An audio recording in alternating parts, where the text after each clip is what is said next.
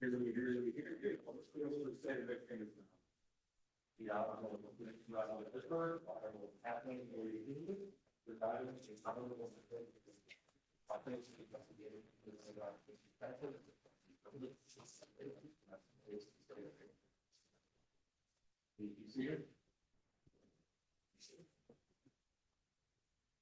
good morning. On behalf of Judges Redford and Feeney, welcome. It's the first day of our two-day call. We have a little heavier docket than we normally do, but rest assured we've read everything and look forward to your arguments here this morning. I'm always asked to remind you, if your case involves a minor child, please refer to them by their initials rather than their names. The first case today, item number 1, is docket number 372291, People versus Aisha Tamika Williams.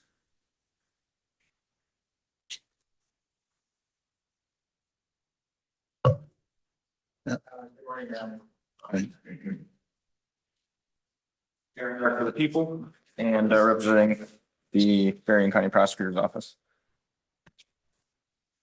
So, Your Honors, I rest on my brief for the most part. I don't have a ton to talk about, but one thing I just want to point out is in Chelmecki 305 Mish App 58, a 2014 case.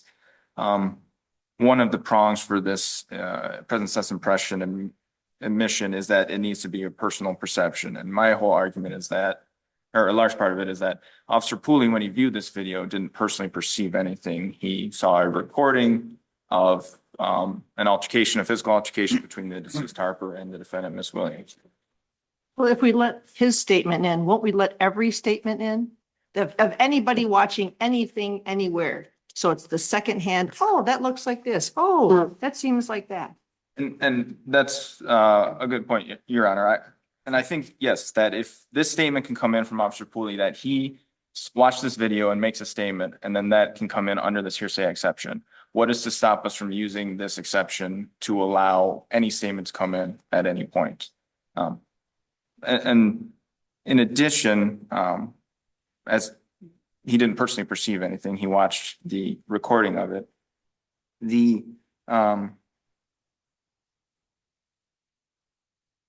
I'm sorry, I apologize. It was admitted at trial as a present sense impression, but defendants arguing that it could also be an excited utterance because they kind of go hand in hand, present sense impression and excited utterance. But isn't the same problem though? I can watch a video. Oh, I agree with you, Your Honor. I think it is the same problem. And I think People v. Kent, which is a 157 Mishap 708, a 1987 case, explicitly said that her statement cannot come in as she was not personally present for it. But I also think it does invade the province of the jury. And defendant does say that I waived that argument because I didn't file or argue it at the underlying in the trial court. But I believe that's incorrect. I did actually raise that argument that it does invade the province of the jury in the trial court. Officer Pooley's statement, he's attacking her as a conclusory opinion. It does not fall within the hearsay exceptions because it is not describing an event. It's a conclusory opinion. And I also don't think it's a lay opinion because it does not rationally help the trier of fact determine something. The jury has eyes, they can make that decision themselves. Well, that's the thing, is I guess I just fail to see what the big deal. Everybody's look at the video. So this police officer has since been fired for lying about this, right? Not sure. He resigned from that position, yes. And he has been prosecuted for neglect of duty by my office. Over this, correct? Over his statement in this trial. Yes. Right. But everybody's going to be able to watch the video and make up their own mind. Does he have some expertise as to whether he knows somebody's being attacked? I guess I just don't understand what the big deal is with this. He has nothing that makes him more qualified to comment on what is happening in this video than the jury watching it themselves. Right. What was the replay speed when he made his excited utterance or present sense impression? Your Honor, I can't specifically say what the speed was. That information was never obtained by the police. They never bothered to get that information. They never bothered to get me the name of the individual who was playing the video back for him. Officer Pooley never bothered to write a report of his findings. So I cannot definitively say what the speed is. I did provide a copy to this court of the video. Right. And again, I will let you make up your own minds about what's happening in Okay. that video. But ultimately, I do think it invades the province of the jury because it goes directly to the question raised at trial. Defendant was claiming self-defense the whole trial. And for Officer Pooley to make that statement, it goes directly to what she's claiming. That she acted in self-defense and that the deceased Harper was the aggressor and therefore her actions were justified. And I think that is for the trier of fact to decide alone. That is all I have. Okay, good. You have time for rebuttal if you need it. Thank you. It's not required.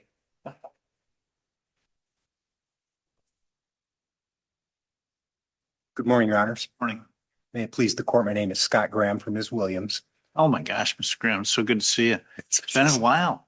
Been a long time, Judge. What do they say? Been a minute? That's what my kids say now. Been a couple of Oh, minutes. cow. Yeah, how have you been? Well, how about you? Yeah, I'm surprised the pass card opens the door every day, but still privileged to serve here. So. Feel like if I'm upright in the morning, my life is good. A couple of points that I think are important. The people argue that something about the speed of either the filming. I mean, we all know what happened. A monitor is showing video from the housing complex. Officer has a body cam out. Arguments made that replay was accelerated. There's no evidence in the record about that. That's But it's argued someplace, isn't it? I have a recollection of seeing I thought it was that it was played back, that as the officer observed it, it was faster than the, second for second recording. Is that at least raised in the pleadings or something? I don't remember it being raised Okay. anywhere, and certainly not raised in a way so that the trial court had to make a determination about that. And to me, that's a classic trial court determination that would be raised. Another point that is made in the papers is that this was a matter of great importance to jurors. Jurors were interviewed after the mistrial was declared, and I don't think that has anything to do with the ultimate ruling. I think Judge Feeney asked, if this is admissible, how is somebody watching a video on their cell phone and being startled by it? How is that not admissible? I think it still has to be relevant, Your Honor, and this is the importance to me of this particular scenario. When this officer watched the video, Ms. Williams had been arrested for murder. He was there gathering evidence based upon her arrest. He is one of the key investigating officers. Clearly, at least at that point, feeling was that, and the other evidence I think of record shows that police believe she was the aggressor. He goes and watches it and suddenly sees that she was attacked. Now, the mere fact that he thought she was attacked doesn't get to the ultimate question. The mere fact that she was being attacked is one step, perhaps, but we all know that self-defense has different elements. So it doesn't get to the ultimate determination, such as the case. So your position would be, if we adopt that which you suggest, it doesn't then open the door to every person looking at their phone, not that ever happens today, that sees a startling event. If they say something, that's not going to become admissible. That is my exact position. All right. It still has to be relevant. It still has to have an adequate foundation. In this case, again, investigating officer seeing something completely contrary. And the other thing that is factors into this case is the fact that at trial, the same officer who said this would not admit that he said it. I don't know what's going to happen upon retrial. Certainly, I'm going to call him somebody's going to call him as a witness. And I don't know if he's going to invoke his Fifth Amendment rights. I don't know what may happen. I don't know if he's going to say the same thing he did. He's going to be impeached either way, either with his trial testimony or this, or potentially with both. So when we I guess this is the bottom line of my position, if I could. If we look at the elements of what makes a statement an excited utterance, a present sense impression, I don't see any distinction between live observation and video for the right person. But again, that will open the doors. I mean, amazingly, because you can just have somebody who's watching the video. They see it on TV. They see it on YouTube, anything else like that. How does that not invade the province of the jury, especially given the fact that it's a police officer making the statement? How does that not take away their job? Because it only deals with the component of self-defense relating to the attack. But again, why can't they make the decision? I think that Judge Kelly mentioned that. Why can't the jurors watch it? They can make their own decision about it. The officer has no special skills with respect to, oh, I've been trained in identifying, attacks, physical attacks, domestic violence, whatever that it is. He doesn't have any special training. He was just kind of talking off the cuff. Well, he was gathering key evidence. But again, I don't think the rule was geared toward while someone is gathering evidence and they see something or hear something that makes them react, that's an excited utterance. No, it's the people, it's that present sense when it's going on, it happened to you, as opposed to giving you an opportunity to think about it and maybe say something that might not be actually true, or there's no opportunity in that present sense when it's happening to you, you're seeing it live as opposed to seeing on a recording, because then anybody could do that, anyone. And I understand the point. I would respectfully disagree. I think whether he had witnessed it live or he sees it on this video, I think it's exactly the same. Well, I completely disagree with you on that. And then on the question of, and Your Honor, I guess my point would be certainly if something happens to an observer and they become the person who is talking about the present sense impression, they make an excited utterance. That's one thing. But for other observers, I think the situation is exactly the same. Why can't the jurors be the other observers? They can be, but Why? But again, they told you it made a difference to them in the first case that the police officer said it. no, Your Honor, I completely disagree. There is no record about what they said. I was back with them.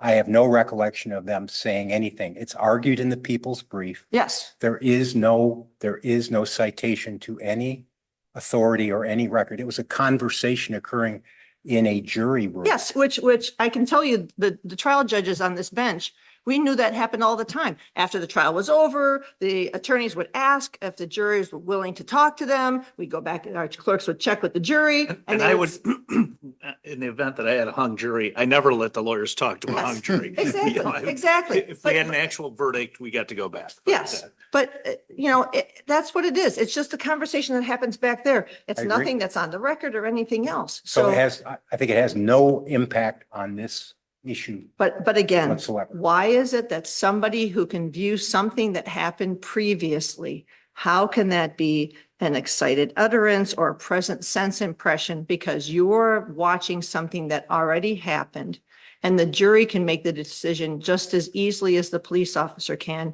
And his statement adds absolutely nothing to the analysis. Well, and Your Honor, my only response to that is because of who he was and what his role was in the case. But where's that in the exception and the rule? Where in the MRE, where is that the exception that, if it's a police officer who makes the statement after the fact while watching a video, that comes in? Because I don't see that in the rules. It's not in the rule, but there is nothing in the rule that excludes him from offering this statement. He watched the event. Let me ask you a hypothetical, Mr. Graham. If instead of, let's assume there is a death caused by a stabbing, okay? And a law enforcement officer who's assigned to investigate it watches a video, just like in this one, at the correct, and assume it's at the correct rate of speed, it's easily observable, and he sees the defendant in that hypothetical case take a a knife, a chef's knife, and just stick it in the torso of the decedent. If, as that is being depicted, and he's wearing his camera that records what he says, and the police officer says, "Oh my gosh, that's a fatal stab." Would the prosecution be able to offer that as substantive proof for the intentional taking of another life to meet the first degree requirements? Would that be admissible? I think it wouldn't, only because fatal stab is an opinion based upon expertise.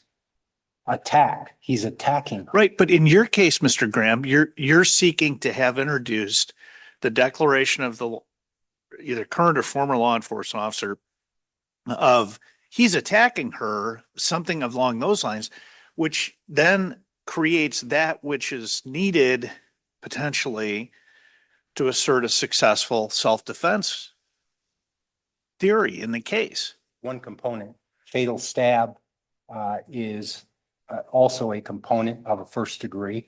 So why is it different?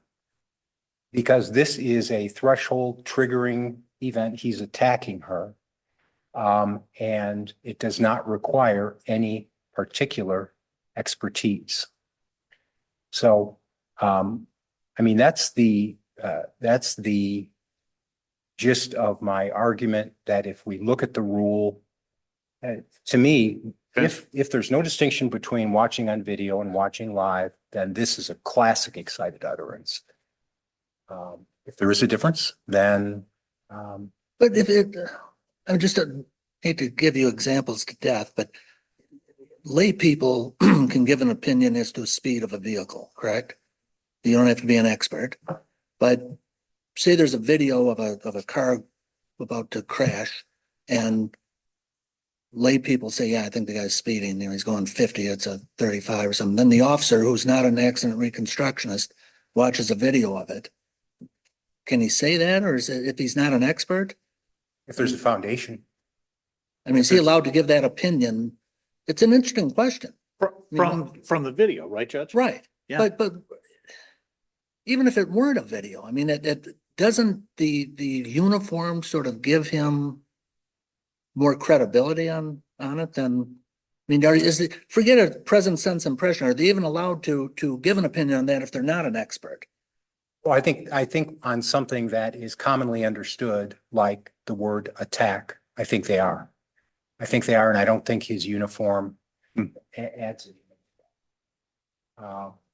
Okay.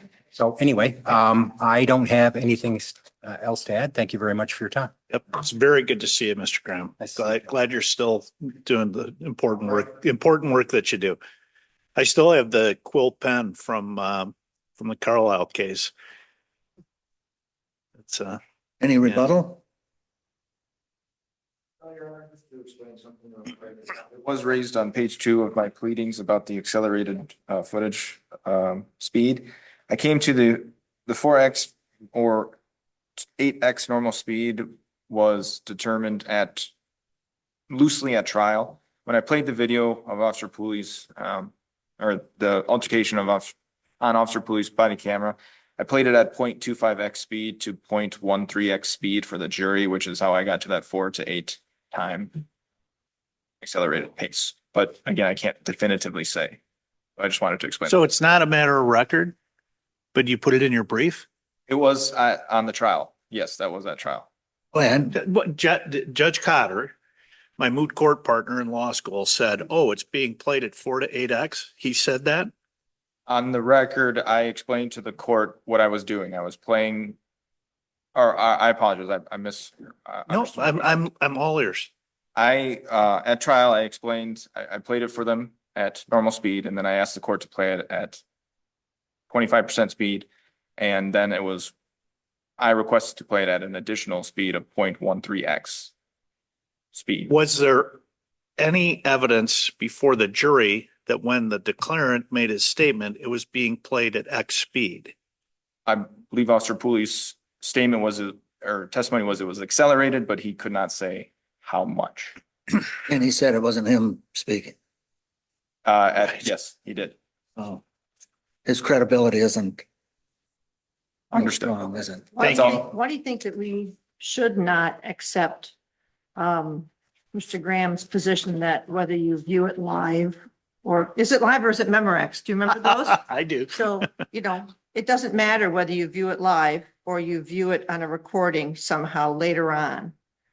What's your response to the fact that those two things should be deemed equal? Well, MRE 602 requires firsthand knowledge, and I believe watching a video does not grant you firsthand knowledge, Your Honors. It has been perceived by you, yes, but it doesn't give you the firsthand knowledge required under the evidence rules. So if somebody's watching, we do put this on YouTube. Correct. Somebody's watching the video of us, there's no credibility. So it's not firsthand knowledge. No, Your Honors, I think they could clearly come in and say this is what happened without any flaws. Would they be able to testify under oath to firsthand knowledge of what actually happened? I would argue, no, you can't. It's interesting. It is. Thank you. All right, Thank thank you. you The case will both. be submitted. Brings us to item number 2, docket number 370335, People versus Brian Robert Morrow.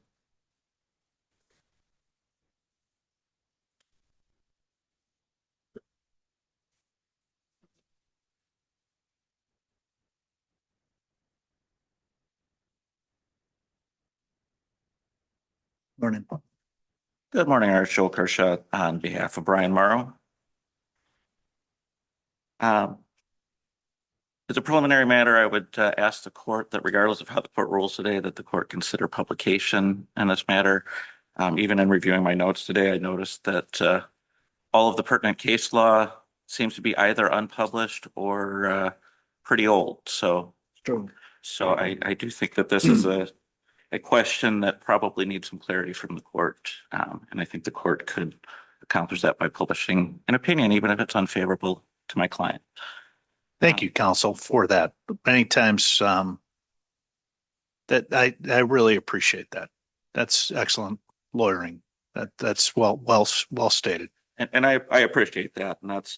And part of the reason I bring that up is because as I was researching this case, my gut instinct when I first encountered these facts is essentially Mr. Morrow didn't do anything. How can he be guilty of murder? He failed to do a lot. And I think I've conceded in my brief, and if I haven't conceded in my brief, I would certainly concede an oral argument that the failure to do something certainly could rise to the level and probably does rise to the level of second-degree child abuse. Unfortunately, well, I would say however, it does not rise to the level of murder because murder, as it's defined in our case law, as it's defined in the common law, typically requires an act done with malice that causes death. And what we're lacking here is that act. As I was reading through the government's response here, it seemed that their response to my argument kind of boiled down to a couple of things. First of all, they argued that first-degree child abuse can be committed by omission. Obviously, that's an issue of statutory analysis. I think both the government and I both cited a couple of unpublished cases that came to a different conclusion. And frankly, as I'm reading through the statute, in my brief, I even put a table showing the similarity between the first-degree child abuse statute and the second-degree child abuse statute to say that the norms of statutory interpretation would imply that no, first-degree child abuse cannot be committed by omission. So I would just speak. Do you think, so in the Navy, we have this navigation of ships. There's a thing called the rules of the road. So if you're a sailboat, you're operating under its power of wind, you have the right of way. So you come up you're in the way of an aircraft carrier, but the aircraft carrier has to stop. So the rules of the road say you got to stop, but there's also a thing that sailors call the rule of gross tonnage. It's so big, you get out of the way. Okay. In this case, the rule of gross are the facts so substantial as far as the absence of nutrients, the absence of that which is necessary for life to have been withheld from the child, is that enough to make it first degree? And I would argue that, no, I understand the court's position that. No, No, and so that's the that's- question. Yeah, or I just, understand the analogy. Does the it court's sort of making, that add there's- up to enough that, okay, And I guess my response to that would be if the way I'm reading the statute is that the failure of the, or that the, not the failure, but the fact that the legislature did not included the word omission in one part of the statute, but did not include the word omission in the other part of the statute, I think still comes back to the fact of, is there an act or is there an omission? Is there an act or is there 15 omissions? Is there 20 omissions? I think we still have the situation where we don't have an act. And I think that for the first part of the analysis, starting with the first degree versus second degree, which obviously gets into whether or not it can be an underlying felony for the felony murder statute.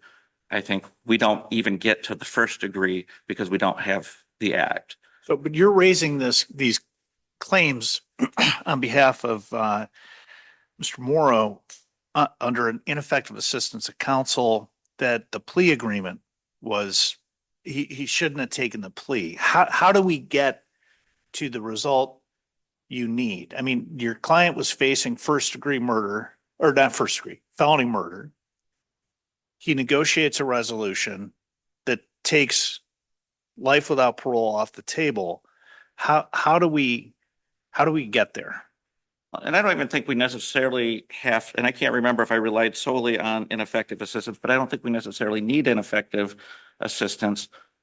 I think you raised it both. Okay. But And the reason I say that is because under the court rule, there's three findings that the court has to make, that it was voluntary, knowing, and accurate. The accurate, and I think the court is required in accepting a plea to be able to have sufficient basis for all three of those findings. So if we were to decide that, if this court were to decide that the facts were not sufficient to establish murder of any kind, whether it be felony murder, first degree, then we don't have an accurate plea, which would allow him the right to have his plea withdrawn, whether or not he was denied his right to effective assistance of counsel. that's helpful. Thank you. Okay. I would go on to say that even if we can quibble about the distinctions between the first degree and second degree statutes, I think that another element that comes in is felony murder still requires there to be a murder. And that once again gets back into the definition of murder, which, as I pointed out at the beginning, I think could be summarized by case law, by common law, once again, as an act done with malice that causes death. So once again, even if we could say he would be guilty of first degree child abuse, to say that that automatically leads to it could be felony murder, we still have the element of murder in the charge of felony murder. Oh, but in felony murder, one of the underlying felonies would be armed robbery, right? Yes. Okay, so if you commit an armed robbery and the victim of the armed robbery dies, but you didn't want him to die, couldn't you still be guilty of felony murder? And I think that would be a distinguishable situation. Yes, I would agree. How's that distinguishable? And I would say it's distinguishable because the act of armed robbery, first of all, is an act. If I go into, I'll say I go into a bank and I take my gun and I say, give me all your money. I've committed an act. If in the process of that, I've also created a situation in which there's a high likelihood of death or great bodily harm, then I've committed an act. So if with there's the an requisite level of actus malice. reus with malice. Yes. Okay. So I think we have, so in that situation, we have actus reus of I brought the gun into the store and demanded, or wherever demanded money. The malice would be in the knowingly created a danger of death or a great bodily harm, and death actually resulted.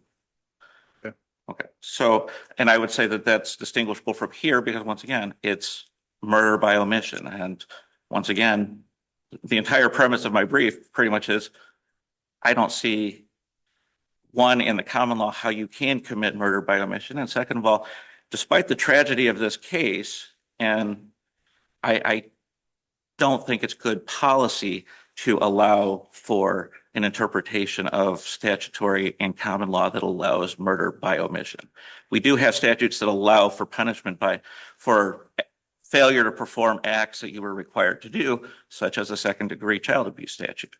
I've even explained to Mr. Morrow, as we've been talking about this case, if he gets his way in this court, he still is going to have to face, at the very least, second-degree child abuse. He may or may not have the government may or may not have a basis for charging him with manslaughter. My ultimate issue comes down to, is it murder without an act? A couple other things that I just wanted to touch on briefly is that the government does cite People versus Giddings, which is a 1988 case. In that case, first of all, as this court's aware, I believe anything prior to 1991, I believe. November is the date. 1st of 1990. Yeah, 1990. Okay. I can never remember the exact date, but I do know that 1988 is before that date. So I think the court should treat this as the same as it would treat an unpublished opinion. However, that court actually ruled in favor of a defendant, saying that in that case, starvation alone was not enough to rise to the level of second-degree murder, saying that it wasn't going to make the blanket statement that starvation can never be the basis for second-degree murder. And I think we could envision situations where somebody commits an act that causes starvation. I don't see that in this situation. I don't think the Giddings court saw it there, but whatever the court decides to do with it, I think, just as with the other cases that are cited,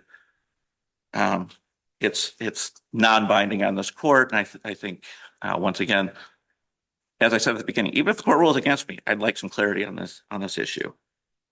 The third issue that I see being raised by the government here is that there were actions claiming that even if my analysis is right, there were acts by the defendant. That's sort of my gross tonnage question. Okay.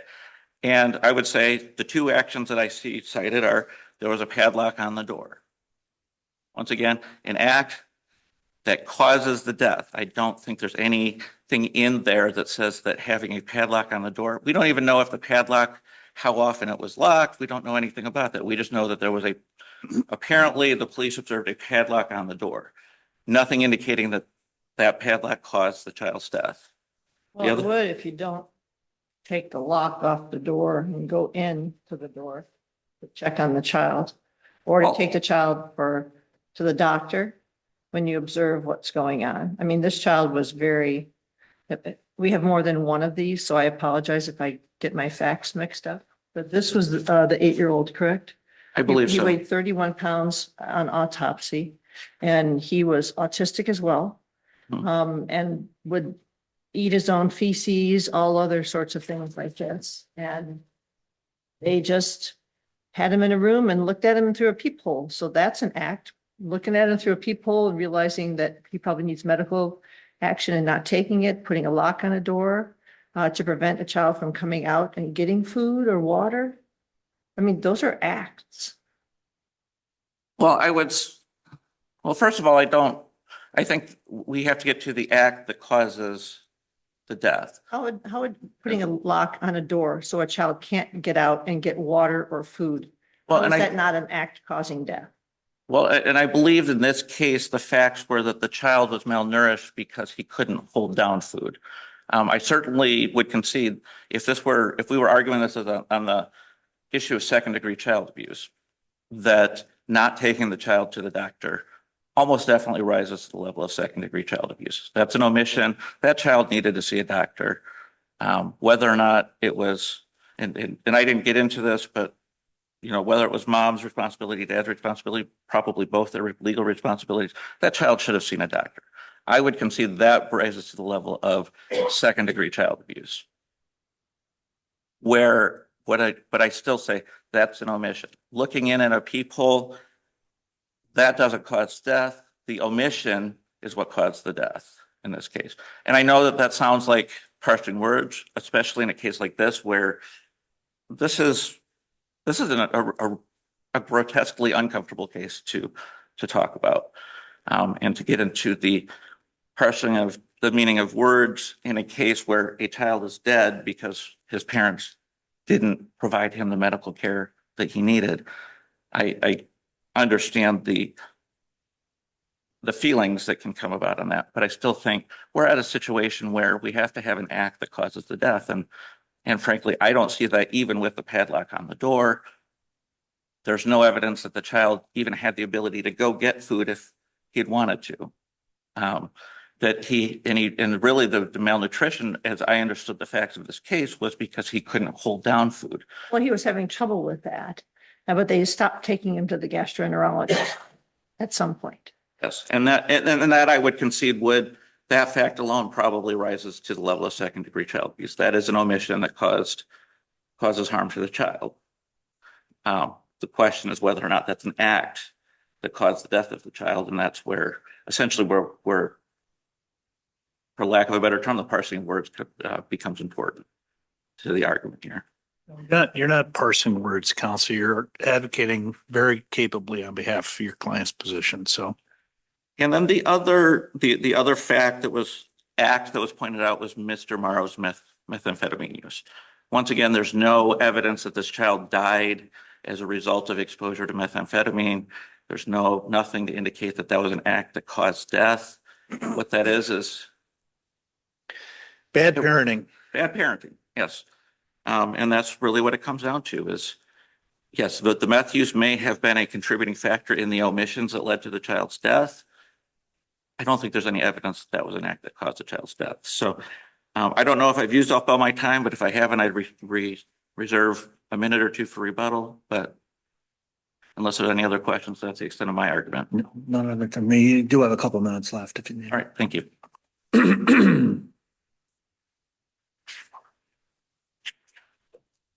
Morning. Good morning. I'm Mark Sandford. I'm here on behalf of the people. I work in the Berrien County Prosecutor's Office. Nothing was actually raised by defense counsel that I didn't address in my brief, so I'd like to rest on that for the majority of my comments. There is one thing that I want to address that he simply has wrong. 3 times, defense counsel said that the common law made a distinction between acts and omissions. And it didn't. The Giddings case, whenever it was decided, 88, 90, yesterday, clearly said that an omission, when coupled with intent, may rise to the level of second-degree murder. And as our Supreme Court has said numerous times, second-degree murder is common law murder. And if you look at Giddings, when they make that statement, they have a footnote number 1. And you go down and you look at the footnote, and it has the California case of People versus Burden. And I don't know if you've read that case, and I should have highlighted it better in my brief, but the California court goes through a lot of case law from out of state. They list 5 or 6 other states that agree that an act is the equivalent of an omission if you can show that malice, right?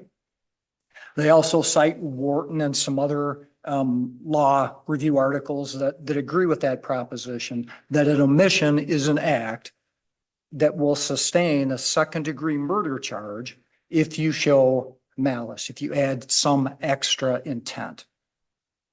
And then the court in Burden says, and by the way, this is consistent with the common law.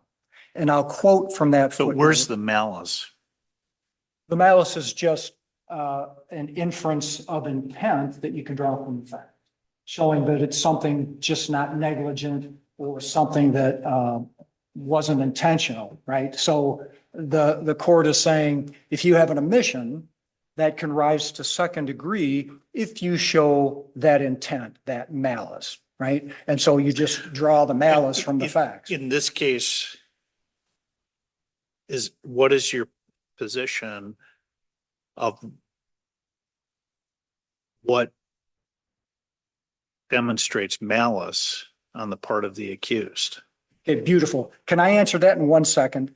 because I want to finish up on this common law thing, right? I want to quote you from the California case that is quoting the common law. And the quote is the common law, and I double checked this and it hasn't changed, right? Common law was the common law. Common law does not distinguish between homicide by an act or homicide by omission. Common law treated these as the same as long as you can show that extra step of malice. So how do we show malice? And I'll just essentially recite what I put in my brief, right? We've got an 8-year-old whose parents locked him in a closet, whose parents never took him to the doctor, whose parents withheld food and water, even though they knew that their 8-year-old autistic son was only 31 pounds, right? It was testimony that the sister could put her fingers around his arm. He was so thin. Everybody that saw that child knew that he was dehydrated and starving. That didn't just occur overnight, right? This is something that happens over the course of weeks, months. That's your malice. Parents' intentional disregard of that young boy's physical wellness can rise to the level of malice. And that is a question for the jury. And here it was a guilty plea, and the court can draw inferences from those facts to establish that malice. Was it guilty or no contest? I just don't remember. As Judge Feeney said, we have a lot of cases today. Boy, that's a good question. Counsel, do you remember? It was no contest. No contest, thank you. Yes. Thank you. So I have no other points that I really would like to make. Again, I've addressed all of these in my brief. I think it's relatively comprehensive. Again, I wish I'd highlighted a little more that footnote in Giddings, which cites the common law cases from other jurisdictions. So if there are other questions. Do you share Brother Counsel's opinion that this is a case that would require publication? Yes. And for a variety of reasons. There is a paucity on this issue. I don't think our Michigan Supreme Court has ever addressed whether an omission is sufficient for second degree. Our Court of Appeals has, but Well, if again, we publish, I suspect they probably will. Well, and they sent it back to us, but without much. They So I mean, I wish Oh, they that's- would, yeah. they yeah. would have said, That's right. here's why we're sending it back to you. Because we denied leave, as I recall. And then they said, no, you're gonna decide this case. yes. So, So I agree that it should be published. Okay. All right. All right, thank you. thank Thanks. you very much.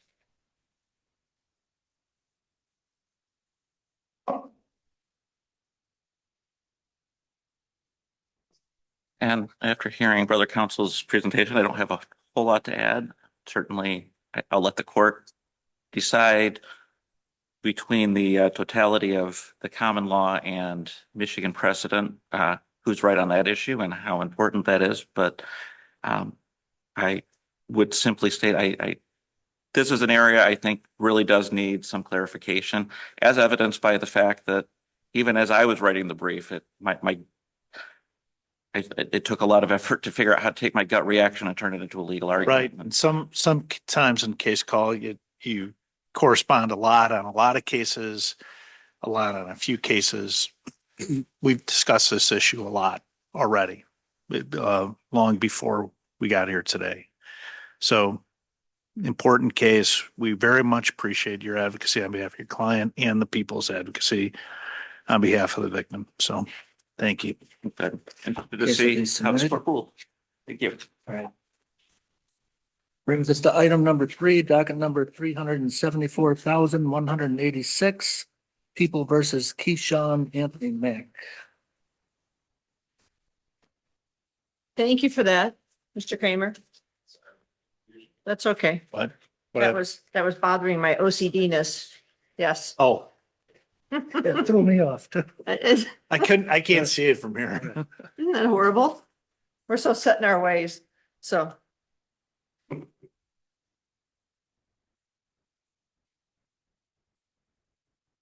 Good morning, Your Honors. My name is Andrew LaPre. My bar number is P69157. The original attorney who placed his appearance in this case is Terry Nolan. He is an attorney in my office as well. He has fallen ill recently and cannot be here today. I've just fallen. So, Looks like you just barely made it here yourself. yeah, it was last night. Okay. Are you all right? What's that? You okay? Yeah, it hurts, but I'm getting used to crutches. I didn't realize there was so much work. They definitely are. Bad weather and crutches is not fun. Yeah, I came in from Muskegon today, so I Oh, was, man, did you get all the snow everybody said you were? what's that? Did you get the 6 inches again last night? I'm sorry, I didn't hear you. It doesn't matter. I cleared my driveway last night and this is how it turned out for me. Uh-oh. So Holy cow. on my own I'm sorry. property. Can you spell your last name again for me? It's LA and then it's capital PRES. Thank you. In this case comes before the court on a denial of a motion to suppress in Muskegon County Circuit Court. There was a testimony that was taking place over the course of 3 days. That testimony was taken by the homeowner, as well as police and parole agents involved in the case. And ultimately, the circuit courts denied the motion to suppress and denied that on the understanding that our client, Mr. Mack, did not have standing to challenge the search of the home. So that at the threshold is the first main issue in the case. And although the court did not get to the merits on the legality of the search itself, we're asking the court to rule on that as well. There was a full record that was made in this case, and I think that the facts are there in order for the court to make that decision. So obviously, the standing is an issue. The consent in this case, if there was any, is actually an issue. And I think that the third issue would be what, if any, extent the police or parole agents have to search the residence of a parolee, especially when that parolee is under arrest, is in the Muskegon County Jail, and is not present for that search. How does that search provision affect those innocent persons that are living in the household that is being searched? So I think that that's really at the cusp of what we have here.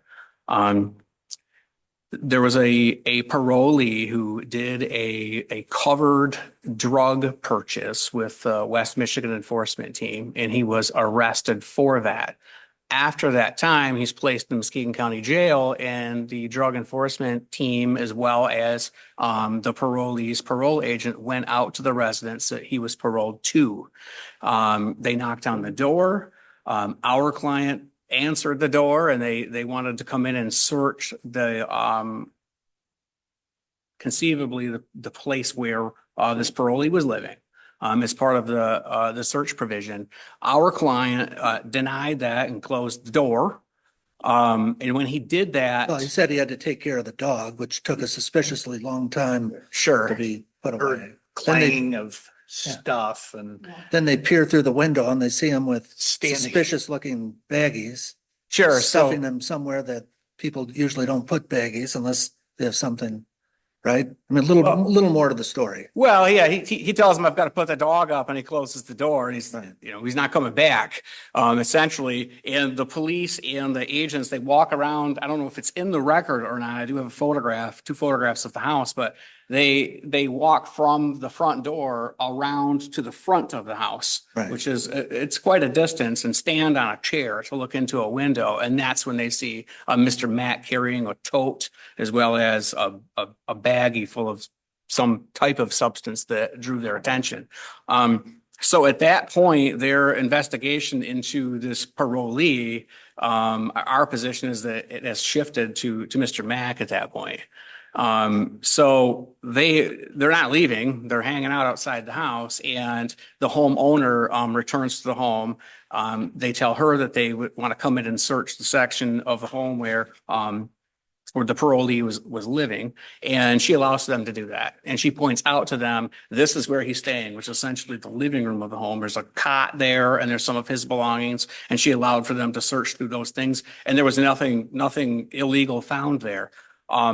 In the home on that main floor, there's also a bedroom that belongs to the homeowner, and she made it clear that that is her bedroom and she did not want anyone searching it. And on the back side of her bedroom, the only access point was another back room.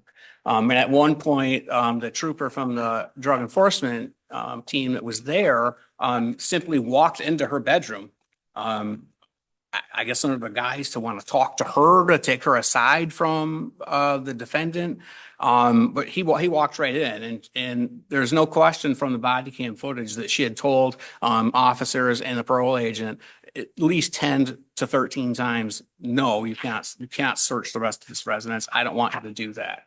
And their actions and their continuation to search the home, and also to basically tell her, look, it's going to happen.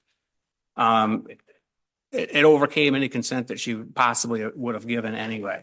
In addition to that, they'd also told her they needed to search upstairs to see whether or not the parolee was up there. And they knew full well that he was not in there. They knew that he was in jail. Everybody that was on site knew that he was in jail. So I think it became pretty clear that they had already determined after looking through the window illegally that they're gonna search this house one way or another. It's gonna happen. And I think that the homeowner eventually had figured that out. And I think they overrode any consent that she could give. So at that point, with a parole agent holding up a document saying that she has the ability to search anywhere in the house that she wants, I think that's where the homeowner essentially gave in. Our client, the entire time while he was present inside the home, was objecting to the search and informing the parole agents as well as police officers, you can't search there. You can't go through there. You can look through this parolee's area of control, and you've already done that. You can't search throughout the rest of the house. How does he have standing to assert the Fourth Amendment rights of others? Well, he's more than an overnight guest. He was doing some renovations on the house. He was in a sexual relationship with the homeowner. He had a key to the house. He had stayed there regularly. He was staying the night that same night. He was staying, according to testimony, at least 2 nights a week over there at the home. He did have clothing in a dresser inside the homeowner's bedroom. And he was staying there. When she left, he was cooking food in the kitchen that he was tending to. In addition to that, her older son, who is disabled as well as a child, were upstairs. So she had left him there with a small child. I think that more than gives him standing, gives him an expectation of privacy inside that home. So the issue of whether or not a person has standing, a question of law or a mixed question of law and fact. And if it is a mixed question of law and fact, what level of deference is given to the trial court's factual determinations as to whether or not standing exists? I think it's a mixed question, because every situation is going to be different. You know, sometimes maybe a person stays 1 night a week, maybe they stay 1 night a month, but it's always the same night. That So could be if the different. trial court makes a determination in the instant case that your client does not have standing, what level of review does this court give that conclusion? I believe it's a clear error of law under those circumstances as presented. But we accept the facts unless we find them to be clearly erroneous. Is that right? Yes, Okay. yes. Okay, any other questions? All right, anything else to, yeah, Nothing else. Thank you. Please be careful going home. Please make sure Mr. Nolan mends well, whatever his ailment. I'm off to Ludington now. So Oh my gosh. Be careful, counsel. thank you so Thank you. much for I hope you have 4-wheel drive. Yes. all-wheel drive. I don't know if that's different. It is, but I'm sure it'll be just fine. That's what the dealer told me.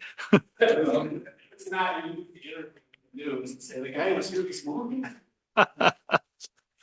the case will be submitted and brings us to item 4, docket number 370854, People versus Ernest K. Spencer.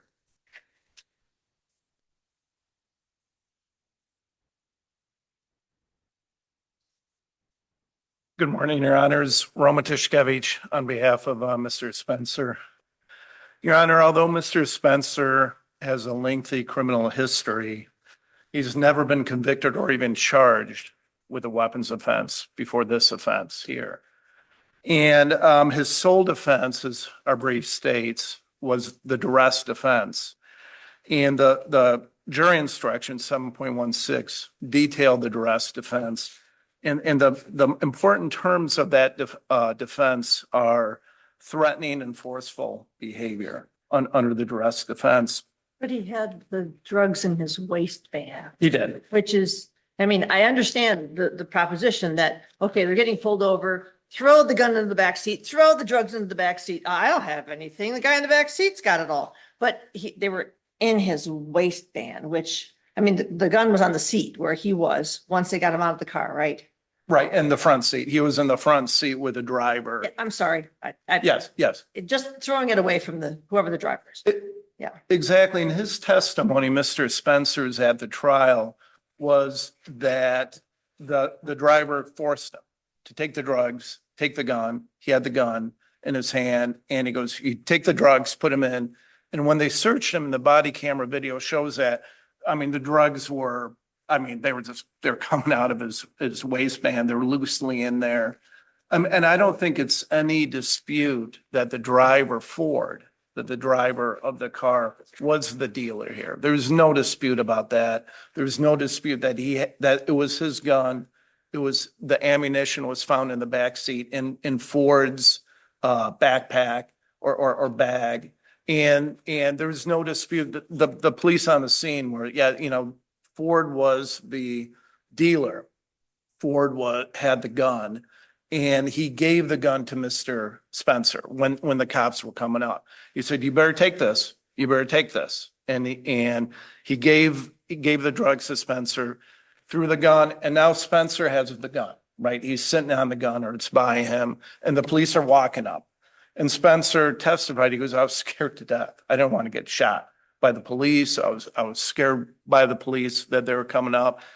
And he's under the influence. He's clearly under the influence. And the police officer testified at the trial that he was acting bizarre, erratically. But the police, this is the rare. Watch the video. He wasn't acting that bizarre. I mean, he seemed somewhat with it. The entire video, it was an hour and Spencer was, he was preaching religion. He was preaching, you know, his thoughts, his philosophy on life. I believed it. I watched it and I thought it was bizarre. I thought he was talking about what he believes, right and wrong, or what's going on in it. What's wrong with that? They're not, well, nothing, I guess. Except if you have a gun and drugs. But Officer Spiel, this is the rare case where we have the officer that corroborated Mr. Spencer's testimony. Why isn't that just speculation? I mean, he doesn't know. Only 3 people know whether that gun was handed by Ford to Spencer, and they're in the car. And this officer had a relationship. I really liked the way he treated Mr. Spencer. Everybody's very respectful. He had arrested this guy before he knew him. He might have had an opinion as to whether the gun was forced on him, but when all the smoke clears, he's just assuming that. Yeah, and I liked the way he treated him as well. I thought both officers did an excellent job in this case when they were dealing with him. Officers give their opinion every day in cases. They ask the officers, you got to lay a foundation. And with Spielner, he testified, he goes, I've been on the force for 5 years. I've had over 200 drug arrests. He gave an opinion in this case, how in his experience, criminals conceal handguns in the car, in the glove compartments where they conceal them. Officers always give their opinion, how baggies or scales used to weigh drugs or a baggies or how they conceal them. They give their opinions every day on cases. And in this case, Spielner, a foundation was laid. I've been working at 5 years. I've had 200 cases. And he knew Mr. Spencer from the street. I'm sorry, I didn't mean to interrupt. I'm sorry, no, go ahead. But he's allowed to say some of that, but to go and say in this particular instance it's my opinion that the gun was given to Spencer. I mean, he got in what he needed to get in to establish the defense, right? That this is what happens. Convicted felons will pitch the gun to somebody else. There might be this and that, but you want him to say it was forced on him? or- Yes, I Okay. mean, that corroborates Spencer's testimony. It exactly corroborates. Does, I just don't see how he's able to say that in this case without him just guessing. And Officer Spielner also testified on the body camera. He goes, I've known Spencer for a Right. long time. I've never known him to carry guns. He hardly carries the clothes on his back, he indicates. He goes, where did he find a gun with an extended magazine?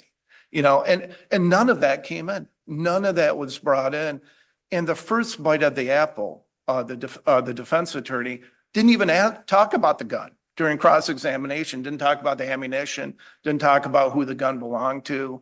The second bite of the apple, when they brought Spielner back, and I believe, and I have no record of this, and I asked Mr. Spencer, I go, you know, what happened? What happened at the first time? They didn't even discuss the gun, who it belonged to. Mr. Spencer didn't know. He goes, I don't know how he came back or what the reason the officer came back, but the trial attorney did a little bit better. And he asked him, he goes, do you think did the gun belong to Ford? Yes, I believe the gun belonged to Ford.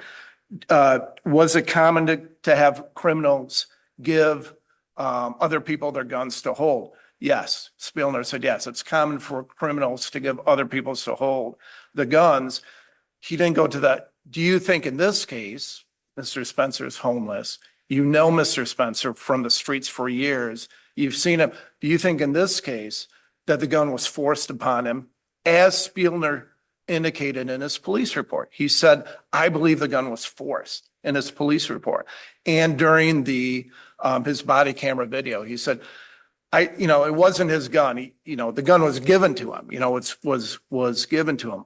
I think that testimony was crucial to corroborate Spencer's testimony that he was scared, the gun was forced on him, and he had to take the gun.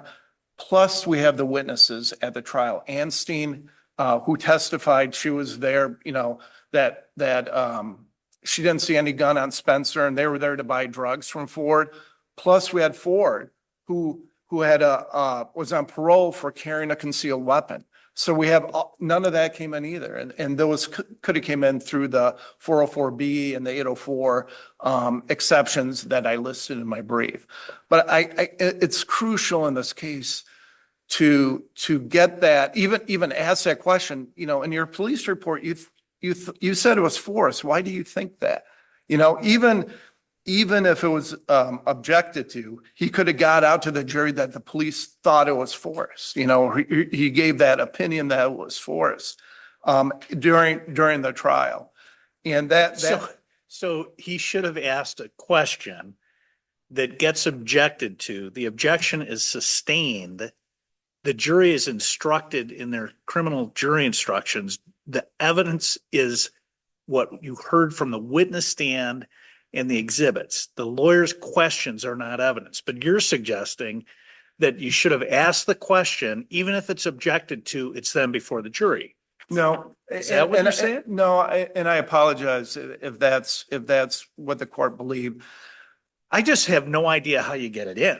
I only had 6,000 felony cases when I was a circuit judge, but maybe the rules of evidence have changed. No, if you can get an opinion in, do you think he's a drug dealer, right? Do you think because he has a bag or a scale or money? That's based on empirical. You observe A, B, C, and D. Facts, physical evidence, physical acts. Is this consistent? You don't. If a prosecutor asks, do you think he's a drug dealer? Any defense counsel that I've ever had the privilege of serving as a trial judge on would object, ultimate question, sustained, rephrase your question. Is this evidence consistent with drug trafficking? Is the question that would be properly asked. I'm going to allow that question. It comes in. On your facts, you're trying to get the officer to make an opinion about an ultimate fact, which is not, here's my opinion based on all these things. I just don't think it's his gun, or I think it was forced on him. How could he possibly know that? And he gave that opinion, correct? The officer gave that. He opinion. wrote it in his report. It's inadmissible, counsel, He gave that opinion, in his report. right? He gave that opinion. And then when you look at the body camera, when you look at the interactions and what he discussed, how long he's known Mr. Spencer, when he's seen Mr. Spencer, he testified how long he's been on the force, how many drug offenses or a drug bust, over 200 that the officer's been enrolled in. You lay the foundation on all of that.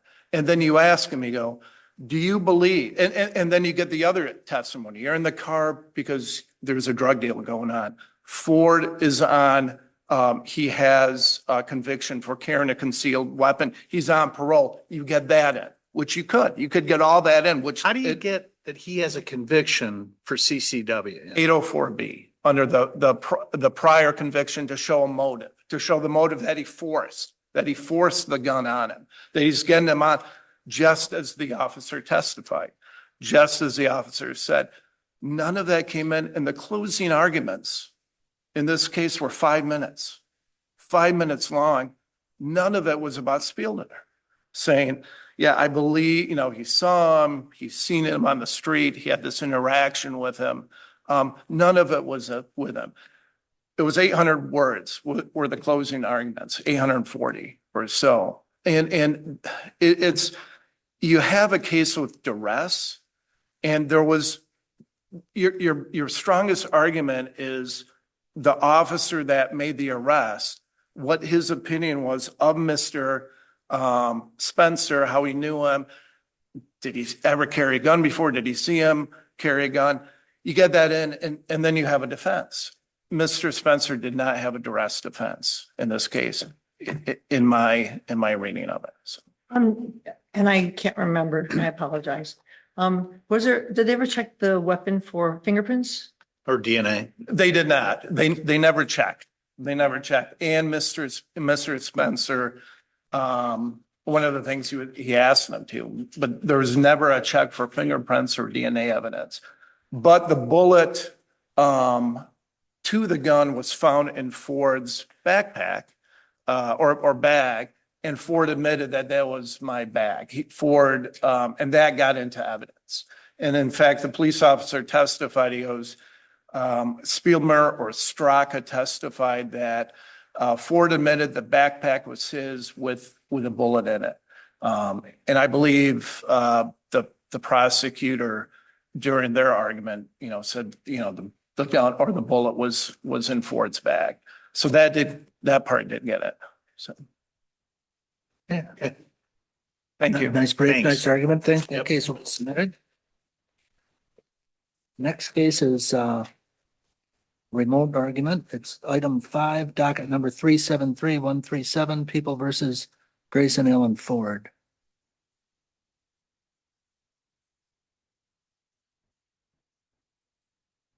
Car dealership. Good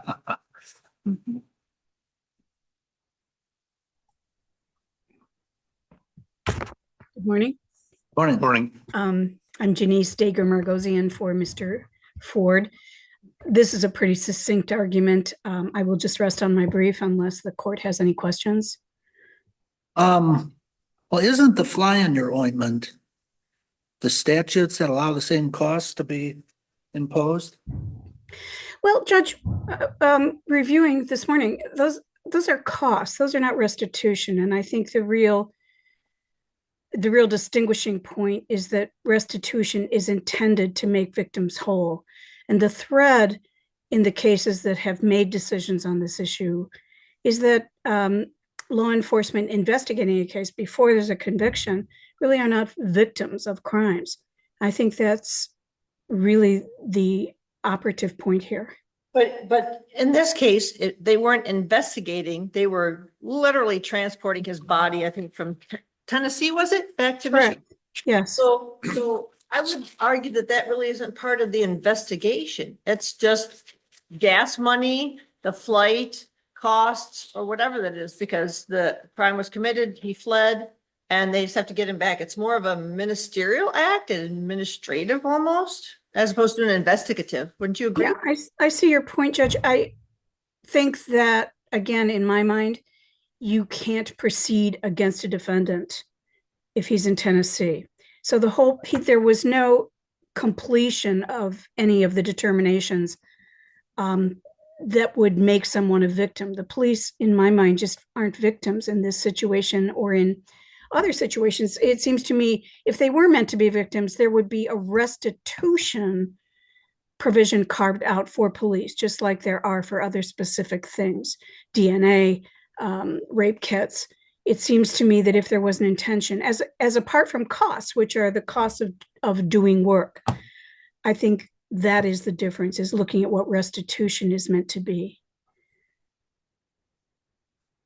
Do you think it could have been, if it wasn't ordered as restitution, could it have been ordered as costs? I think more arguably, at least these days, it might be ordered as costs. You know, there are earlier cases, I think Newton is one, that even there, the decision was that it was not a valid cost. I think also WAS, which is unpublished, cited in my brief, takes the same position.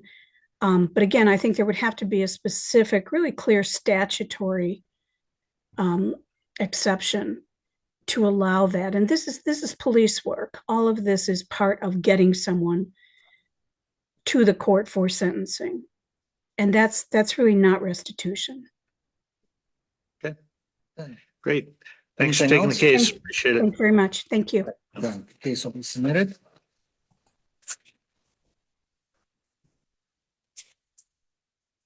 That brings us to item number 6, docket number 367,769, Peterson Financial versus City of Kentwood. That makes it sound like we were really, really busy. Yes, well, we are. I know.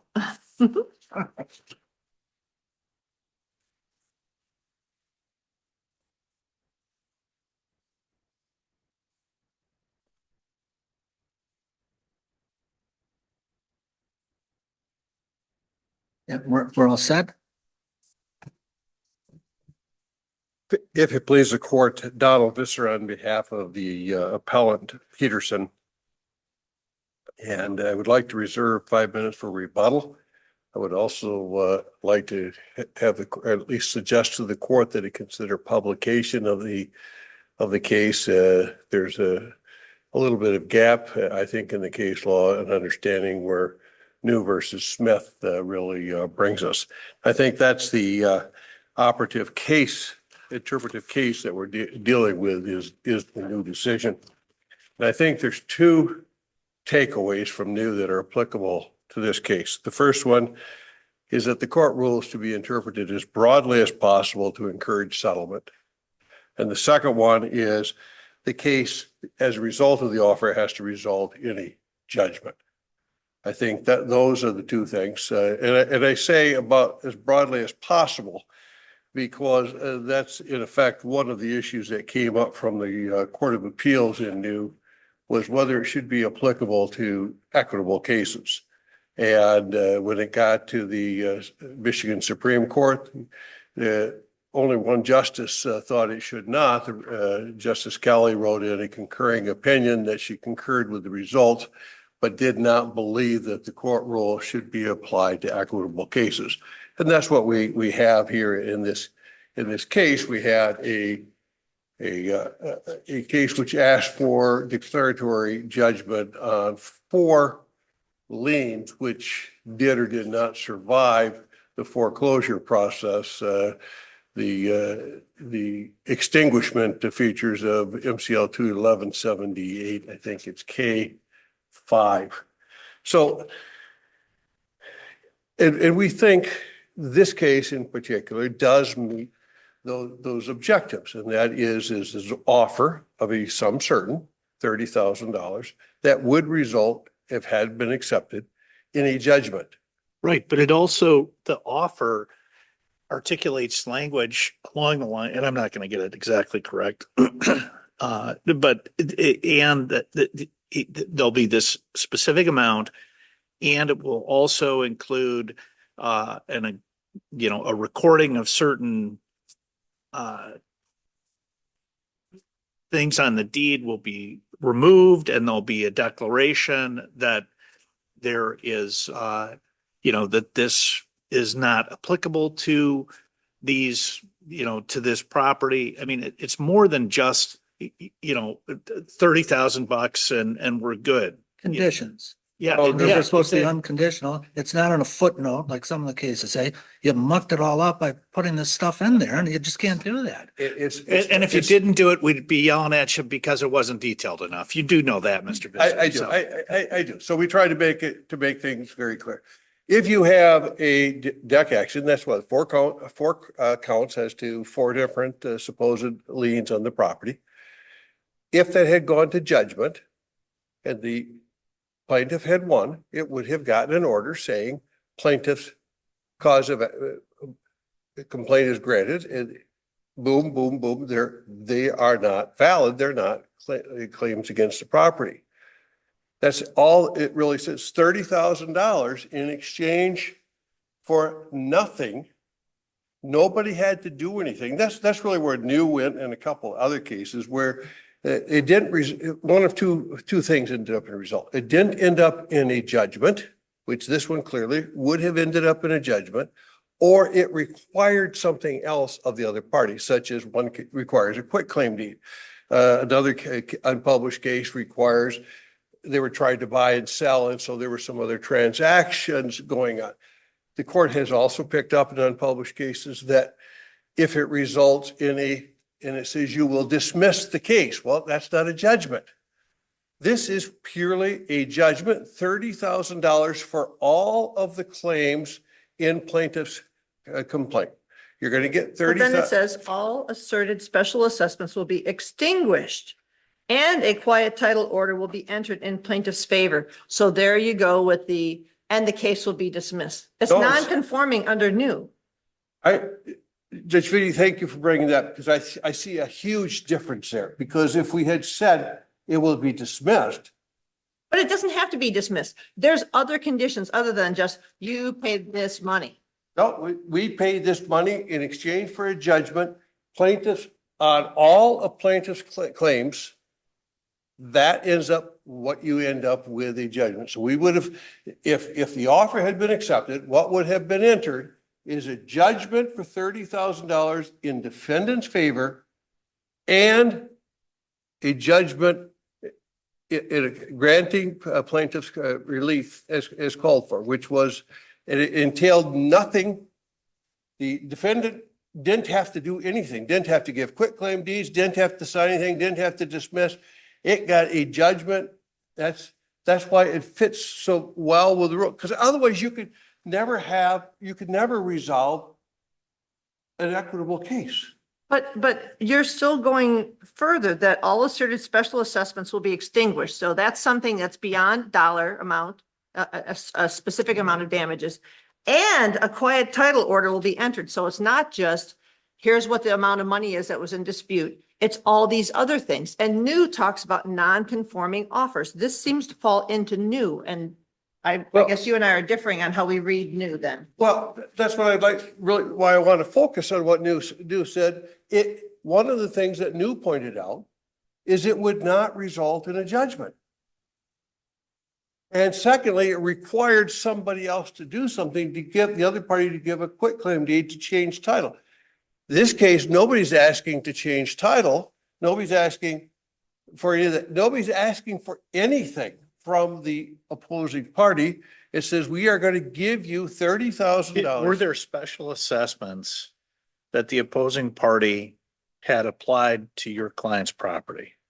There were prior. Okay, if there were, and one of the conditions in addition to the 30,000 being exchanged are that those special assessments are extinguished, how are you not asking for something simply beyond the judgment? Because the court is granting the order in the form of a judgment. It's not a quitclaim deed. It's not a relinquishment.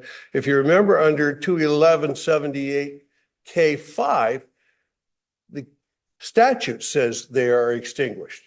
Kentwood refused to accept the fact that they were extinguished. And so this was a deck action to get that clarified. Eventually, we went to the Court of Appeals, and the Court of Appeals on the second time around found that the actions of Kentwood in Kent County were against public policy, but ordered that a judgment be entered. Exactly what we're doing. Judgment be entered on plaintiff's complaint is exactly what the $30,000 was offered for. So you end up, you're Why not. don't you just tidy that up after it's accepted? Pardon? It's not a sum certain. Why don't, they accept the sum certain, then you move to phase B, which is the implication of this judge is that A, B, and C is going to happen. But the rule calls for an offer and a sum certain without conditions. I don't see how these are not conditions. Sir, They might, in the end, be something that has to be smoked out and determined, but not in the offer of judgment. I think, and that's why I think it needs to be a published decision here, because I think when Judge Kelly said, I wouldn't apply it to equitable actions, and the rest of the court said, no, if you're going to get to the broad application, you have to include equitable actions. This was done with precision that did not require anything of the defendants. It was a sum certain. In exchange, you're going to get this, which covers all of the claims in plaintiff's complaint. I don't, and I'm just thinking out loud. I'm remembering when I was in private practice, I did offers of judgment a lot.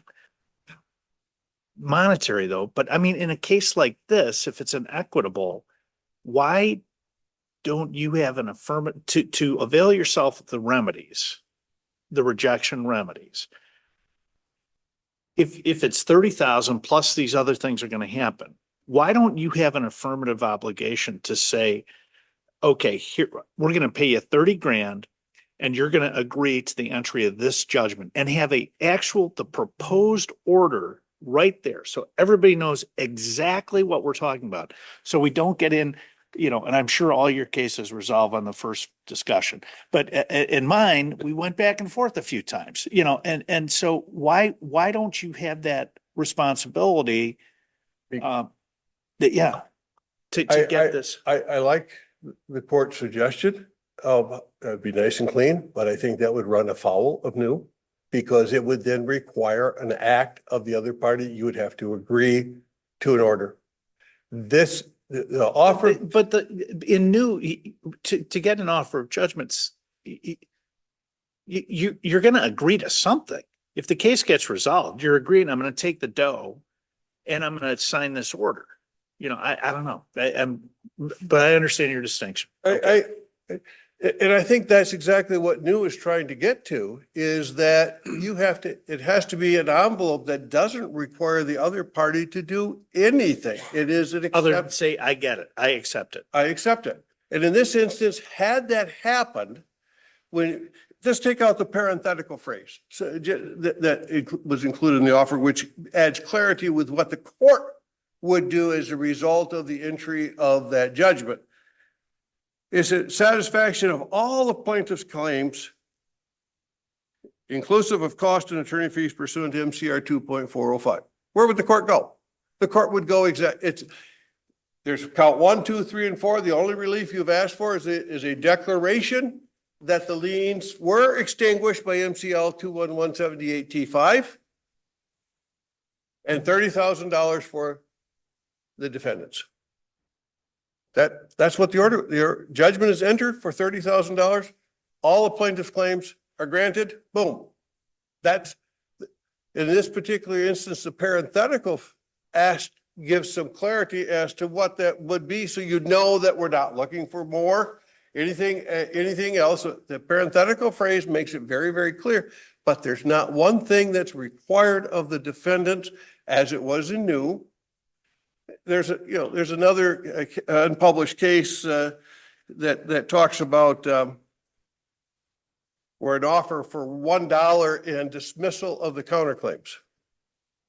And, was that de minimis? That's where it kind of focused on and so forth. In that particular instance, it said, no, we're going to do these couple of things if you, that's the offer. Well, that's, again, you're going to dismiss the counterclaims. That runs kind of afoul of the other thing of new, and that is it needs to result in a judgment, not a dismissal.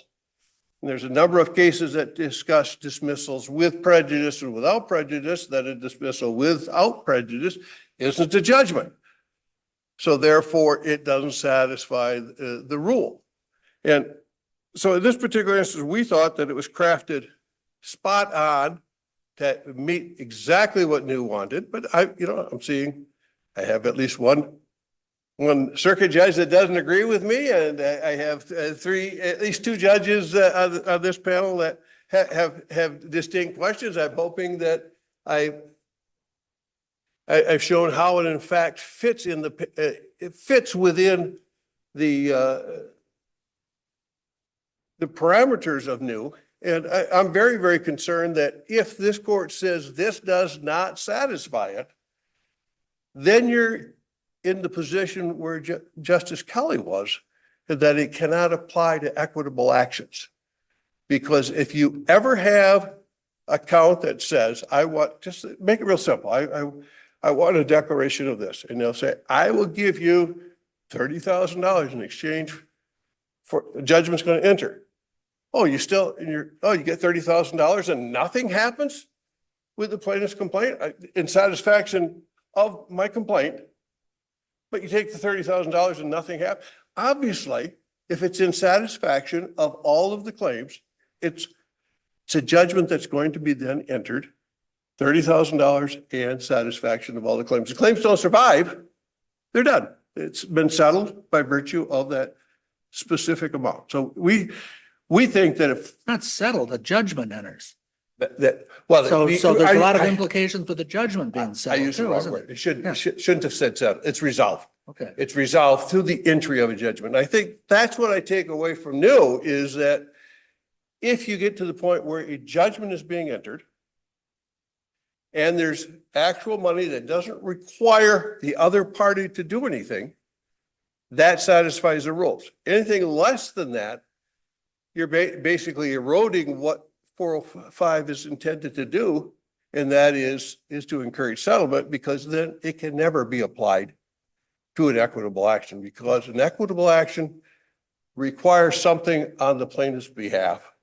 And if you give money for that and you say, well, there's nothing else you can do, it's kind of a zero-sum certain. So then all of a sudden this court will push 2.405 into the position where Justice Kelly was, and that is it cannot be applied to equitable actions. And that's why I think some clarity here, and maybe I pushed the panel beyond where it was. I just don't see that it works anymore for equitable actions. Well, maybe we need a new court rule, but Right. under this court rule, Well, if that's the case, and maybe that's what will happen if we get a published case and it's not liked and so forth. But I think I don't know how you can get any closer to fitting in with exactly what the court rule does and what New wants you to do, and still be applicable to equitable actions than what we've done in this case.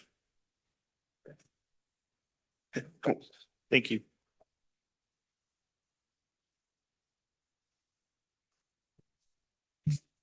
Good morning, Your Honors. Josephine De Lorenzo on behalf of defendant City of Kentwood. Mr. Nelson is also here on behalf of the county, and we were going to split the time in half if that's okay. But actually, given the court's discussion, I think I can rest on my brief, but I'd be happy to answer any questions you have. I don't think I have any questions. So with respect to further counsel's proposition, how can you ever have 2.405 applied to equitable actions? Well, I guess if he had just offered, the money and we had accepted it and you entered the order, he could still have that order to prove that, he won the case, and that, and so that would take care of like his title. So, as I hadn't thought about it in terms of other equitable actions. So you think that, just following what you said, if the 30 grand was offered, it was accepted, and then the judgment was entered saying, this settles the case, it's the last order in the case, he could then take that to the Register of Deeds and put that in for the quitclaim deed and everything else? I guess that'd be the option as the court rule right now. I don't think they would accept it. Yeah, there's no clerk in a county in 83 counties in Michigan that would take that as an encumbrance on a deed. A judgment that doesn't specifically speak in LIBOR and page numbers or in specific actions. So how does Mr. Visser's client enjoy the benefit of the hammer of costs when you make an offer of judgment, you do better than what you offered? What did he need to do to get this? What is a correct utilization of the benefits of the court rule look like Well, in this case? I might have to go with Judge Kelly and say perhaps we need a different court rule.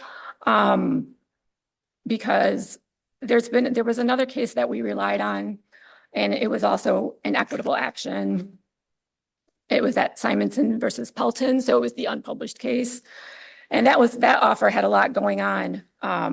So it did include some things like, well, the defendant had to agree that the plaintiff's title was superior. It established boundary lines. It did require the plaintiff to do some other additional, or the defendant to do some other additional things, but it also included a sum certain in the sense that it awarded plaintiff $3,000 for the value of some timber and other costs. So it did include a specific dollar amount. And what this court in its decision, what it looked at, it didn't focus on all those other things. It just said that the trial court, the offer wasn't for a sum certain because the defendants had to agree to these other things. So in our case, we're agreeing to these other things. We're agreeing that either to the quiet title order and the recordable order, we're agreeing that the assessments no longer exist. So, I guess that's the best that we can do under this court rule, but this court has looked at it like that before. You're just agreeing to something. So. Is it out of the realm of possibility that this court rule just doesn't apply to these types of cases? Wouldn't be the first. Correct. It does seem that if, like you said, if there's anything else put in there besides the sum certain, I would say that in new, I don't know that the dollar amount was mentioned in the order. So it was just a dismissal with prejudice. But that's why I was citing that unpublished case, the Simonson case, because that did have a specific dollar amount, but so it still didn't conform to the rule because it required the defendant to actually agree to something. So, I hadn't thought of it beyond this case, but this is our case. So, and we did have the alternate ground of affirmance, but I can rest in my brief for that if you don't have any questions on that. Any other questions? I do not. Okay, Thank you. no, thank you.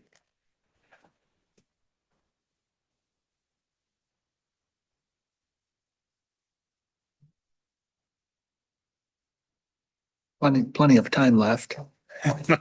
I promise I won't use it all. Yeah. Good morning, Your Honors. Matthew Nelson on behalf of the Kent County Treasurer. I rise to respond to any questions you might have with regard to the alternative grounds for affirmance, specifically with regard to the treasurer, and that the treasurer here is a nominal party. It didn't have the ability to accept the offer. If the court doesn't have any questions about that, I think Judge Quist's decision is fairly clear on that. The one addition I would toss out with regard to the conversation that you all have been having with regard to the issue of equitable actions. I think equitable actions that can be resolved for a sum certain can certainly be covered by this. So an unjust enrichment claim, for example, could be resolved through this, certain sorts of replevin claims.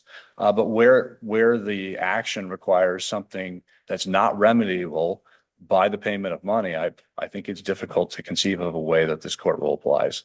But that's in many ways gratuitous to my client's anything position. related to real property, whether it's deeds or encumbrances or assessments, Maybe not or condominium association, bylaws or governing documents, this rule doesn't apply to. I think that's a distinct possibility, unless it's remediable by the payment of money.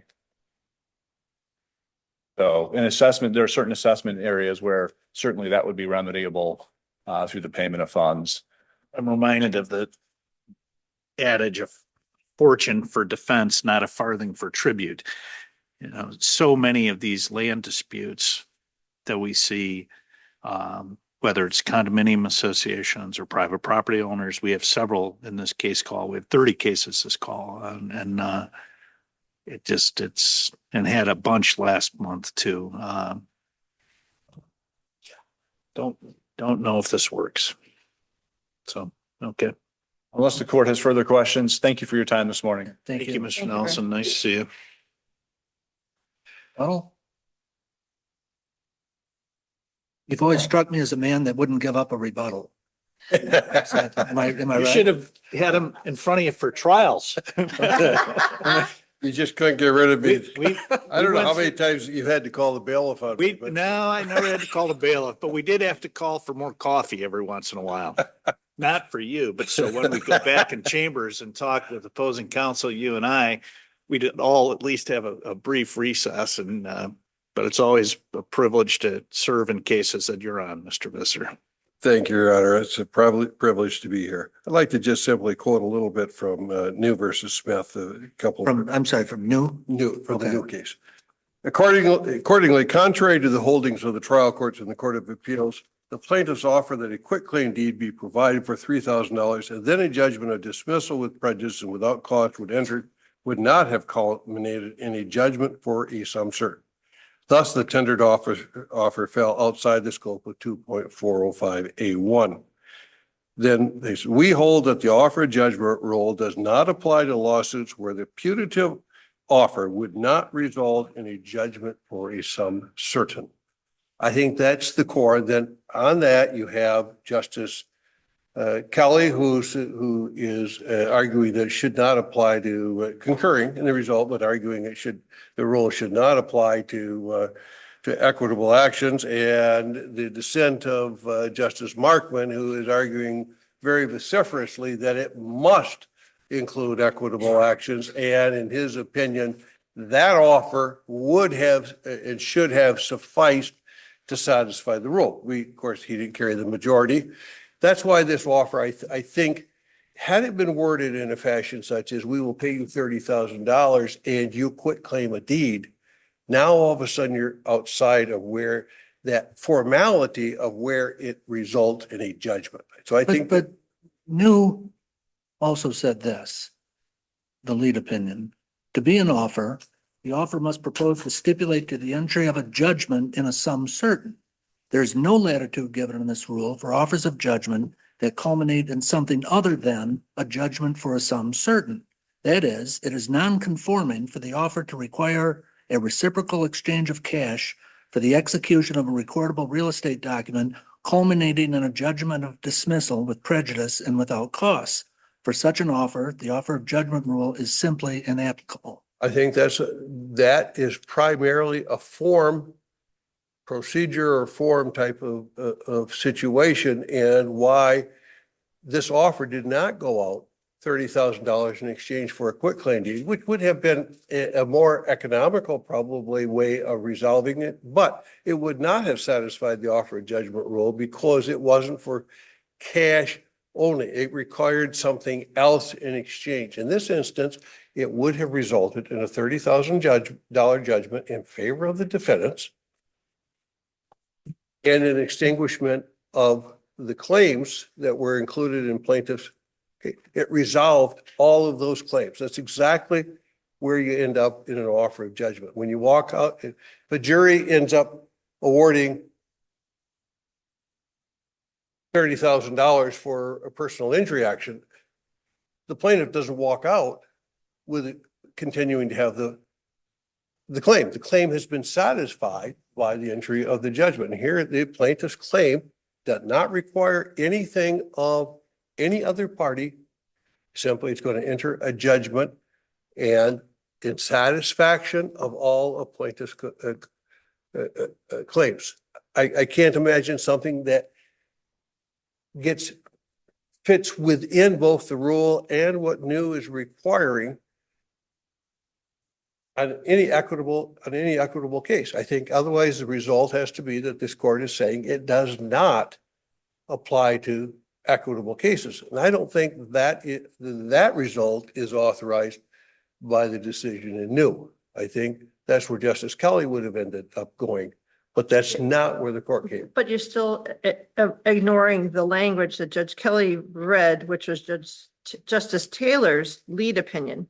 Because in both of these, in both of your offers of judgment, it goes beyond just the exchange of money, a recordable order declaring that no amounts are due under the said count and asserted recorded instruments recited, or all asserted special assessments will be extinguished. That's something that the defendant has to do, and a quiet title will be entered in plaintiff's favor. There's got to be some participation there. So, Mr. Visser, we'll just agree to disagree that something more than just a some certain satisfies new. Your Honor, I understand what you're saying. I would respectfully disagree because it does not require anything of the defendant. If we had worded it such that you will give us a quit claim deed or you will file a document, this is all court action arising out of a quick final judgment being entered. You accept the offer, boom. The defendant still has to give up their claims. No, they with don't. respect to the special assessments. That was the claim that was submitted in the file, 1, 2, 3, 4, 4 separate special assessments, declaring that they were all extinguished through the tax foreclosure a year or two earlier. That's the only thing that was coming out of it. So you're going to get an order in satisfaction of all of those claims. There's $30,000. But how's your judgment going to be a quiet title order? The order would say judgment in favor of the defendants for $30,000 in satisfaction of all the plaintiff's claims, 1, 2, 3, and 4. But you can't take that document again, as I said earlier, you can't take that document and take it to the Register of Deeds and say, here it is. I got a quiet title. That one I could, because 1, 2, 3, and 4 would list the 4 liens that are being satisfied by the payment of $30,000. And again, I think when we look at the procedure of new, it's very important. You have to end up with a judgment, there are other ways to accomplish it, such as I'll require a quick claim deed and dismissal. But that's what got kicked in new, is in exchange beyond the dollars, in exchange of something. In this instance, there's nothing beyond the dollars that's required of the defendant. It's all within the court's hand. And I think that's what is anticipated in new and the court rule, that it ends up with a judgment, not with some other extraneous. That's where you call somebody on that. I mean, 99.999% of cases are resolved outside of this offer of judgment rule. So the sky's not going to fall if the rule doesn't apply to this particular situation. You write them, you call up, say, listen, here's the deal. We'll give you 30 grand and we have to do all this. I mean, there's. Well, I understand, but that's not the purpose of the offer of judgment rule. I don't know that that's the case. They didn't anticipate it for these types of cases, but time's up. We're kind of repeating ourselves at this point. Thank you, Your Honor. All right, any last words? I didn't want to cut you off. Any last thing to say? I'll leave before I get beat up anymore. So, Okay, thank you very much, Mr. Visser. Brings us to number 7, docket number 373941. G&D Investment Group versus Cedar Bluff Preserve.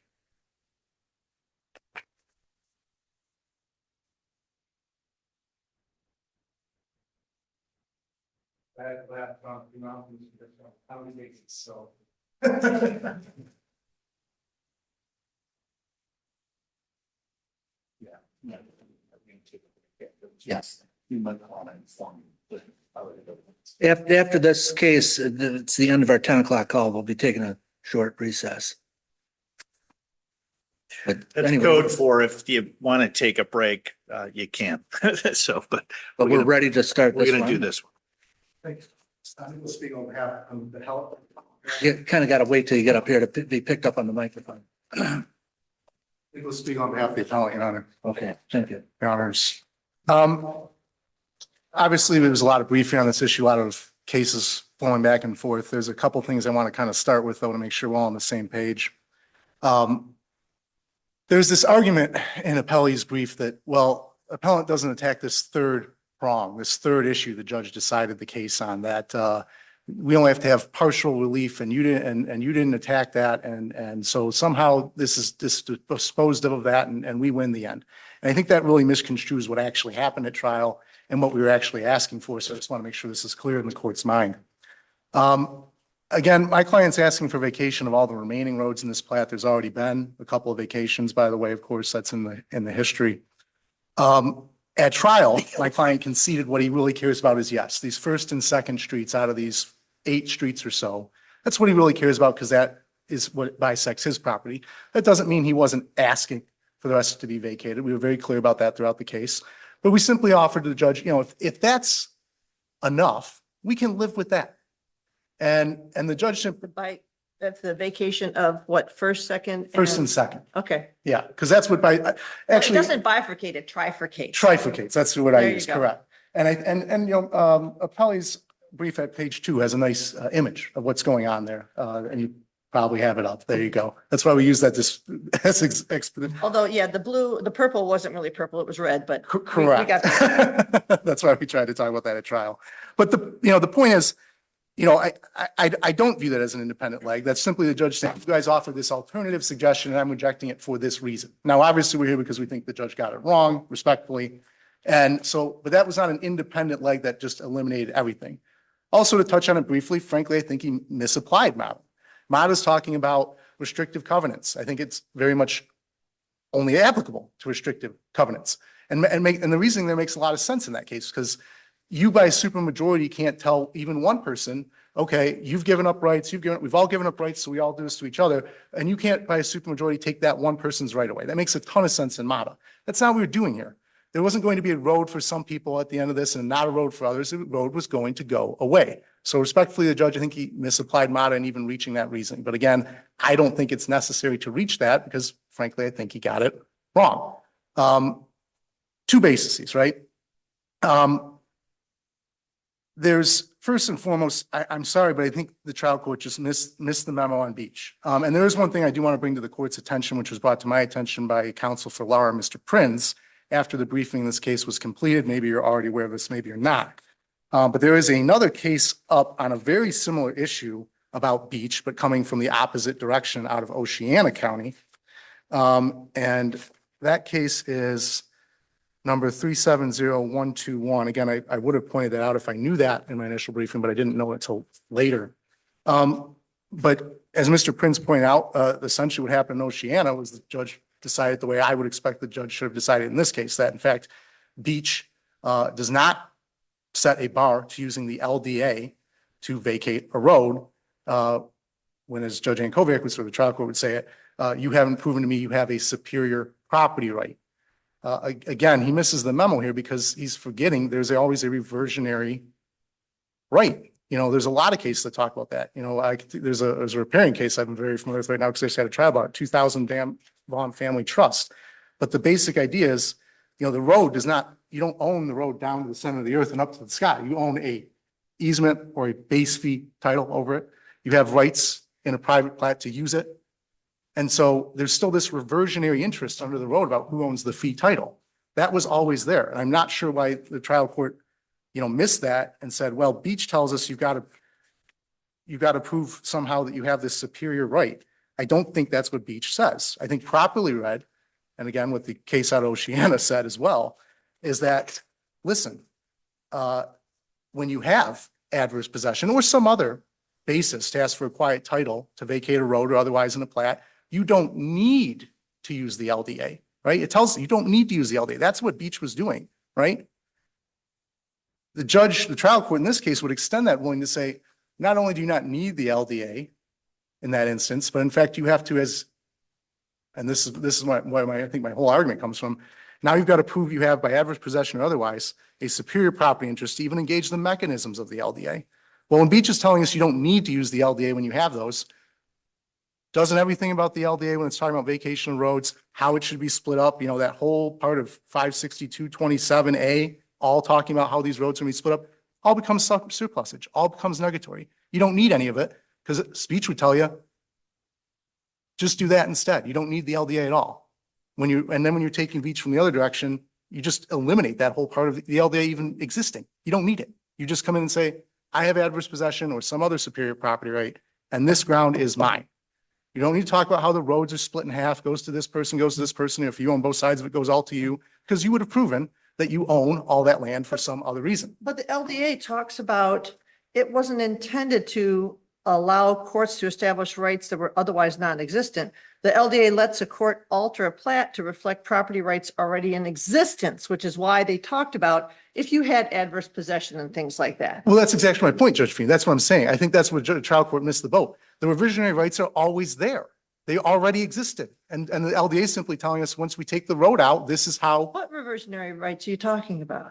once the easement right to the road, to use the road is removed, the owners on both sides own to the middle, right? And the easement's gone. There's no right over it.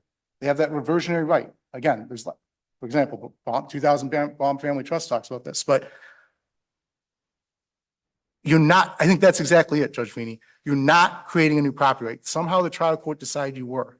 There is no new property right here. That it's simply saying the road's gone. But it is new because you just got it when we said, okay, we're vacating these roads. So at the time when they. When was the plat initially set forth? 1920. I just had it. It was 20. I'm confused. I just had a trial about this. And it was 1925. So I'm trying to mix my dates. But it's like before early 1930. Yes. Okay. When does your property owner acquire their interest? Well, right now, this property owner, I think, is in 2020, if I remember right. 2020. So nearly 100 years later, Correct. there's been an easement in existence for not two world wars, but a world war, the war on terror, 90 years plus. How is he not trying to create something that he wants be simple, absolute, to something that has been restricted with an easement for the entirety of its existence? I think there's 2 points there to address. Let me take them each in turn. And part of it's wrapping up what Judge Feeney asked me earlier. He already has the fee subject to the road. When you're removing the easement, you're just taking it back. That's what I'm calling reversionary interest. You're taking it back to, that's the property you have subject to that easement. Now the easement's gone. You're not creating a new right. You're just taking away the plat, which is the whole point of the LDA. Everybody else who's purchased for 90 years has relied on. That gets to the second part. That gets exactly the second part. And that kind of gets to the next part of my argument. These are paper roads. Nobody's used them. They're overgrown with trees in some spaces. There is a recorded restriction on the general use of that property because of the easement that has been in existence for 9 decades. Your client, a stranger to the plat when it was created, comes in 9 decades later and says, hey, trees have grown. I want my house on all this stuff. Yes, is the answer to that. In fact, that's exactly what the LDA is for, I would say, respectfully, Your Honor, is to say this never was utilized. This is not the beneficial highest best use of this land. Let's get rid of it. Wasn't there testimony? People are walking on these things. They're using it for pedestrian access. No, There's no I'm sorry, evidence of record of that. what was in the record, Your Honor, and again, we had my client testify, the other 2 plat owners, and That's just a Appellee, yes or no. what was, no, not walking. What the testimony was from the appellee, which kind of gets down to the mixed question later on. He was using the roads with the county GIS and the satellite. And so he was staying on his car 2 or 3 times a year, just driving around out there, but staying on these roads. That's what the testimony was. The other people said, no, nobody's out there walking. Nobody's out there doing this. Nobody's out there doing that. There was talk about a side trail that went off to this. So I just want to clear that up because I sat through it. But it was not about these roads. So there was discussion about trails, but it wasn't these roads. And I think, Your Honor, that you're actually getting to the point now about the reasonable objection. Remember, the burden's on the defendant objecting at this point. Once we made the prima facie showing to say, why is my objection reasonable?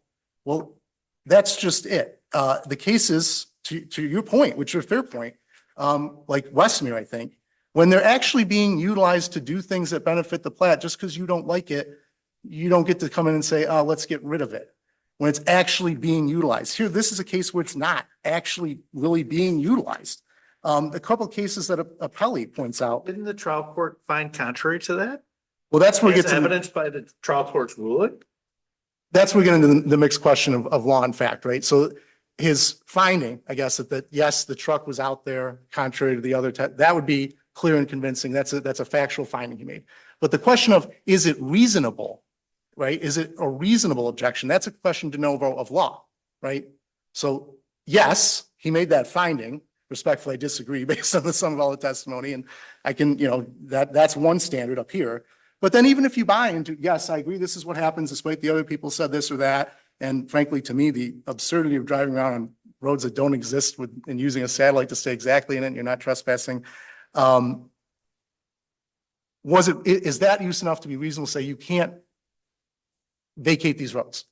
And I just don't think it reaches that. All the other cases that talk about when it's not appropriate to vacate are cases where someone's actually using it. A couple of unpublished cases that were cited by appellee, and I think that's the only thing they found in these, Campbell and what's the other one? Studley, I think it was. And one, they're unpublished, but they're distinguishable from this case. Those were parks, those are not roads. They were in, well, one was a beachway. One was a beachway. I think of that as a park, but there's a dock out. People are doing things in this area. And the proponents, the plaintiffs said, well, this is why we don't like it. This is why we should get rid of it. But people were actually doing things and they weren't roads. And that's why, again, you have that reversionary interest in roads. That's there. You don't necessarily have a reversionary interest. Oh, that park that's sort of next to me. I get it if it goes away.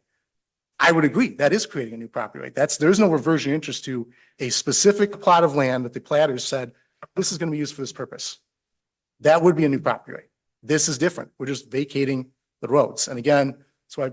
Didn't the plat say the roads are for the benefit of the various lot owners? I think it has language to that effect, Your Honor. And it's going to landlock a big chunk of the property that Cedar Bluff Preserve and Mr. Larson own. If this map is north, south, east, and west, I'll call it to the west.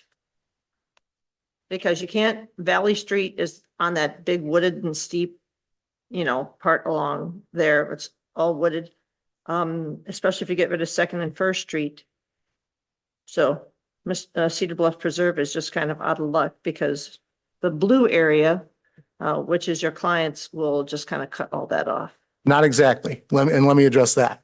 So I don't know if that came through in the testimony. Hopefully it did by the things I cited, but these white areas of the plat, I think you're looking at, Judge, the same map as you said, have roads that have all been vacated. So first of all, this northern lobe here, all those roads are gone. That was vacated by a judgment some number of years ago, I think early 2000s.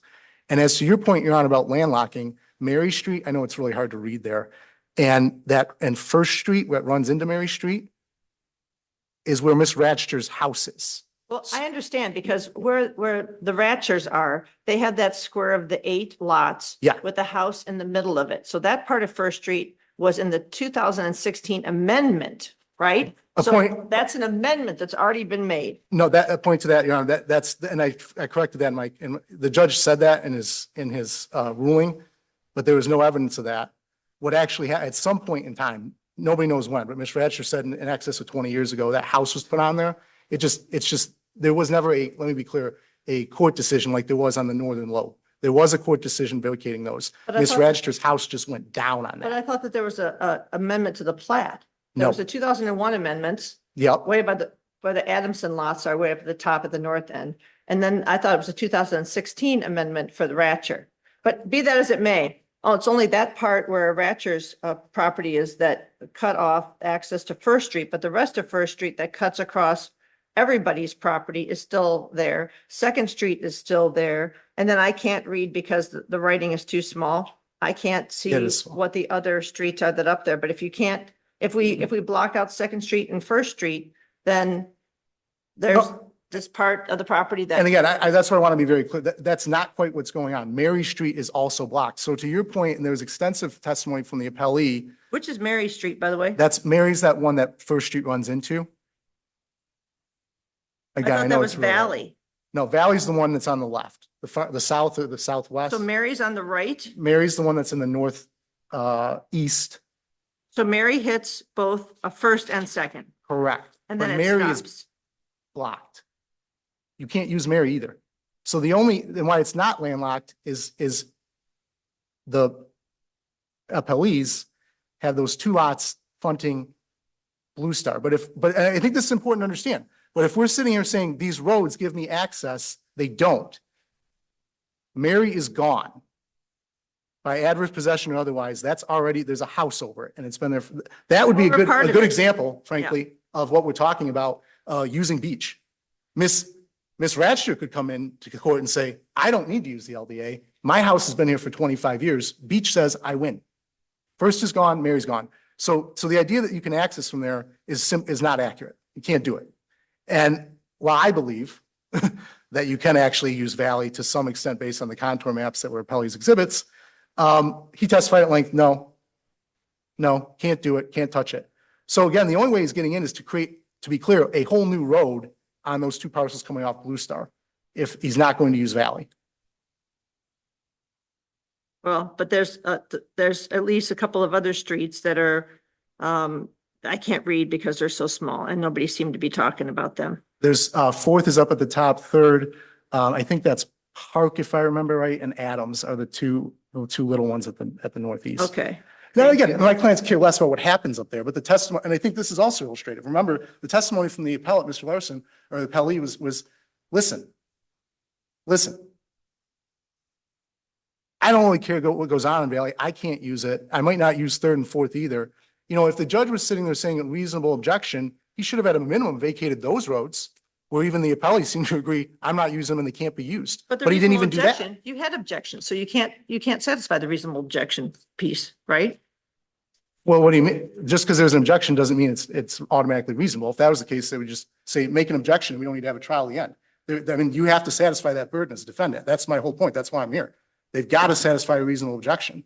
And I'd say if the judge actually engaged those gears and looked at the testimony, the appellee conceded. I won't even use Valley. I probably won't use Third and Fourth. He should have vacated Valley at a minimum. He didn't do that.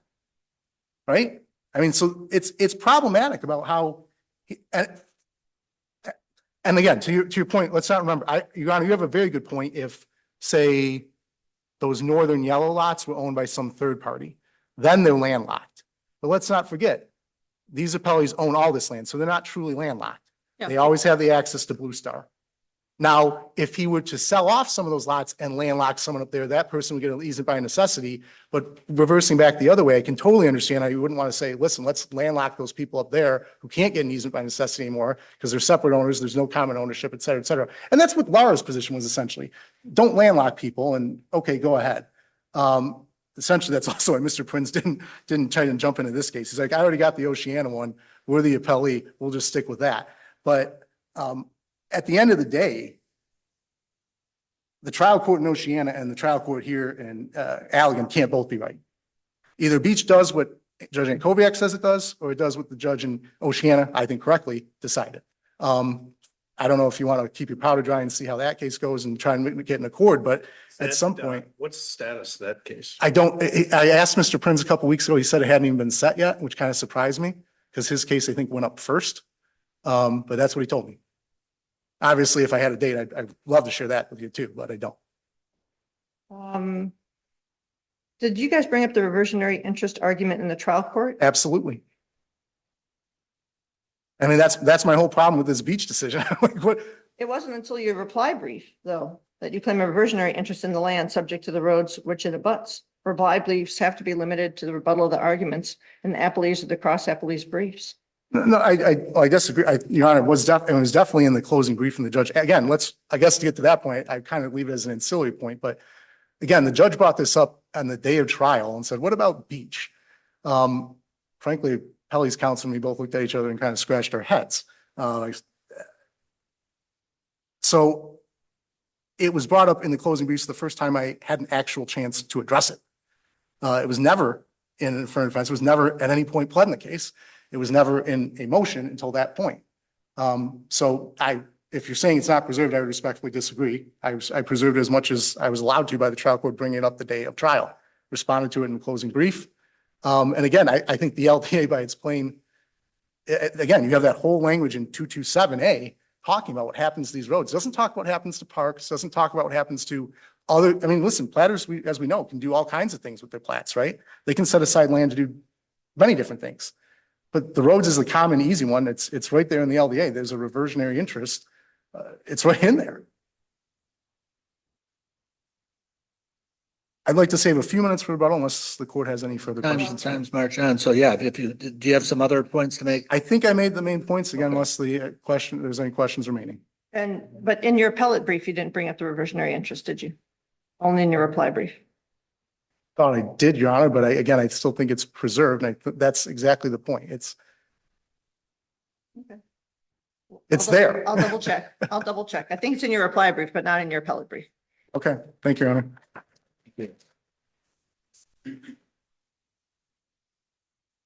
Morning, Your Honors. Peter Rhodes on behalf of Applee, which is Robert Larson and Cedar Bluff. Couple of things real quickly. I had not planned on spending a lot of my time on beach, just because I think it's been briefed ad nauseum by the two parties. And I'm happy to answer any questions that I may be able to address on beach. What I really wanted to do was spend my time focusing on what the testimony was and what the reasonable objection is. And Your Honor, Judge Feeney, your recital or your pointing to the map in question, I'll call it red, not purple. Yeah. Thank you, because I love purple and this is red. So the objection really can be synthesized in a couple of different ways. Number one, the removal of the lateral access is in fact a reasonable objection. Mr. Larson's yellow lots, got that part right, could be accessed from the rear if those two lateral streets are not vacated and cut off.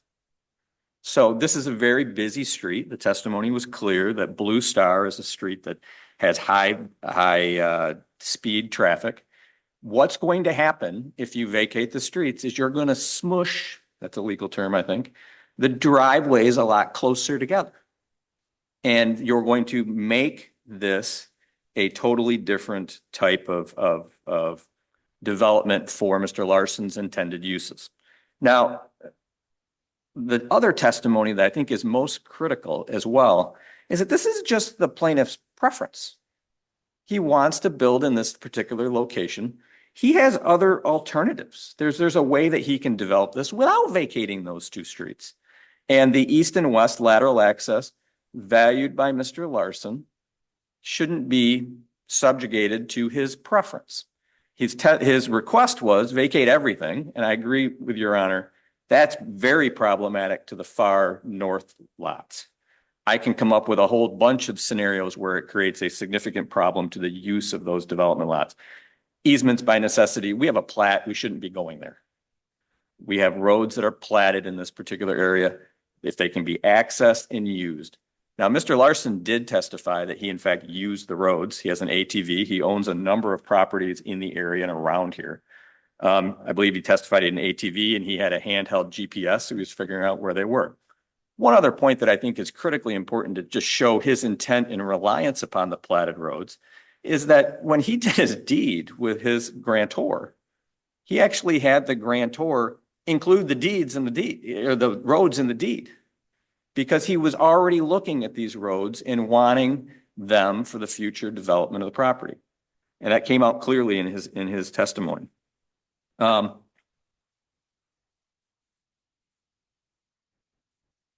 That's principally where I wanted to go with this. I wanted to just focus the court's attention back on beach is briefed, the legal issue, the legal analysis is there. I believe the court was correct in analyzing this underlying right to the subject property. But I really wanted to focus the intention or spend my focus on the reasonableness of this objection by Mr. Larson. If the court did make an error, in my opinion, it was when the court denied our motion for summary disposition on this and set it for trial on the reasonableness of the objection. And then obviously the court found in our favor and found that the objections were in fact reasonable. Happy to answer any questions. What about where you have platted roads, you have a 90-year-old plus platted piece of property, and they've got 80-year-old trees growing in the middle of the roads? How is that consistent with the optimal use of real property to say, oh yeah, no, we got to leave those as roads? Two answers to that, Your Honor, if I may. Number one, I don't think the grantee under the deed can control where the trees grew, and they have a legal right to use the road, so the tree would have to come down. But this piece of property in the belly of it, where those two lateral roads are, is quite open. Sorry? Quite open. There's a big opening in a belly from the testimony. I don't believe there's any specific evidence that was given at the trial that said there was an 80-year-old or a massive tree in the way. But if there was, frankly, the tree could be felled. It could be brought down, and the road could be constructed. There's an easement through that particular. There's an easement and a platted road through that area.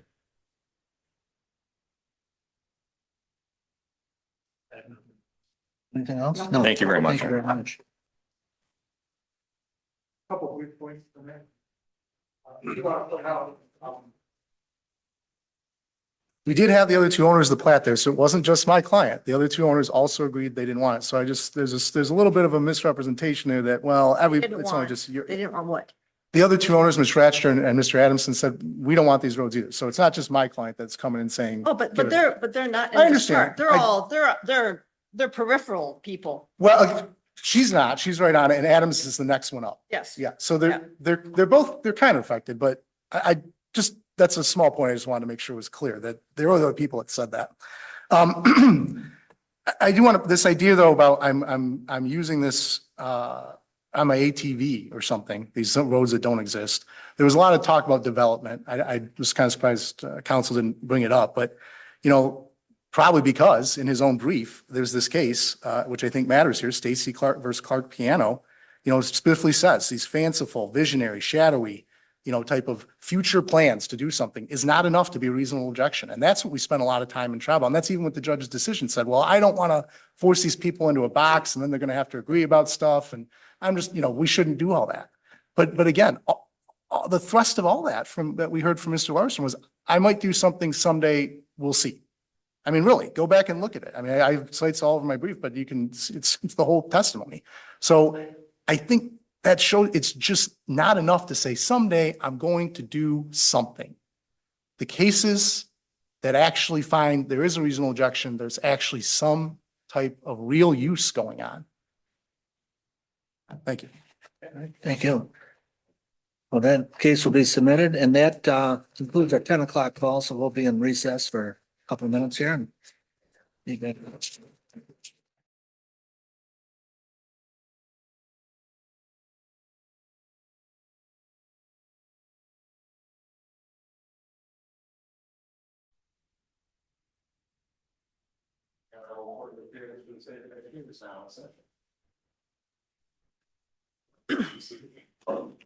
Okay, good afternoon. This is our 11 o'clock call. We have a few more cases left this afternoon. I think you've all have crossed swords in here before, so we'll jump right into it. Item number 8 is docket number 373-550, Donald Autoby versus Craig, is it Fike or Fikey or? Otterbury. Pardon me? It was Donald Otterbury. Okay. Can you speak up a little too when you make your argument? I'm a little bit hard here. Okay, well, I might be too, so if you could speak up a little bit, it'd be Okay, great. Yeah, thank you. Go right ahead. okay. First of all, the register of actions, it was jury and demand file. Wait a minute, are you Mr. Pardon me? Autobray? Yes. Otterbury. Okay, I'm not sure you preserved oral argument. Pardon me? I don't think you have oral argument preserved. Yeah, I do, because they send me Did they? a brief, yeah. Okay, well, go ahead. We're here. Okay. All right. Okay. Actually, I kind of, I sent or called and they Okay. sent me actually a letter. These things sometimes miss that. I'll take your word for it, but Okay. yeah, go ahead. Okay. Register of actions I sent which was supposed to have been a jury demand filed. And the notice to appear, the final settlement at conference was July 15th of 2024. But after that, there was supposed to have been a jury trial of August 27th, 2024, which never happened. And like I say, I'm not really good at this, to be honest with you. I sent you transcripts that showed some of the things that I wrote down on the briefs. And I had the Corewell Health physical therapy notes, which the judge held up in her hand and says, what am I supposed to do with these?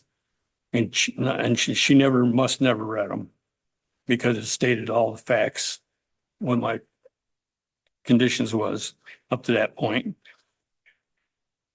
First set of briefs in 1972, fence Doyle and Jack built was never maintained after that. And I watched them actually build it because their bull got through it and what they did. Jack and Doyle was really a good guy. And they fixed the fence every time his bull got out. His bull got out 3 times. 2 of them I know for sure. And but they never maintained the fence after that. It was neglect. Okay, the trial court found that you'd lost a bunch of trials, you'd lost everything. They found that this was frivolous and imposed $18,944.90 in attorney's fees and $991.60 in costs. Why was the trial judge wrong? What's that? Why is that incorrect? Why? Because it was neglect on their part. And the fence that he built That ship sailed in another case. You brought another matter. The trial court said, you're just trying to relitigate what you already lost and lost on appeal. She found that your action was frivolous. Even now, you're speaking about this fence and about why something happened decades ago. That case is not before us. You lost. That's the fence I fell on. Sorry? That's the fence I fell on because of the neglect. It came through, it was down. There's actually pictures I sent in the briefs. Right, but the trial court said when you fell, you were asserting that was your property. No. That wasn't my property. Right. It eventually wasn't. But when you fell, when you say you fell, you were affirmatively asserting in the public courts of the state of Michigan that it was your property. Right? Not where I fell. Where I was walking was my property, but where I fell was on her property. So you were It was trespassing. the same now as then. Same The what? property Sorry? never changed in that spot, never changed. It was built in 1972 and the fence law, 15 years is the fence law. Well, the fence law I think you're referring to is adverse possession, open, Yeah. hostile, notorious, as opposed to any other owner. And it's been there ever since. And it was the property line then and now. I showed them pictures. Yeah, I showed the judge pictures where they put the new trespassing sign and where I fell.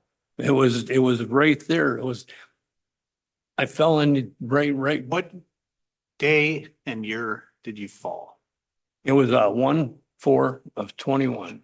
1/4 when, sorry? Of 21. And the same fence is still there. On January 4th, 2021, were you Yeah. involved in litigation asserting that that was your property? Yes or no? Where I fell? Mhm. Where I fell was their property. I fell on their property. Were you claiming at that time that that was your property? No. So the judge was just wrong on that. Yeah, I tried to explain it to her. It wasn't. It's my property, where I was walking, but it's always been their property because where they're trying to take my property from me. Fence is still there, and I showed her where they put the new trespassing signs up. And you can't take the old fence away if their trespassing signs are right there beside it. That property is theirs on the other side of that, with down fence. It's a down fence. Is their property, and it always has been. And you were alleging there that you were injured by the fall, or that, what were you alleging in that lawsuit? What was I electing? Because I had to have a total reverse shoulder done because I fell on my right shoulder. And that's always been their property on that side. Even their new trespassing sign shows that it's right there.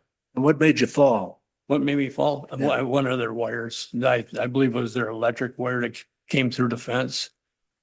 Because that's all Doyle ever used was barbed wire electric fence.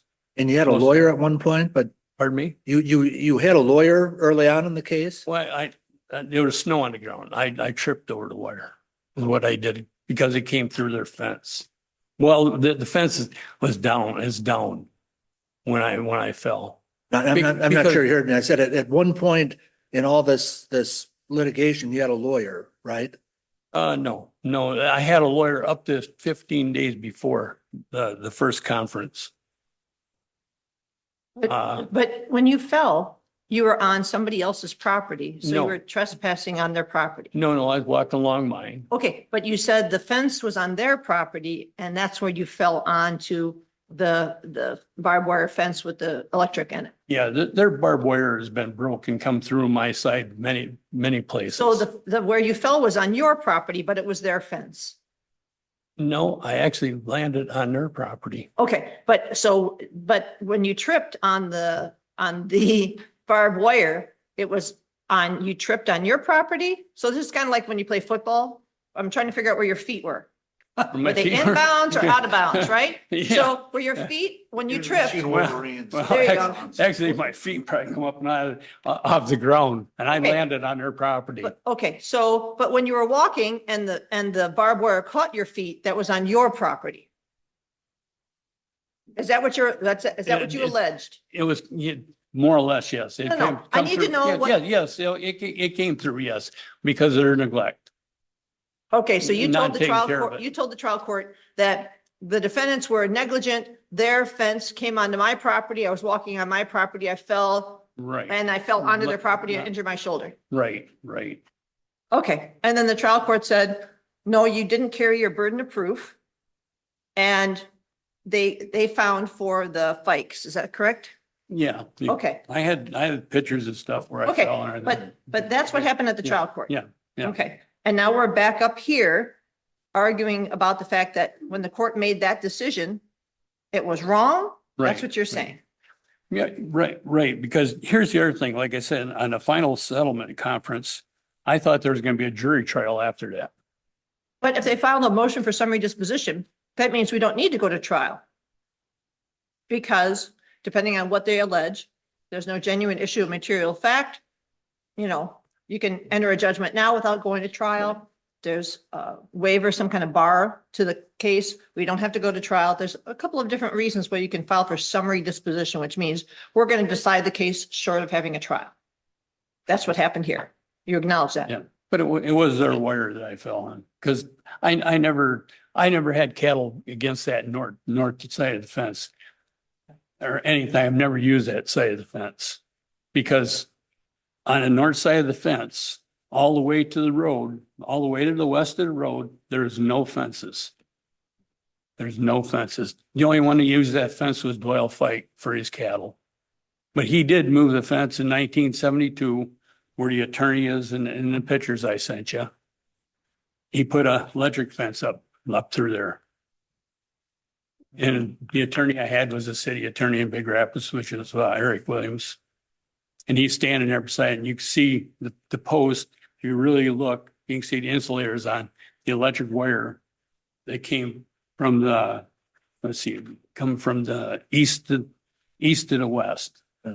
Because he moved the fence in 1972 because his cattle got over on the other neighbors, or his bull got over on the other neighbor's property too. Did To the you, north. did you ever provide the court this, when you filed the personal injury action, did you ever give the court, here's the picture of what it looked like where I fell?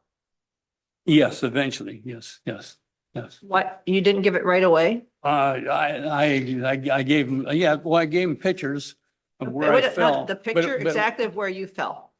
Exactly where I fell, but it was not the day I fell. Oh, okay. Yes, I did. Well, anything else on that part of your appeal? Just that Judge, like, let's see,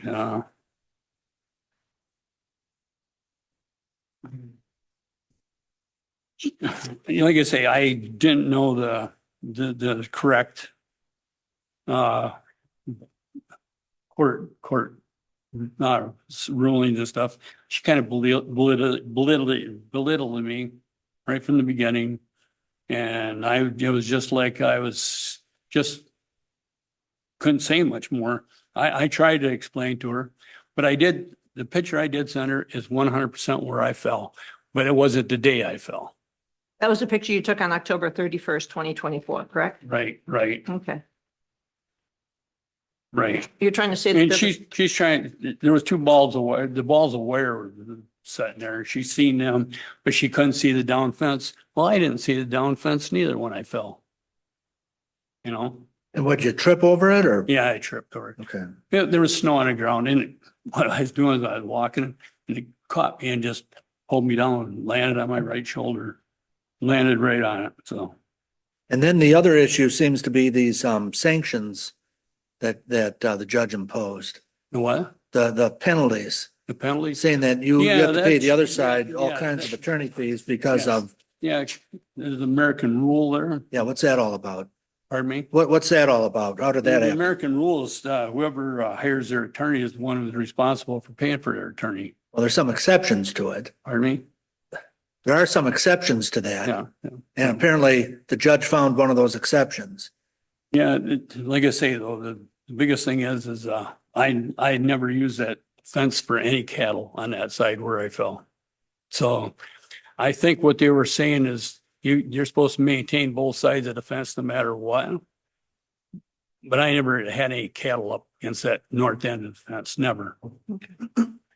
did, So when the judge ordered the attorney's fees, did the judge make any rulings as to like whether the amount of hourly rate was reasonable and the number of hours that they spent were not reasonable? not that I know of. Okay. Then anything else you want to say? Pardon me? Is there anything else you'd like to tell us? No, other than,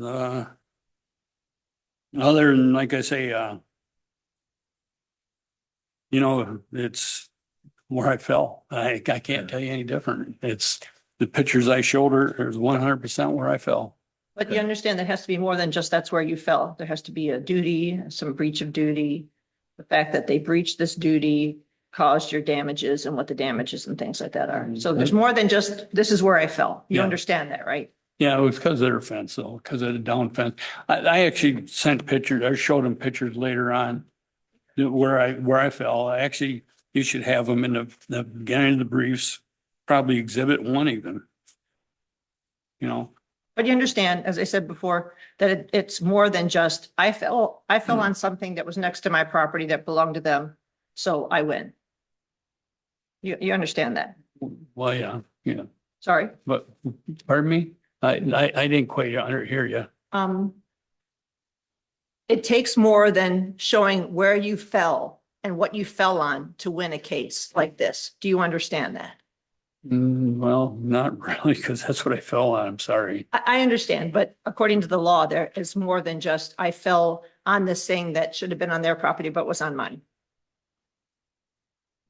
I guess I'm gonna have to understand because like I said, it's hard to, Okay. because it was, like I say, neglect on their part. Well, why don't you have a seat? They're going to make their argument and then you can say something in response.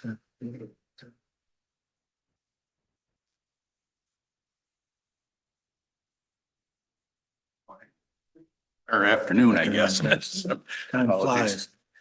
I'd I don't know if the court has any questions. Could This you put was, your appearance on the record? I'm sorry. oh, I'm sorry. Steve Lobert, Your Honor, on behalf of the Fikes. I had the privilege of being involved in the underlying property dispute. I had an associate in the firm that handled the personal injury case before us today. He's took a different position, but in essence, this is the fifth or sixth bite of the apple that Mr. Otterbray's attempting to argue about a boundary line. The court did grant a summary disposition motion ruling that this action was frivolous and retaliatory under MCL 625-91. So a little bit of backstory, just, and I know we're running behind, but originally Mr. Otterbray brought a district court action, a small claims action in 2018 against the Fikes, complaining about the condition of this fence. It got bounced up to circuit court in 2019.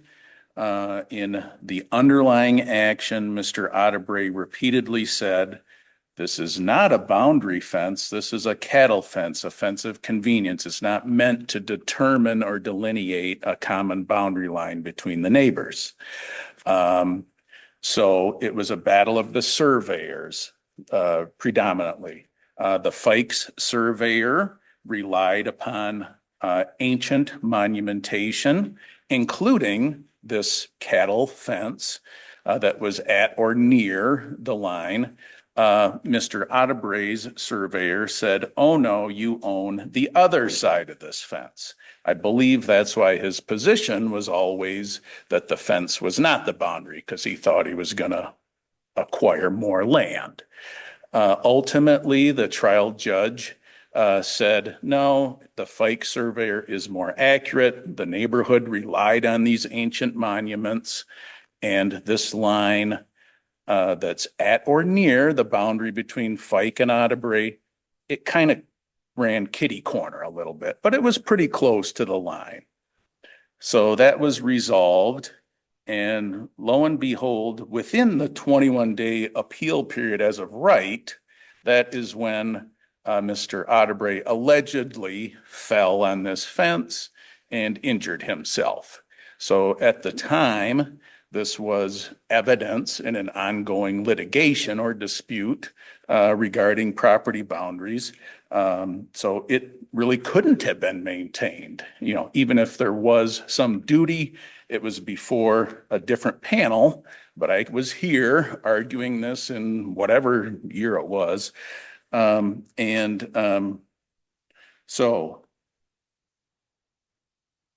the trial court and the Court of Appeals upheld the ancient monuments relied upon by all neighboring parties controlled.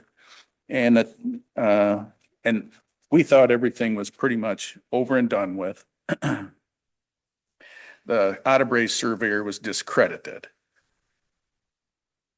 At the time of the alleged injury, the fence was evidence in an active case, and the boundary issue was not final. Otterbray's appeal as of right was still open, and in fact, he did appeal before the Court of Appeals, and it was upheld and appealed. These alleged injuries were not raised until 28 months later, subsequent to the petition for cert running. There was a notice sent to Mr. Otterbray saying, hey, you have the right to go in there and clean up your fence. If you don't do it by June 1, we're going to go in there and reconfigure it. Okay. So that's when he first raised this issue. Oh, I tripped on this fence and you owe me money. I called the police, brought a PTO in a neighboring county that was tossed. Furthermore, and just as it pertains to this injury action, there was no documentary evidence supplied by Mr. Otterbray to the trial court to prove each element of his claims, and certain elements could not be proven. actually, certain exhibits that he has in front of the Court of Appeals were not provided to the trial court. Exhibits 1, 2, 3, 4, 5, 6, 7, 8, 9, 10, 11, 12, 13, the comments on 14, 16, 17, 18, 19, 20, and 21. Exhibits 20 and 21 in the Court of Appeals are actually dated after the summary disposition hearing. It was October 21st of 2024. Judge Feeney, I hope I pronounced that right, pointed that out, the date of those. I mean, this is, so as to this alleged injury, the Fikes owed no duty to Mr. Otterbray. He was a trespasser. At best, he was a licensee, of which there is no duty to disclose because he knew that that fence was there. That fence was there since 1972. Doyle Fike's bull got out 3 or 4 times, whatever. He knew the fence was there. He was walking around out there in between that short window of time, tripped over it. He assumed the risk. He was on notice that that fence was there. There was nothing presented tying the alleged injury to the Fikes fence or to Mr. Otterbray's alleged shoulder issue. There wasn't any medical documentation or anything that said, hey, this was the result of falling on this fence. There wasn't even a picture of the fence until after the summary disposition hearing. As my father used to say, and this needs to end, Craig Fike and his brother are actually here. I missed your sign there and he tried to sit here and my apologies. But anyways, they sold this adjoining 40-acre parcel. They just can't put up with it anymore. But as my father used to say, those that don't listen must feel.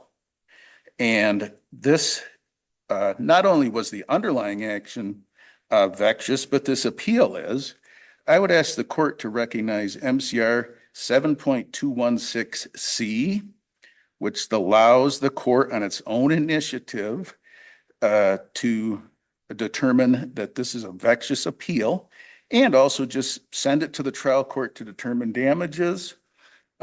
We will file a motion if we need to, but this whole action, in my mind, is just a 6th bite at the apple.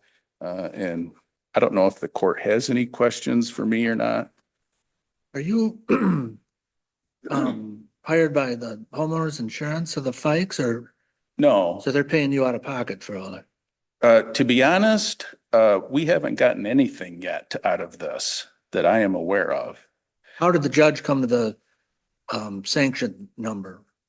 It's the way that our office generally will do it.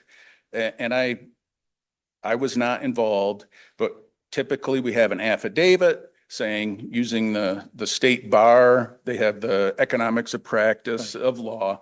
In our area, here's what's typically charged. But that was done here. I believe so. That's would have There were been. no objections interposed below to the number of hours or the fees. Correct. That I'm aware of. I was not involved intimately, to be honest with you, but Okay. I am now. So, yeah. Did the court make any determination though? Go through the Smith versus Corey factors? I believe so, yes. That's the 49th Circuit will generally do that. I know Scott Hill Kennedy did, the judge before the ones that we have now. And I'm a transactional attorney. I don't want to do litigation anymore. Do you know what I mean? But I believe that that is something that they do take into account. But was there like an order or a hearing where they went through that? I believe it was at the same time as the SD hearing, but I'm not for sure. Okay, so if we check the transcript on that, that'll reveal what they may have gone through. I would assume so, yes.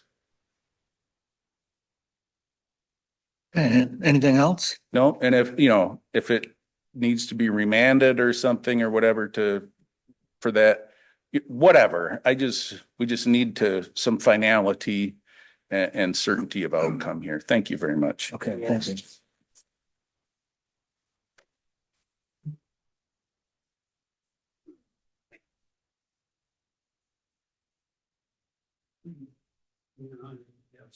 I sent in the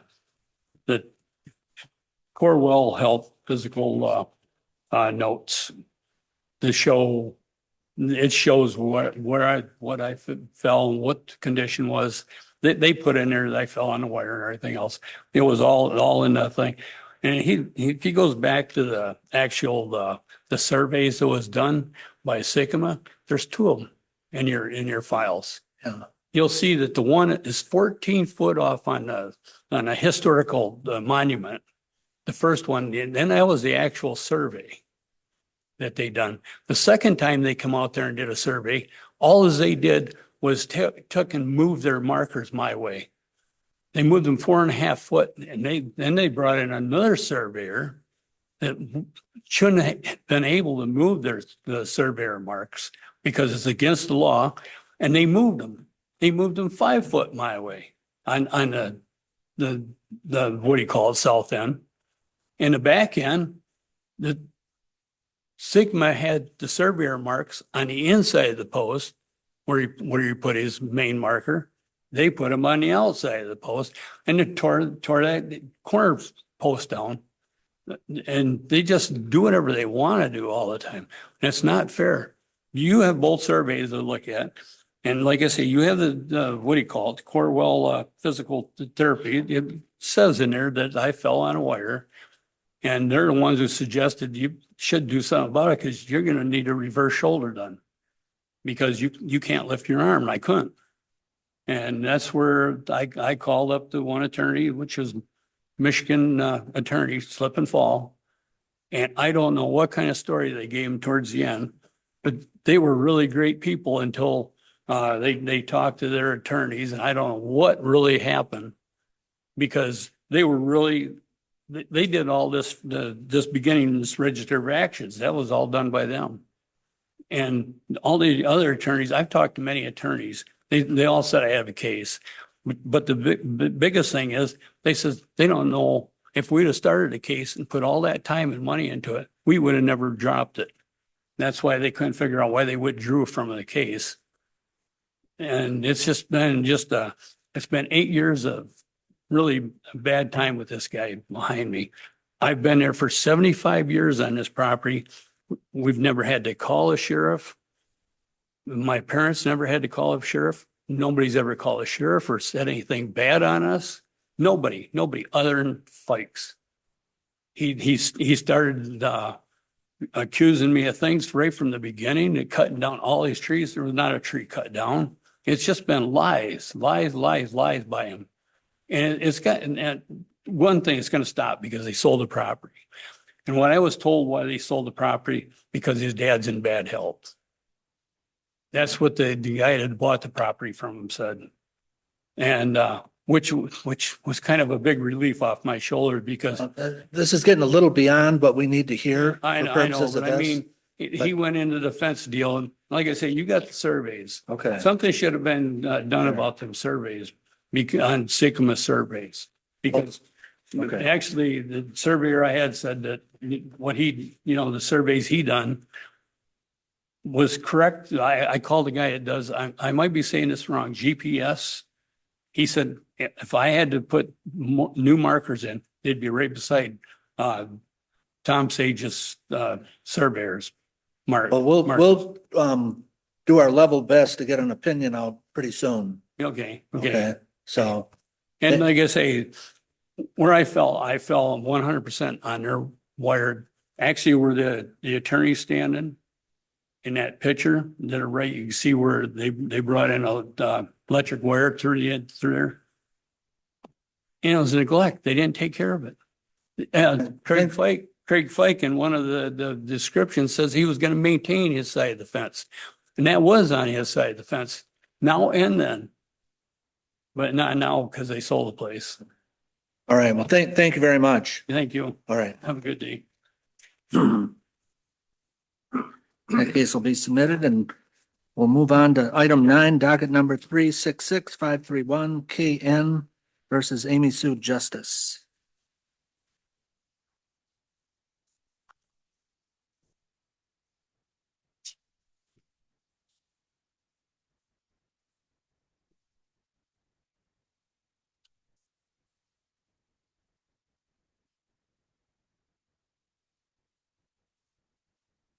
Good afternoon. afternoon.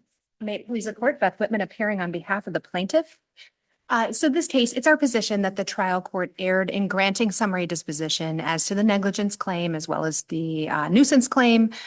With respect to the negligence claim, it's our position that the plaintiff presented sufficient evidence that the defendant owed a common law duty of care to the plaintiff and then breached that duty of care through its agent or its employee, Mr. Warner, by miscalibrating the sprinklers. What evidence exists in the record to, other than, what evidence exists in the records that he, Okay, so that there was miscalibration. miscalibrating? Exactly. So what we have, Whatever the right word is. we have the police report, we have police photographs Right, that shows that water. shows water. 7 months after. That is the correct. First thing was done, Yes, that shows water going someplace that it wasn't supposed to go. that's correct. That's So- exactly it. Okay, then how is that evidence that when there's sworn testimony that says, I did it, I reviewed it, I made sure they were all spraying in the right place. And if we were notified that there was a problem, we would have come back and fixed it, but we weren't. So you have sworn testimony definitively stating it's, when they leave, it's not spraying. And then 7 months later, or however, whatever number of months later, it is spraying in the street and elsewhere. How does that establish that they breached the duty when there are 5 other explanations for how these things happen? Dirt, cars running over it. Somebody saw a UPS truck drive over it twice while they were there. Right. So he was asked at his deposition, how could this, he being Mr. Warner, who's the agent of the Sprinkler guy. The sprinkler The guy. sprinkler guy, exactly. Right. So he comes in and he says, absolutely, when I set this up in April or May, whenever they do the sprinkler setup, I did it right. I did it so that it went 180 curb to curb. I did it perfectly. I did exactly like how I was supposed to do it. So then they asked him, okay, then why is it that a couple months later, they are all spraying well into 28th Street? How could that have happened? And he gave them 2 ways that could have happened. One, that there could have been dirt that entered into the sprinkler head, or that they were damaged, or somehow they were at their end of life span. So they asked him then, okay, was there any evidence that there was dirt that was in the sprinkler head? And he said, well, I couldn't look inside the sprinkler head, but I didn't see anything. I didn't see anything, any indication that there was dirt in there. And then they asked him, okay, secondly, was there any evidence these were damaged or that they were at end of life? He said, no, he admitted he didn't have to replace any of these. He admitted that all he had to do. It's like 3 out of 7 or something. I think he just said he recalibrated them. That was it. So. Well, I'm sorry. No, please. Gets to be late in the day sometimes, but, is the theory that it was the calibrate, I mean, it was calibrated, the plaintiff didn't want to walk through the sidewalk getting hit by water, so he walks into the street. Yes. And your theory is that it was calibrated, originally it wasn't supposed to go over the sidewalk? Correct. Well, no. It always went over It the was sidewalk. always going to go over the sidewalk. There's So no it was- question about that. I mean, why not that it was, I mean, I have sprinklers sometimes that I don't want to go on the neighbors. They're just little mist things on Sure. a small, I mean, is it because it was miscalibrated or was it originally set up to go over the sidewalk? I mean, No. what difference does it make if it, either way it forced the guy to go into the street? But if it was calibrated correctly, Okay, going curb to curb, then it wouldn't he would have just been able to go along the curb and avoid that spray. Or he could have gone along the sidewalk, even watching the He could have- video. he could have done that. You see, well, but I guess I take, when you watch the video, right? The police officer is able to easily avoid getting sprayed with water because he walks along the curb, literally stepping over the heads, because the heads of the sprinklers are right next to the curb on 28th Street. Yes. So he literally walked down on the grass, up on the curb, down where the sprinklers are without getting wet. The sprinkler guy, it just waits till the 180 moves across the sidewalk, and then he proceeds, and then he stops again. It reminds me of that scene in Star Wars where Qui-Gon Jinn and Obi-Wan Kenobi are waiting for the things to lift so they can go after Darth. Yes. The Sith Lord. Anyway, but that's what Werner was able to do. So still, I get to the point where even if they were slightly miscalibrated, nothing forced KN to go into the middle of the southern part of 28th Street going east. He could have walked along the grass over the top of them and not gotten wet. He could have waited while they were calibrated as he was going over.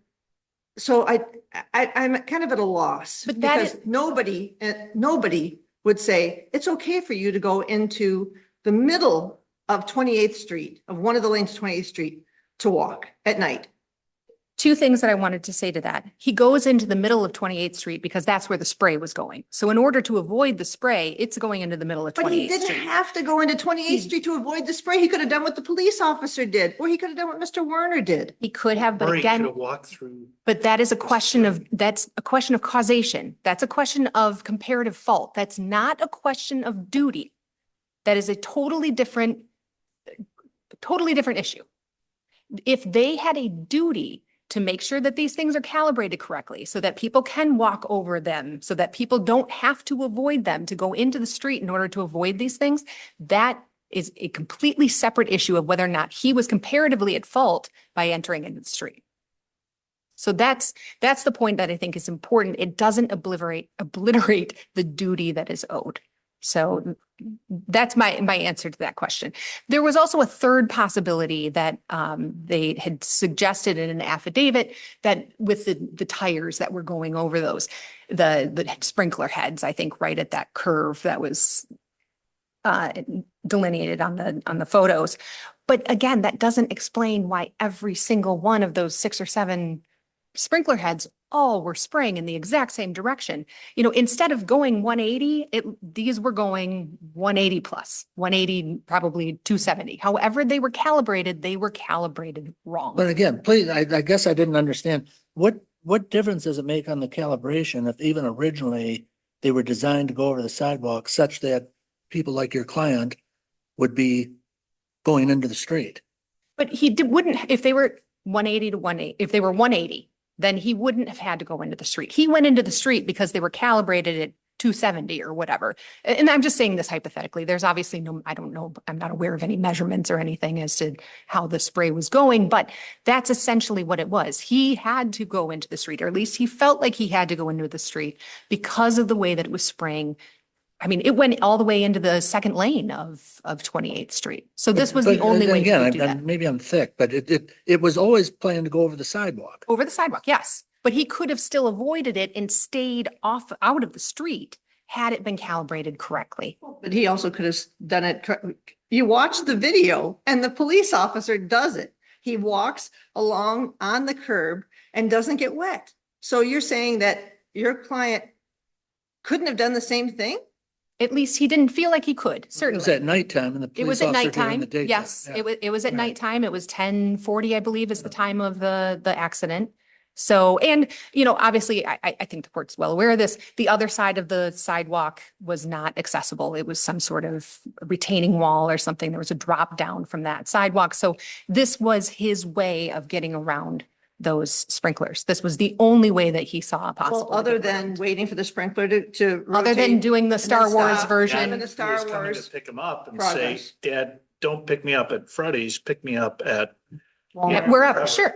And that could be another question as to whether or not he was the cause of this, of his injuries, or at least comparatively at fault for his injuries. But it doesn't get rid of the duty that there is to perform under this contract in a way that's not going to injure others. And that's precisely what we have here. How about the nuisance? The nuisance. Yeah. So the judge said that there wasn't, made the same argument or the same ruling that there was with respect to the negligence claim, which was that there was no evidence that this was calibrated or miscalibrated in any way. And again, I think it's the exact same arguments that I make with respect to the negligence claim. There is in fact evidence. It's not unrefuted that these were in fact calibrated correctly. There is evidence to suggest at least there create a question of fact as to whether or not this was miscalibrated by Mr. Warner when he did this. Was there any, and I didn't see any, I want to make sure I didn't miss anything. Was there anything that you provided to the trial court that said, we have evidence that in May or in June or in July or in August, before this happened, that these sprinklers were going in the road? I'm not aware of anything in the record that suggests that, no. I thought that the one female deputy who stopped, who covered the sprinkler head with a blanket because it was getting them wet as they were trying to provide aid to KN. I think her testimony was in her deposition that she's gone up and down that road a million times. She used one of those big, hyperbolic words and had never seen it as a problem. And I'm not sure that it's clear when she was going through there, if she was going through there between 10:20 and 10:40 at night, which was when these were designed to actually go. So I don't know that she was aware of any other problem with that, but that doesn't necessarily mean that it wasn't a problem. And the property owner never contacted the sprinkler company. Yeah, there's no evidence of that. Mr. Warner said, had I been aware of this, I would have come and fixed it. And that's not our claim. Our claim isn't that he needed to maintain it, that he needed to go there and inspect it. It's not the claim. The claim is solely that at the time that he calibrated these things at the startup of the season, he miscalibrated them. And you're saying there's a genuine issue of material fact regarding that? That is correct. That's correct. I would be happy to answer. Oh, yeah, okay. Please. No, I'm good. I just wanted to point out too, with respect to one of the other defendants had sought summary disposition as well as to the negligence claim. The premises liability claim, I think, was actually granted on open and obvious grounds, but they had sought summary disposition on the negligence claim. And the judge did find that there was a question of fact as to that the property owner, particularly with the issue of causation, saying that there was a question of fact as to causation. This was in fact foreseeable, that because of the way that these were going into the street, that somebody would walk by, a pedestrian will walk by, would try to avoid these things. It was foreseeable that they would actually enter the street as a result of that. So that was a separate order, but it is part of the record and it's part of the trial court's decision. So I think that's exactly the same situation that we have here. The ruling should obviously apply to this defendant as well as the other defendant. So I'd be happy to answer any other questions, or I'll save my time for rebuttal. I don't have any more, but you have time for rebuttal. Thank you.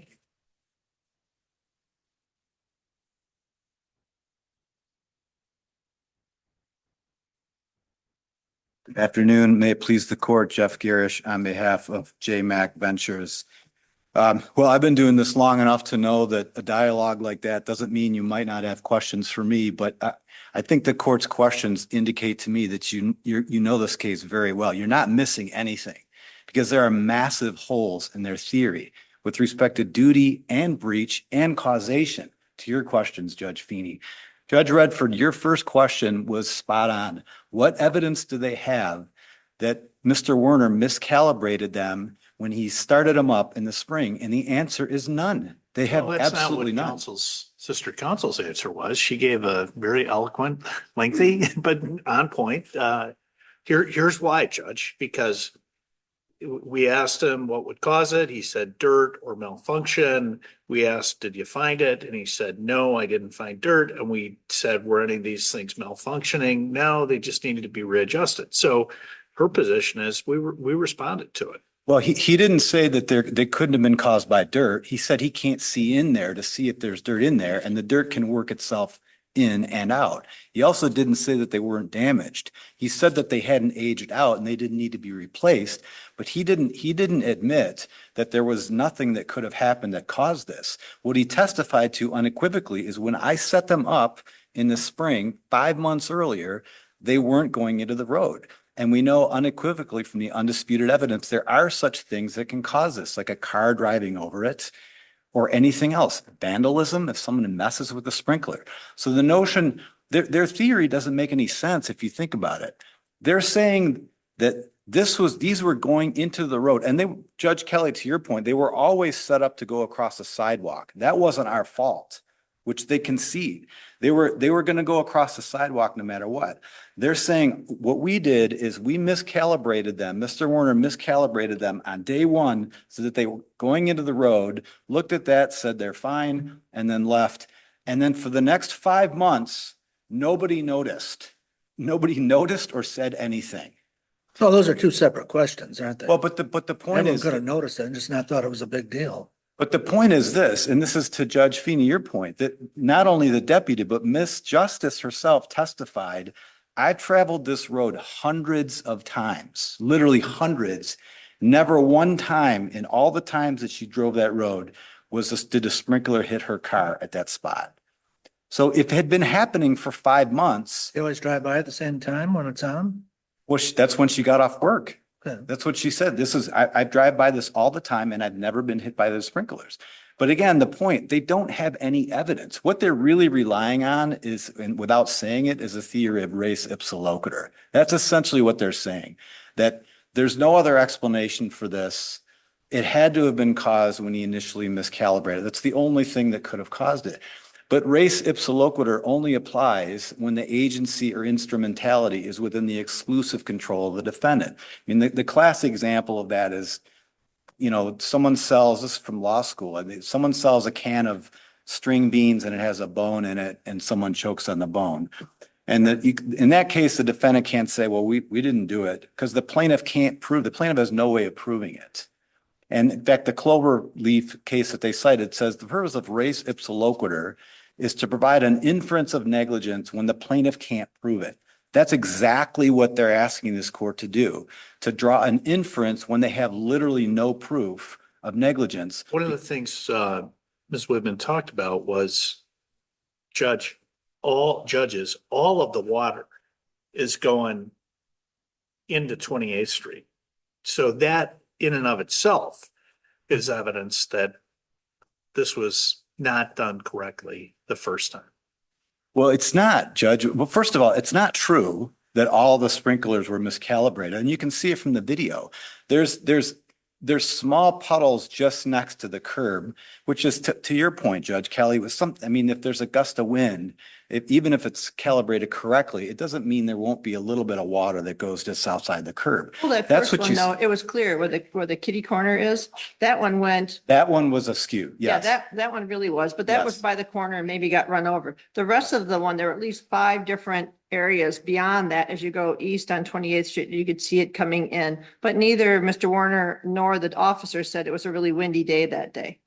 So, And I'm just responding to the point that they said all 6 were miscalibrated. It's not true, because they went 180 degrees. So if one of them was going a little bit slightly past 2 ways, it would cause a little bit of water at the edge. And that's not evidence that they were miscalibrated from day one. There's only one that was seriously miscalibrated, which was the first one. That was the only one that was going all the way to support their theory that he had to walk all the way in the middle of the road. And that brings me to the causation problem. I mean, the judge, I thought, worked very hard to try to find a question of fact. He denied our motion for summary disposition on causation. He denied that argument. He also denied the motion for GR 6,000. They're still in the case, so they're not going to be without recovery. And they also made a recovery from Miss Justice. But on causation, I do think this is where he got it wrong, because Judge Feeney, to your point, I've been driving for more than 40 years. I have never in my life seen or heard of anybody walking down the middle of a lane at night wearing dark clothes with their back to traffic. I've never heard of it happening. I have, and it's definitely comparative negligence. There's no, Well, I don't think Ms. Whitman's I arguing that. presided over a trial on 28th Street.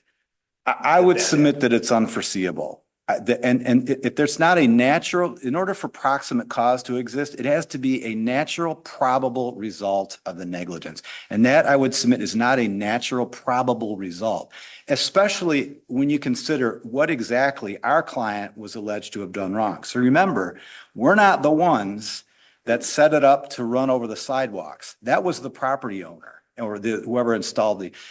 All we're alleged to have done is miscalibrated them. So instead of stopping right at the road, they went a little bit farther into the road.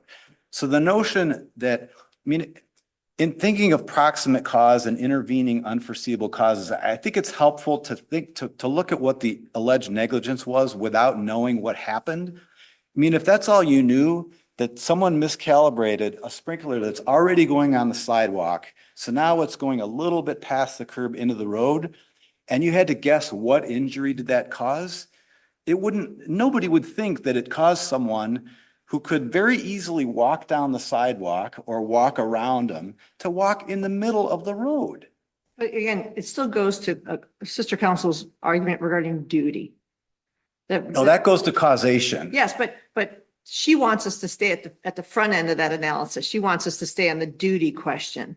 Yes, and that's fine, because the reason the duty is really sort of, duty and breach are kind of flip sides of the same coin here. And the judge focused, he used the word duty, but his analysis, if you look at, he got it exactly right. They argued at length in their brief. They've talked about Clark v. Dahlman and Fultz and Lewecki, and they went even through the facts of Lewecki and Fultz and said, this is a different situation.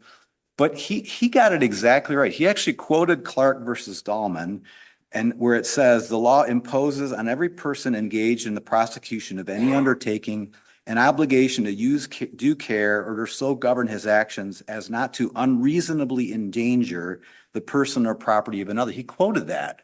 He then talked about Fultz and Lewecki and talked about you can still have a duty if you create a hazard beyond what is in the contract. And he correctly pointed out they didn't create any hazard. Their only duty was to calibrate the sprinklers at the beginning so they didn't run into the street. And the evidence is undisputed that they carried out that duty. They did it exactly what they were supposed to do. And there's no evidence to the contrary. The only argument they have is that you should draw an inference that he did it wrong 5 months before this accident happened because they were running, several of them were going too far in the streets 5 months later. Again, that's nothing less than an argument that you apply res ipsa loquitur, and it doesn't apply here because it wasn't an instrumentality within the complete control. And so that's that. Did your client have any contractual obligation to go back on a periodic basis, be it 30 days, 2 weeks, a month?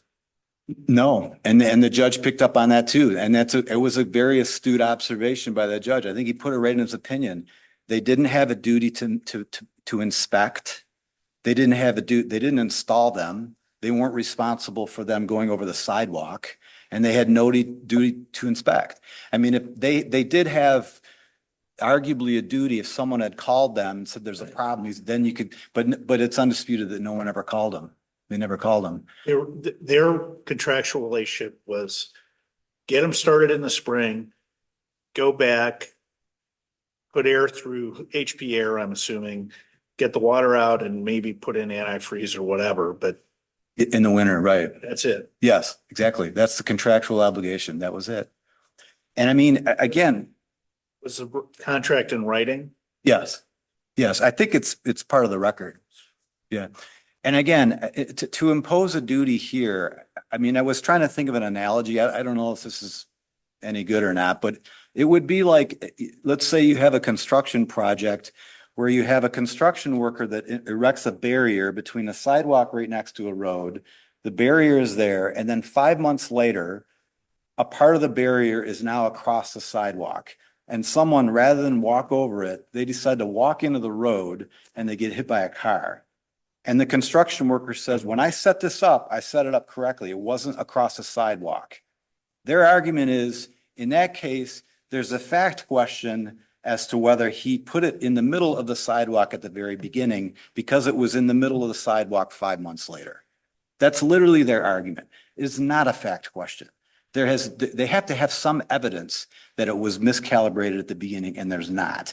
And if their complaint is, well, it's hard to come by that kind of evidence, well, that's to be expected when you're trying to get such an attenuated argument of a duty, where the lawn company that started the sprinklers up 5 months earlier.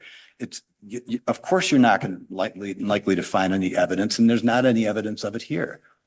But again, the proximate cause, I think is really just as big a problem for them because it's an unforeseeable intervening event. But I want to again say that, it's a catastrophic injury, obviously, but they're not without a source of recovery. They settle with misjustice. The trial court. That's not our concern. That's not the issue before us. No, I understand. But I thought when I first looked at this, I thought it was surprising to me that the Supreme Court remanded this to this court. I mean, this court initially denied leave, and then they asked the Supreme Court to send it back, and they did.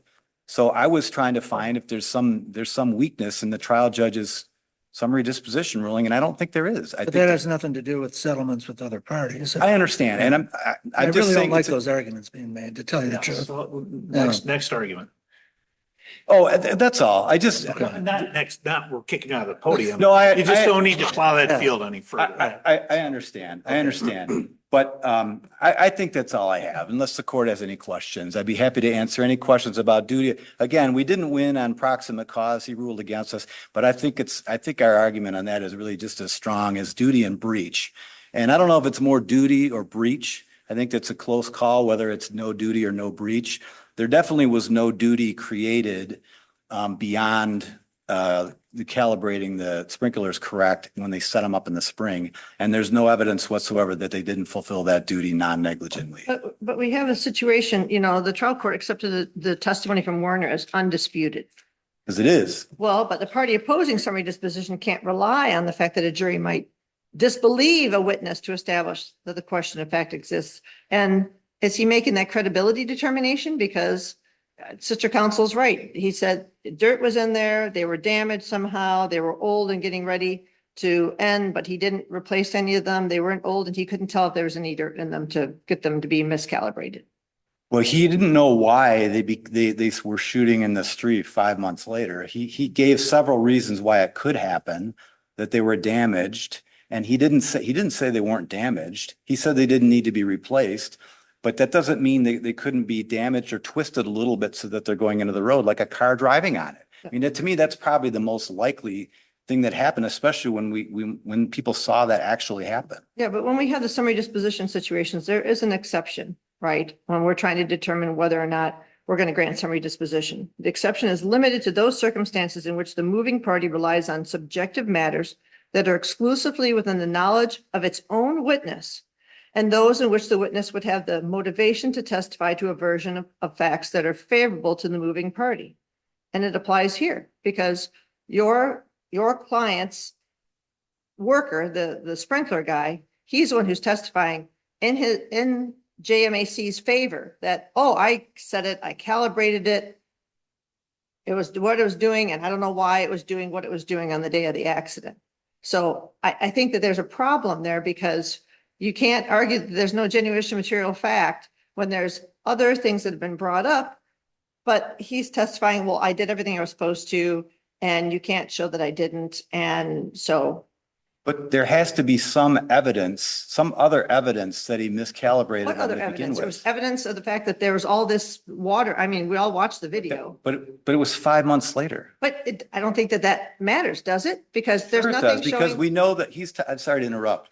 But both he and the other representative said that there are several ways that this can happen. Yes. There are things that can cause it. And we don't know, he doesn't know what caused it in this case. Yes. But that's not evidence that he miscalibrated at the beginning. But doesn't that create a genuine issue of material fact that still needs to be evaluated at trial? There's got to be some evidence that he miscalibrated at the beginning when it's undisputed that it's possible that it could have been caused by something other than his negligence. But again, he works for your client. He is the one who's giving the testimony. It's still the exception. You know what I mean? But Judge Feeney, you're essentially saying that summary disposition could never be granted anytime the only person to testify is self-interested. I mean, my hypothetical about the construction worker, that means there's a question of fact because the construction worker says, I set it up properly to begin with. And if it's crooked 5 months later, that creates a question of fact just because he might has a reason not to testify truthfully. But And it's there's got to be something- some other evidence. But it's, well, the evidence is, well, never mind.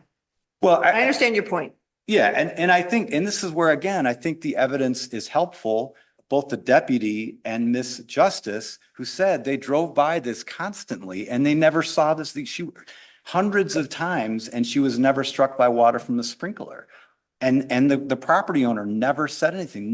No one ever noticed this problem or complained to them. I think that's also pretty compelling evidence that it hadn't been happening for 5 months, literally, right when he set it up. Because that's their theory. He set it up wrong to begin with. That's the only thing they have, because they have no evidence. But they have no evidence to prove it, though. And did Miss Justice, did she testify, and I can't recall, that when she was coming home from work from the jail, that she usually traveled at night in the southern lane of eastbound 28th Street, or just that she traveled in 28th Street? Yeah, I don't think she's specified. I didn't think she did. Yeah, I either. don't Thank think, you. I think that's fair. Okay. Yeah, I don't think she specified. I think it's fair that if she did it hundreds of times, she probably spent some time in both lanes. But again, And yeah, that's speculation. I would prefer Yeah, it I- to come from her mouth. I get That's it, what but she the point being, there's no indication that this had been, the notion that they're miscalibrated, and the one was spraying way out into the full lane. Mhm. The notion that that was happening for 5 months and nobody noticed it or said anything is highly implausible. Again, and the reason it's not a fact question is because they have to have some evidence that he miscalibrated at the beginning. That's the main point, and there isn't any. And now I feel like I'm just repeating myself, but if the court has any. Well, it's your best point. So, All right, thank you. yes.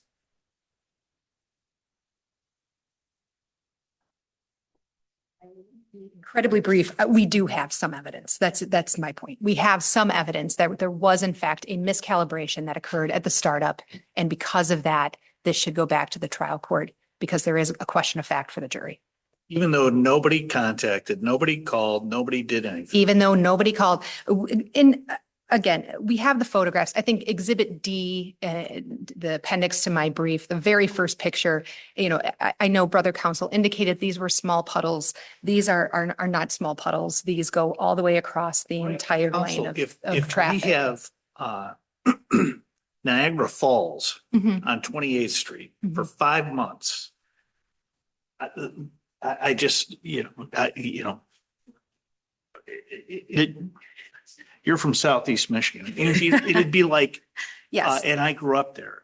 It'd be like at the intersection of State Fair and Woodward, you have this just jet of water going across for 5 months and nobody's going to say anything. I mean, that's the functional equivalent of 28th Street. Yes, and You that, know, it's. but we know what it is doing here. And we know that it Yeah, is we had not a just, highly we skilled know that they trial had. Judge who very, very carefully evaluated it. He did, but he did also say that there was no duty. So that's the thing. If he meant no breach, that's certainly not what the trial court said. The trial court was very clear that there was no duty owed because of this quote unquote unrefuted testimony of Mr. Warner. And Judge Feeney, I appreciate your point very much. I think that is exactly what the problem is here. The judge took him at his word that he did this correctly. Well, this is de novo In the review, right? absence So of- who cares? Contrary evidence. So. And I appreciate that too. And again, Okay. but I think there's a duty because he negligently performed under the contract. Okay, thank you very much. Okay, thank you. Thank you.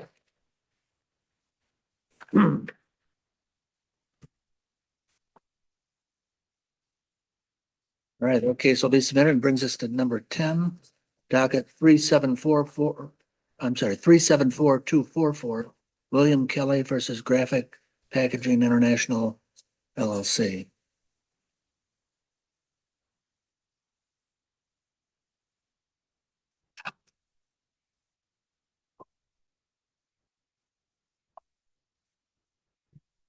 Good afternoon, Your Honors. Carla Akins on behalf of plaintiff appellant, and may it please the court. I won't waste too much of your time here. I really think that it's a pretty clear-cut error that was made by the court. Mr. Kelly had not been terminated. There's no judgment. None of that had happened in the prior case.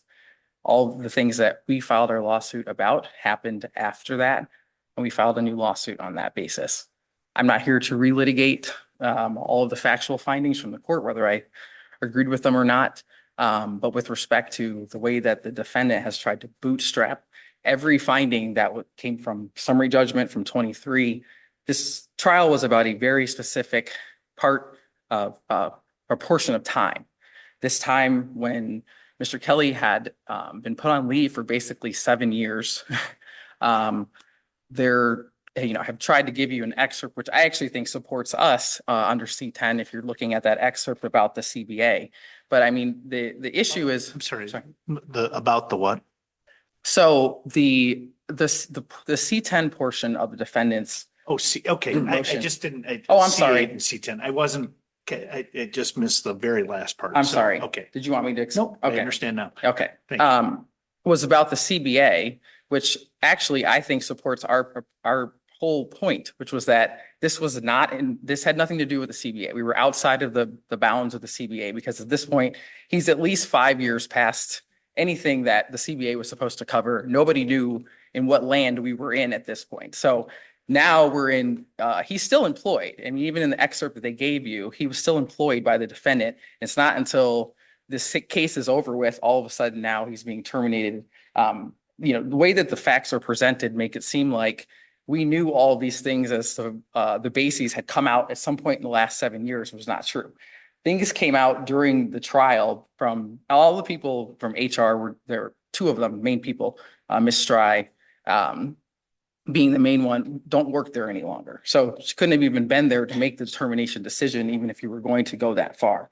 But at this point, it just, they bootstrapped the disability discrimination claim. This has to do with, we have no idea why he was terminated, other than what they're trying to tell us outside of the litigation and saying that's the reason, but it's not been litigated and that's what we're here for. What about the federal case? Boy, Judge Beckering did a very thorough job in a 38-page opinion with respect to the issues and finding the fact that he had no disability.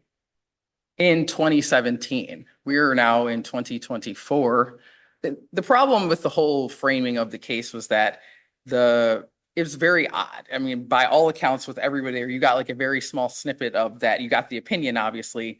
I think there was a lot going on, I'll say that. It was about a specific period of time between 17, 19, when he tries to come back, 2019, 2017. And I apologize. The opinion I read was dated April 3rd, 2024, which Right. also mentioned about the fact that he was allegedly fired inappropriately. So I don't know what you were talking about. It dealt with all of 2017, but this was Judge Beckering's 2024 opinion. The facts that they wrote, the time period we're talking about of things that were happening all ended in 2019. But it also touched on the fact that I believe there was another opinion that she did, another order that talked about the fact that he raised the fact that he was fired after he went back after the 7 years. This hadn't happened during the trial. So we filed a reconsideration motion and she might have been talking about it on like tangentially. That was not part of the trial at all. But it was in her opinion on the reconsideration. He hadn't been terminated yet. So it wouldn't have been, I mean, I'm a little bit confused because we had a trial. If we're talking about res judicata and collateral estoppel, there was no findings about the termination at all. They did not. I mentioned that it made it look worse as to what else was already happening, that our retaliation claim was strengthened by the fact that this was also happening right after this trial. It had nothing to do with her actually making a finding that the termination itself was or was not retaliatory. And certainly we didn't have a Whistleblower Protection Act claim or any of that in the federal case. So there's specific legal points here that are at play: collateral estoppel, res judicata, whether you have to plead a prima facie case, those things. And so those parts, her order is from 2024, but she's not talking about any events. He was out for 7 years. Nothing happened in that time. The last communication came from me sending an email to them to say, My client, I was helping him with an auto case, and my client says, I'm trying to go back to work. Well, we find out what's going on. We send them an email, and nobody responds. And so it makes it seem like there were things that may have been happening. I understand just because of the length of time that passed, but he didn't go back to work. Even in the little excerpt that you're given, they said, he's still around, and basically they've forgotten about him. But I mean, I don't think if you're viewing the facts in a light most favorable to him, that you can say, well, that means that the CBA applies and somehow there was a finding that I thought Judge Beckering did make findings regarding the CBA termination. that has nothing to do with the terminate. He wasn't terminated. She could not have made a finding of fact about his termination had not happened and was not litigated at the trial. So it would be impossible to make a finding of that, to do something that had not occurred yet. We had a briefing time that was set. So the trial ended earlier in the year. The opinion came out, I believe, I don't want to get the time right. You have it, the date, April. And so we don't get a termination. He doesn't get terminated until after that. So the point of it was I sent and emailed with defense counsel about, are you guys going to bring him back? What are you planning to do? I want to make sure I get the timing correct on there. Yeah. So the judgment was April 2nd. His request to return was April 19th. And then the termination was April 29th, 10 days later. And so I think if you're talking about the reconsideration piece of it, but again, we're still talking about a closed record. Nothing came in that happened after January in the federal case. And so again, I was making the point that, Your Honor, look at what they're doing even after to support this fact and not to bring it into the case. And now we need to, because I did want to reopen. I would have liked to have been able to brought back all the claims that had been, because basically what ended up happening is the finding was that there had been summary that, that he had to come back and be restriction free. That came out during trial, like 7 years. That was the one he said, somebody from HR said that, and HR said, we don't have that policy and it's not in the CBA. That's not what happened, though. I don't know that they proved that. I mean, they've said that, but I was there. No, they testified to that. No one told us that. There's no document and there's nothing from the court saying that. No one said that they ever said that to us. We found that out at the trial. That was my biggest problem with all of this, because I said, well, that's interesting because that sounds like an ADA violation if you're basically requiring him to come back without restrictions. That's why the email that they included in there said, well, here you go. I just found this out at this trial. If I give you a note, you're going to bring him back. Okay, well, here you go. Here's your note. And then here's some other reason. Now we're giving a new reason for not bringing him back, which that has not been litigated. And that's the part that's not in the record. And so I'm not trying to relitigate the entirety of the case, but when you have this man on leave for 7 years, where you're, even the part what they gave you, where the union has said, we basically forgot about him, but he's still employed. As of the trial, he's still employed. And all of a sudden he brings a note back and now he's terminated and there's no fact finding. No jury gets to see that. No one, our whistleblower claim is not just about the things that the defendant tried to make it to be. It's that he just testified. We had this trial. They basically admitted that they waited until the case was over to terminate him. But I thought it was all the timing piece, like you said, because he was supposed to, last I shows August 29th, 2017. That was the last that the company heard from him for years, even though he was supposed to be contacting the firm. And that was the beginning of the 7-year period of time, right? Honestly, I'm not going to relitigate those things. That is not accurate, at all. The last conversations that happened, if we were to give you the entire record, and that's my point, you were given a very small piece of it, and I get that the opinion has factual findings in it, but there is no way that anyone could actually stand here and point to you where in that transcript during this entire trial that it ever came out that he didn't contact them for several years. Now, he tried to come back and they didn't respond to him. So the very last contact, and it was a lot of things going back and forth. And that's how it ended up with the ADA retaliation claim. That's why our jury demand was stricken. It was because she said that it was basically an equitable remedy and that we couldn't bring it to a jury. So that got stricken about 30 days before the trial. So now we're down to an ADA retaliation claim, which is based upon the 2019 not bringing him back because of that. It was very narrow. So to say that in 2024, if 5 years later, or even 7 years, if you want to take the 2017 or 2019, 5 years later, when we terminate him, no one gets to investigate it and now you're out. I just fundamentally unfair. I don't even understand. I mean, Judge Bell seemed to acknowledge it. And then I don't know if he had a prepared opinion he might have been reading from and had just, kind of just says, okay, well, things are not pled and things of that, but it's not really developed. And so I don't understand how the whistleblower claim is very specific to things that happened later. That claim was absolutely not litigated in the federal case. I mean, even if you wanted to say all this about he was disabled or wasn't disabled, again, that was as of 2019. That has nothing to do with why didn't you bring him back for 5 years? That's what the trial was about. I mean, it was very, very contentious. There's a long record. This is not just this little snippet. Granted, yes, I didn't want to muddy the waters with all of that because I really didn't think that at the trial level that it was very clear this whistleblower protection claim is its own. And we don't know what the reasons are because they've never been tested as to why you terminated him after the judgment was, after we've proceeded through with this trial. And other than the fact that, our CBA says 2 years, and then they changed it to 18 months, that you can't be off for longer than that.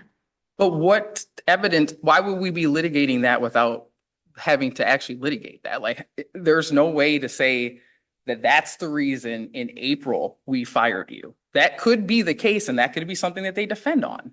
I'm not saying that it's not. And I mean, a jury could hear it and think the exact same thing. But right now, we don't know that that's the reason. I mean, that snippet, if you look at the facts in the light most favorable to my client, that snippet goes the other way because it basically says they didn't follow the CBA. Why is he still employed in 5 years after the time that the CBA said, if we're following it? And I understand because he's not actually getting paid. He's just still there. Well, he's getting seniority. That's why it was such a big deal. And everybody's like trying to figure out what's going on. And that's why the union rep is like, that's me talking in that excerpt, right? And I'm saying like, so what was happening in there? Well, we just kind of forgot about him, but people who didn't were the people who were not getting seniority while he's just building up.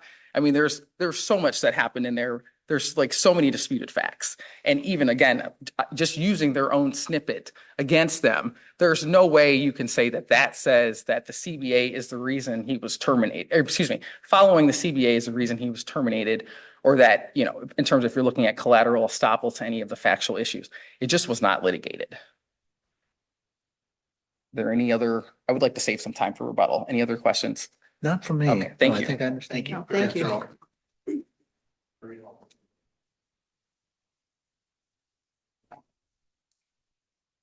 Good afternoon, Your Honors. Stephanie Setterington on behalf of Graphic Packaging International.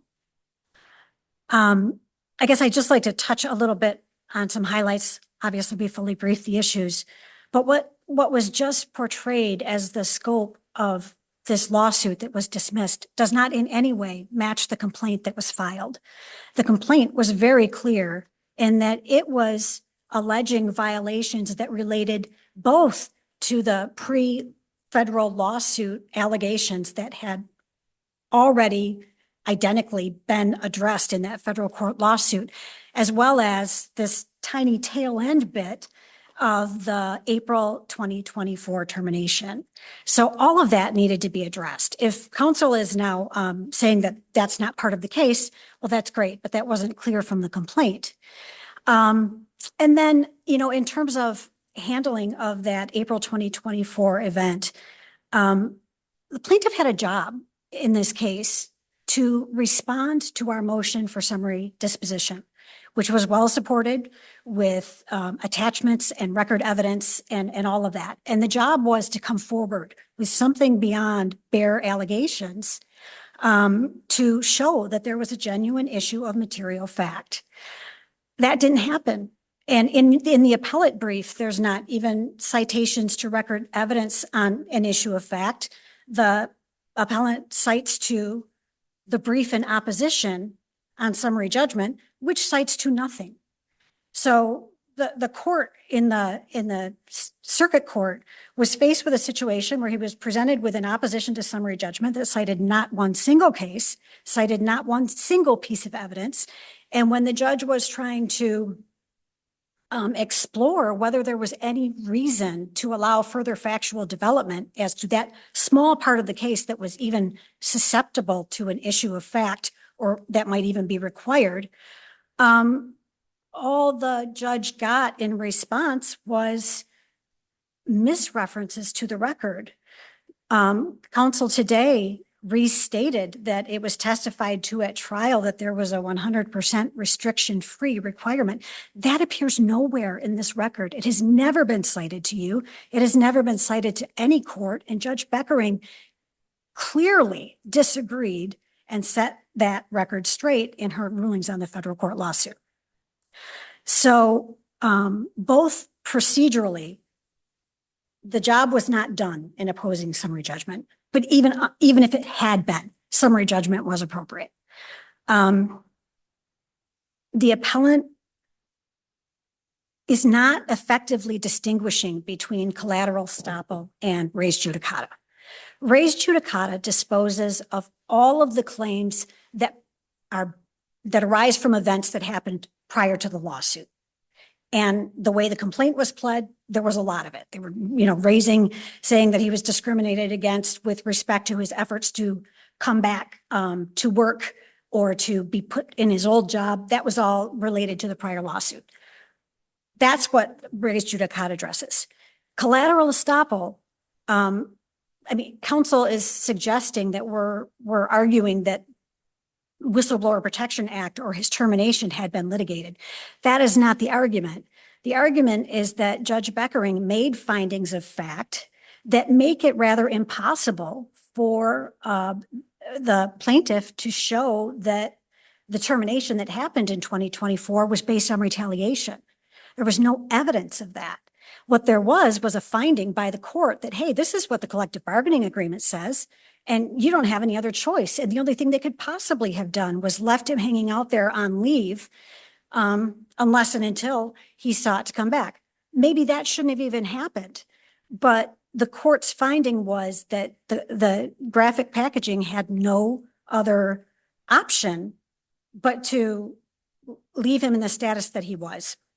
Now, what would have happened if he had come back with a different form of note, if he never came back? I don't know. But the fact is, he presented a request to return to work that said he'd finally got to a doctor after 5 years or whenever he was last at the doctor, and he was 100% restriction-free and wanted to come back to work. No further explanation, no justification for why he's not within the confines of the collective bargaining agreement. There's no evidence of a disability. Judge Beckering had found there was no disability. He's completely free of medical restrictions at this time. So the disability claims, as to the extent they pertain to April 2024, those are barred by collateral estoppel in the absence of a genuine issue of material fact on the issue of disability.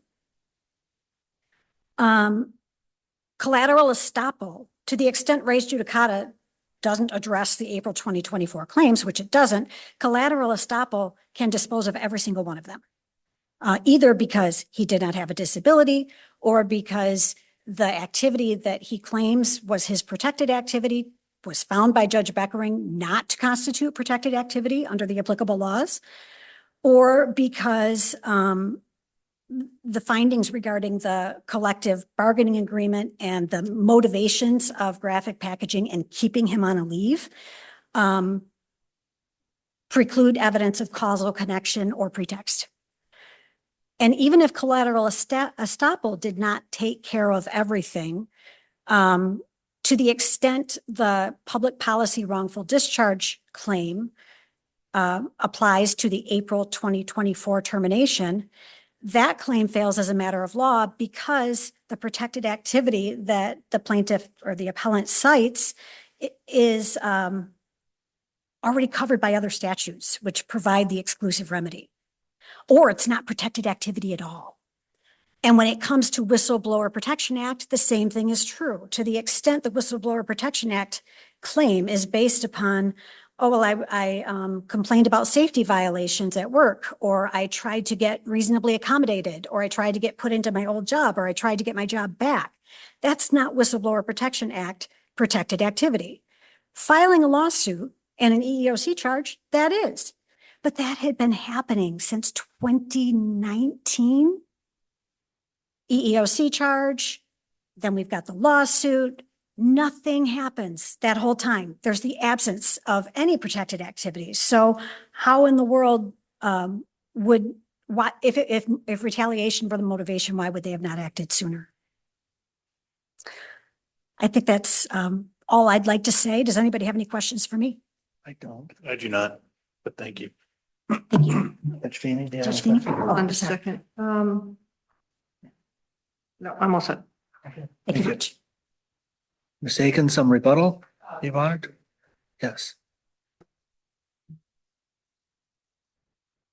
I think the point remains that there's no way that Judge Beckering could have made a decision about all of the types of protected activity that we've listed. We had a very specific actions that I have covered under the public policy claim that we have. We have very specific actions under count 1 of the Whistleblower Protection Act that are not covered by that. We're only litigating his termination. It has nothing to do with why you had him out on leave for 7 years, why you never said anything to him for 5 years. I mean, they may hear those things and decide, a jury, and decide, you know what, that sounds kind of crazy, but that's up to them. I think that the fact that we can't even litigate, you get to make up your own reason for termination and say, well, why did you wait so long? Why did you wait so long? Why did you wait till 2024 when the case was over to terminate him?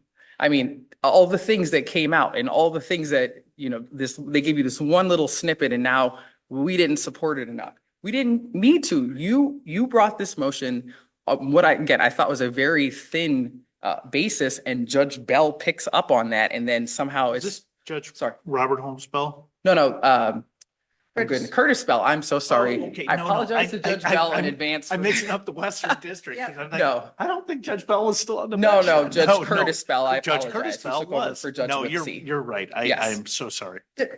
Counsel, though, I just keep going back. Wasn't there discussion regarding the existence of the termination provision in the federal case? The existence of the termination provision. You mean the reason? CBA, yes. That was discussed in the federal case, correct? I'm going to make sure I'm understanding that if you do not come back within 30 months. Or 180 or Right. 18 months, whatever. Yes, that you can be terminated. Yes. That could be, that's the disputed part, right? I'm not disputing that there's a basis that they're giving you. But that was, Sure. that was established, though, then discussed in the federal case as well. I don't disagree that that provision exists. Whether you applied it to a termination that happened later is where my dispute comes up. And Okay. also, I'm sorry. But that's okay. But again, that's something that the federal court, Judge Beckering, talked about, recognized the existence of it. And now you're asking us not to apply it or to ignore it? I don't know how, the fact that, I mean, there's a million reasons why someone could be terminated, right? It's an at-will state. It could be, you could have them all listed and you do in a CBA. Here are bases. Now we're not at will. We're using a CBA. We're under this. So here are the reasons when you can be terminated. But you didn't do that. Like, you literally did not do that. So your point is that because they waited, that's the problem. They waited, they didn't act. But if they would have acted during the 2-year period or the 18-month period, because it changed, right, under the CBA, then wouldn't there be greater? I mean, that would be even more fuel to the fire on your argument that he was fired in retaliation. So during the pendency of the federal action, there's no obligation of them to come forward and say, hey, you're not ready to come back yet, but we're going to rely on the CBA provision to fire you now. I guess because I know so much, I'm having a hard time tracking. I really apologize. I just have No, so no, no, many it's facts okay. in my And head. you do, it's clear that you do. And I'm not trying to be confusing to you, No. but it's one of those sorts of things that you say, they waited for this long. They waited for the 5 years, they waited for the 7 years. But there's nothing in the CBA that says they have the affirmative action that once that 2-year mark comes up, or now the 18 months mark comes up, they send you a letter saying, sorry, you're fired now. Correct. They could if they wanted to. But there's no requirement in the CBA. No. But in the CBA, it's there so that if a client or a worker is off for 2.5 years or 3 years or 5 years, and they try to come back, they can point to that part of the CBA to say, no, we're not going to give you your job back. Well, that's the part that's the troubling part, right? It's like, if this was really what the real reason was, because that's the whole idea of all of these, like pretext, right? If this is a real reason that you did this, then why didn't you do that 2 years ago? But that's the whole point I'm trying to make. Okay, 5 years. Okay, so my point is there's nothing in the CBA that says that the employer has to notify the employee who's been off on 2 years and 1 day and say, CBA says you're done, you're not back, you're done. Correct? No, yes, I agree with that. Okay, all right. But you're saying, well, they didn't fire him, even though he was off for like 5 or 7 years. And they could have, but there was no obligation for them to do that. I'm not saying that there was an obligation. I'm saying it looks a little funny. That's all I'm saying. Like, But when wouldn't you argued it was a little funny if they would have instituted it when he couldn't come back to work, and that would have just added fuel to the fire in the federal court? Again, because the record is so closed, there's so much more to this. None of what I vehemently disagree with everything that they have presented as to how this actually went down. I know that we have a closed record, so I'm just trying to stick with what you all have here. I appreciate that. Thank you. I am. I do appellate work. I'm trying to stick with it. And I also do trials. None of that happened like they said. I was like, people came up here, they testified. The record evidence was, I sent an email. Why can't he come back? Crickets. Nobody responded. We come into trial in 2024 is the first time I hear anything in 5 years. That's what the jury's going to hear. And you didn't say anything. Why didn't he say something earlier? How would I know to say something until you tell me? You do have the record, actually, my email. That's the one part that actually gives you a little glimpse of what was actually going on. I said to them, because you just told me a couple months ago that my client, you needed this note, basically, but the finding was a little bit peculiar because it basically said if you, they didn't bring him back because he still had restrictions. Now they're interpreting that's the 100% restriction free, but that's the whole problem, right? If the problem is bringing him back as he's not restriction free, that's what I'm saying in the email. Here's his note. He has no restrictions, bring him back. Of course they weren't going to bring him back. That was the whole point. We've been saying this is retaliation from the beginning. All I'm saying is give me the opportunity to let a jury see this, because despite all the other facts, whether you call it collateral estoppel, res judicata, no fact about termination was ever litigated in that trial. I understand that there was a mention, a reference of that, but I was telling you that because that's an added fact I was giving her to support that this was something funny about this. That's all. It had nothing to do with, it was not litigated. Nobody testified to it. I don't think that it should preclude the same concerns that Judge Bell had, I think should allow us to go to a jury. Thank you. Thank you very much. Thank you. That case will be submitted. Very well argued. Item number 11 is docket number 374038, Connie Coombe versus Mainz Automotive Repair. We have one remote argument here from Elizabeth Parker. Good afternoon, Your Honors. Elizabeth Parker, appearing on behalf of the appellant, and may it please the court. I believe that as the first issue we raised in our brief on appeal, the trial court's factual conclusion that third parties could rely on the actions of Little Mike is really outcome determinative.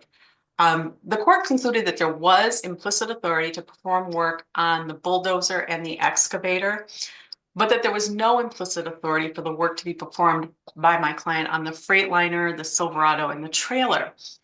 The problem is that those were brought to my client in March of 2023, and it was not until July of 2023 that Mrs. Kuhn actually had some contact with my client that would give him any reason to believe that work on those additional vehicles might be an issue, that it might not have been something she anticipated. It was her testimony.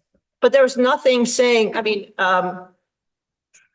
your client's conversation with Miss Kuhn was that I need like construction equipment, I'll just call it, right?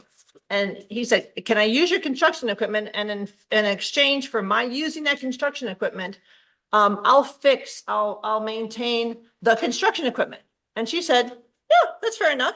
It needs to be maintained. It needs to be oil changes and those sorts of things going on. Correct? Yes and no. He said that there was not an expectation that it would be a 1-for-1 exchange, but that there certainly would be some work that he would do. But the work that was actually that needed to be done, that was later authorized by Little Mike, as he's referred to in the transcript, is well beyond ordinary maintenance. But little Mike has he wasn't the one who your client made the arrangements with. And all it would have taken was a phone call, something else. I mean, Miss Kuhn asked little Mike to go get the stuff. And for some unknown reason, he takes more stuff over and leaves it. So. Which Miss Kuhn leaves for 3 months and doesn't pick up the phone herself and say, hey, why do you still have my equipment? Why isn't that being brought back to me? But wait a second. But are you saying so it's on her because she relied on little Mike, who apparently didn't do what she asked, and then it's up to her to call him and say, hey, wait a second, don't do any stuff. I want my stuff back, as opposed to him calling her to say, your nephew dropped off this stuff. What am I supposed to do with it? Well, under the legal conclusion that the court reached, yes, I am saying there was some duty on her to reach out and let someone know that little Mike no longer had the implicit authority that the trial court found that he did have with regard to the bulldozer and the excavator. Nothing happened between getting bulldozer and excavator all the way up until July of 2023 to tell my client that little Mike no longer had the implicit authority that he believed he had. Okay, but that's the whole thing. The only agreement between the principal and your client was regarding the bulldozer and the excavator. All right. So there's this third party who comes in, and then he not only says, well, there's more stuff that's dropped off. You can't get to implicit authority until you look at the acts of the principal, correct? Absolutely. Okay, so you're arguing the omissions of the principal and not calling your client to say, hey, where's my stuff? That then cemented in your client's mind the fact that little Mike had all this additional authority, right? I'm not saying that. It sounds like I'm saying that, but let me explain why I'm not. Okay. What I think is missing from your analysis of the situation is that the testimony is not that it was simply a 1-for-1 only related to those 2 vehicles. Instead, for example, the Silverado, the truck, little Mike had brought that for other repairs that were paid by insurance, and that was done only through little Mike. He didn't deal with Miss Kuhn on that issue at all. So it was not just the bulldozer and the excavator that were initially brought. There were other things that were taking place with little Mike driving the bus and Mrs. Kuhn obviously being aware of them. Okay, but that was for the accident, and your client was paid for that. But then he wanted to charge more and then get the garage owners, I always forget what it's called. It's the garage keepers lien. Correct. The difference between the 2 rounds of repairs on the truck, there was general maintenance, which was authorized by little Mike and under the belief that Mrs. Kuhn was aware of it. That was performed and not paid for. Then he takes the truck and he gets in an accident. So there's 2 distinct episodes, you'd say, of repair work that's done. It's the subsequent accident that the insurance company pays for, but that doesn't change the fact that the initial work had been done on the truck and provided back, and there would have been no payment for that. But the point of that being, Mrs. Kuhn was aware of that, and she also knew that only little Mike had been dealing with my client on that. And so, and again, the trial court found that third parties could rely on the actions of little Mike. So that was a factual determination that the trial court reached. And so my point simply being that having reached that, there needs to be some point in time in which that ends. And there was no point in time that that ended until July of 2023, which is after the additional vehicles have been in my client's possession for 3 months and work has been performed on them. At that point, that's when Ms. Kuhn calls my client and says, you know, I want my stuff back. And he says, well, great, here's what you owe for the work that I've done. And everything kind of falls apart at that point. So certainly, had he undertaken acts later after having that conversation with her, I would agree. There at that point, you have no reason to rely on little Mike. But up to that point, all the communications and all the real direct agreements for work and the delivering of the vehicles and the picking up of vehicles, all of that's being handled by little Mike.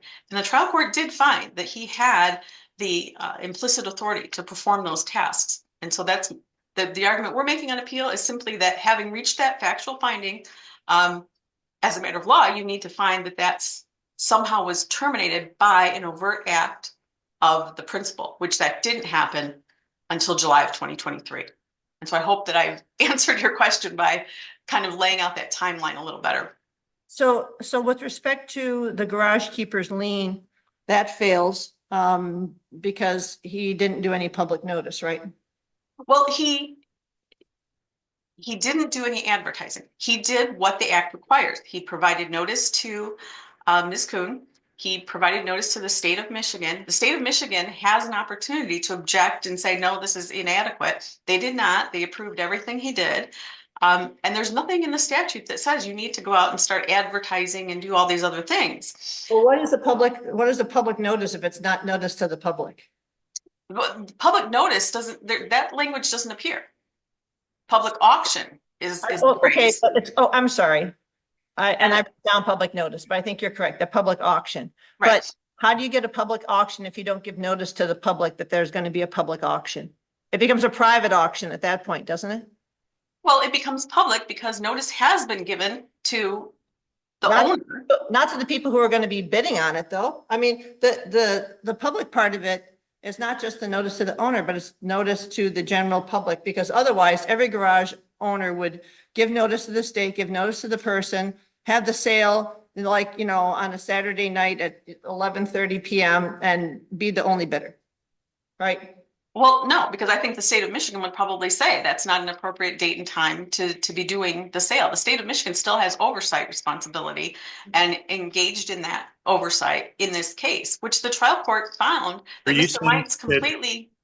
Counsel, are you saying that the state has some affirmative duty to monitor when garage keepers are or having auctions, or when sheriffs are having auctions, that the state, either Laura or some other entity, has some duty to be the auction date, time, and place police? Well, under the act, before such an auction can take place, the applicant under the act, the garage keeper, needs to notify the state, and the act provides for the state to provide back feedback and either approve that or object. So, I mean, I'm not saying it. The statute says it. Did your client receive specific approval from the state for how he conducted the auction? Yes, he did. And the trial court found that Mr. Mines had complied with the requirements of the act to notify the state that he served Ms. Kuhn correctly, and that Ms. Kuhn had also been served by the state of Michigan with regard to notice of the public auction. Did the state affirmatively approve the auction design, time and date? And if so, where is the evidence of that in the record? I wouldn't say that it's an affirmative approval, it's a lack of objection. And then they also take the additional step of forwarding a notice to the to Ms. Kuhn. To the property owner. Correct. And so those taking that step, I suppose one could argue, is the same thing as implicitly approving When it. was the auction to be held? I'm sorry? When was it going to be held? I, Time, date, place? I do not recall the exact date and time. I know it's in the record at some point. I can try to find that It's okay. It's in the record. I'll find it. But I think going back to the broader question about what does it mean by in terms of public, I think that the difference between something like this and then the Open Meetings Act cases is that in a case like this, the public has no real interest in it. The person who the government and through the statutory scheme is trying to protect is the owner of the property. And that's why even if it's only a single bidder, any bid by the garage keeper erases his lien. Even if he says $10, but his lien is $50,000, it's gone. And so the owner of the vehicle has the ability to come, of course, outbid, certainly can bring other people and make other people aware of it if they want to. But the idea is, I believe, quite frankly, to try to protect the owner from having those types of bids where ultimately what they should hopefully be able to do is come and make a bid that is equal to the lien and pay off their bill and get their property back. So I don't know that it serves the property owner to have this larger competitive process when what they really want is the goal of getting back their equipment. And so I believe that the trial court erred in imposing sort of an extra statutory requirement and then using that as a basis to void the transfer of title. And with that, unless there are other questions, I would reserve the rest of my time for rebuttal. Thank you. Thank you. All right.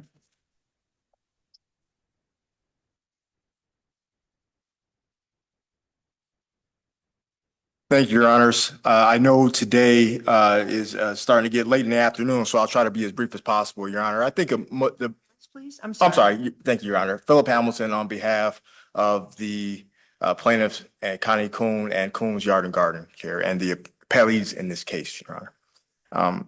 I think the bulk of this case rested on the issue of credibility, or rather the lack thereof, that the court found by Mr. Mites, Your Honor. And I think it's quite ironic that Mr. Mites and the appellants are here claiming that the trial court failed to follow the law when they themselves refused to follow the law because they refused to return my client's equipment after about 10 months. It was only after Mr. Mites, after this trial, 10 months of going back and forth with court hearings, that Mr. Mites was ordered to and was finally apprehended effectively and spent a long weekend in jail before he voluntarily returned my client's equipment back to her in subpar shape. But nevertheless, Your Honor, it's an issue of credibility when Mr. Mites goes to my client's house, invites himself into the living room, sits down in front of my client as a widow, and barters a deal with her that he's going to use the equipment or use part of the equipment,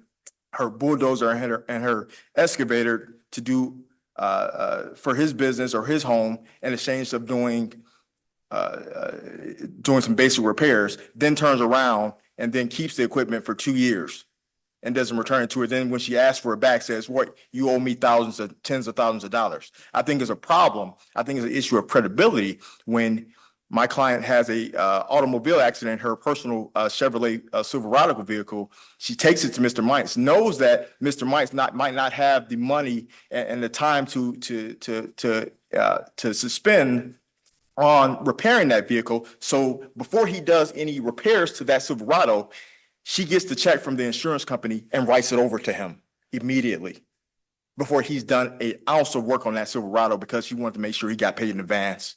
And then later on, he keeps the vehicle. He drives the vehicle all around town and then turns around and says, "Wait, you owe me another $10,000 of work on it," without ever providing her a single estimate, contract, invoice, or anything about the case.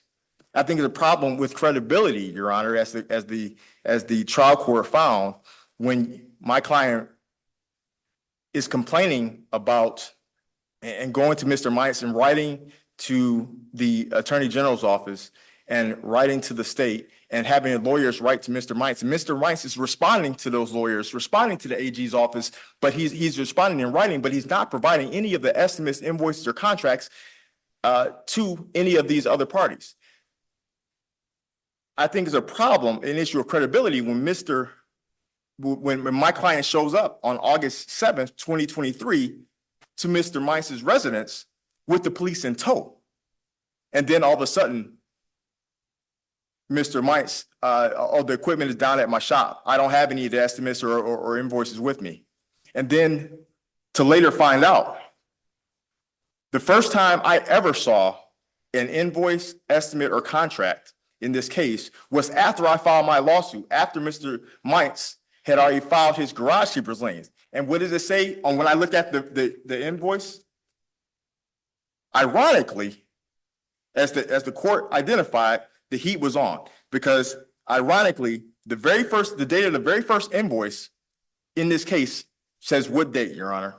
August 7th, 2023, the date my client showed up with the police in tow at Mr. Meiss's residence. So the heat was on. And now all of a sudden, he has these invoices that are dated for either August 7th or thereafter. But he couldn't explain something to the trial court. I asked him under oath, the judge asked him under oath, and his own attorney asked him about this issue. Even though the contracts or the invoices are dated August 7th and after, and other dates in August and September of 2023, they're somehow signed, not by Connie Coon, because Connie Coon never signed any contract, invoice, or estimates. They're signed by Little Mike, by Connie Coon's grandson, in April and June of 2023. Because he has this magic printer. I think that's the issue of credibility, Your Honor. And again, in these cases, I just want to make this final point, and I'll answer any questions that the court may have, or two final points. One, about the Garage Keepers Lien Act. I think I addressed it a little bit. My client never saw any of the estimates, invoices, or contracts that Little Mike had signed until he had already filed those garage keepers before he filed that lien application. I didn't even know they were out there. I had already filed my lawsuit by the time I received it, because I got a call frantically from Connie Coon saying, what is this? And when she sent them to me, that was the first time I seen any invoice or estimate in the case. But there's a problem with one more final issue. When you said that the state didn't do anything, the state did investigate. Remember, I wrote in my brief that the state did investigate, because my client had a complaint with the AG's office. He had filed this Garage Keepers Lien Act, and we called the agent who investigated, who was Agent Scarpino, because he's the field officer in charge of investigating the dealerships in the Kalamazoo and greater Kalamazoo area. I asked him on the stand, did you see the inconsistencies in the contract and the invoices and how they're backdated? No, I didn't realize that. Did you realize about my client going to his residence on August 7th, and then all of a sudden these invoices start popping up after August 7th?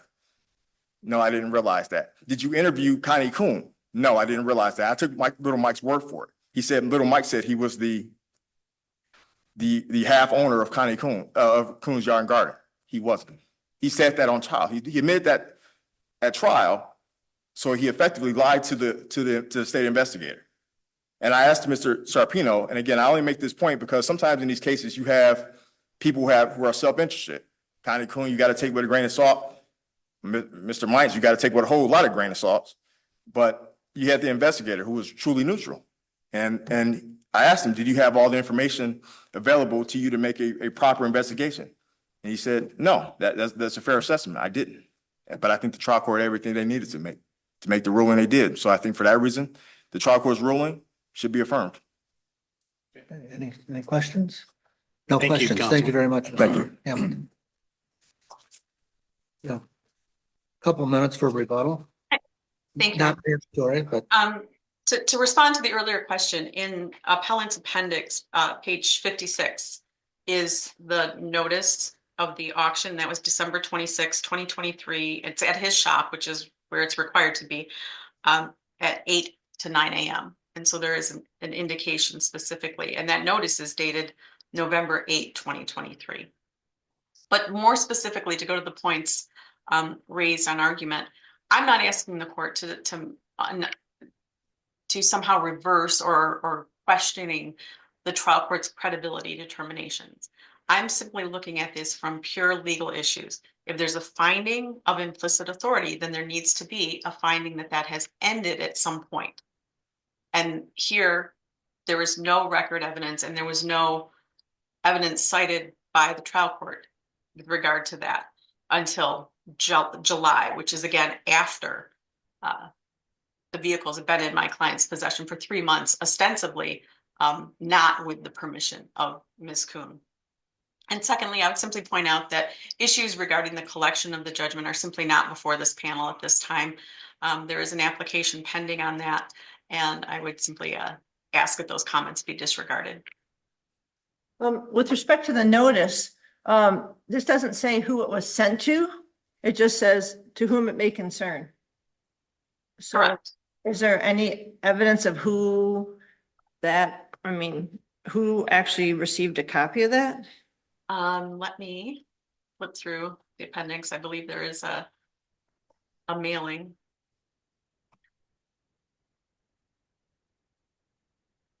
It's in the middle of like bills. Yeah, it was like a bundle that was provided, I believe, in response to a FOIA request. So the exhibit, unfortunately, before the trial court wasn't organized very well, and I didn't want to disassemble it and not present the entirety of the exhibit. I do know that there was a factual finding, however, by the trial court that Ms. Kuhn did receive notice, and that came from both the appellant and from the state of Michigan. Okay. I just want a second, please.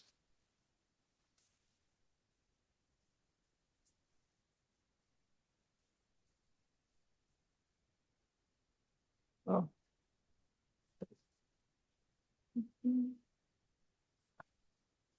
And I have nothing further. Yeah, I'm looking at page 56. Hold on. Certainly. Question.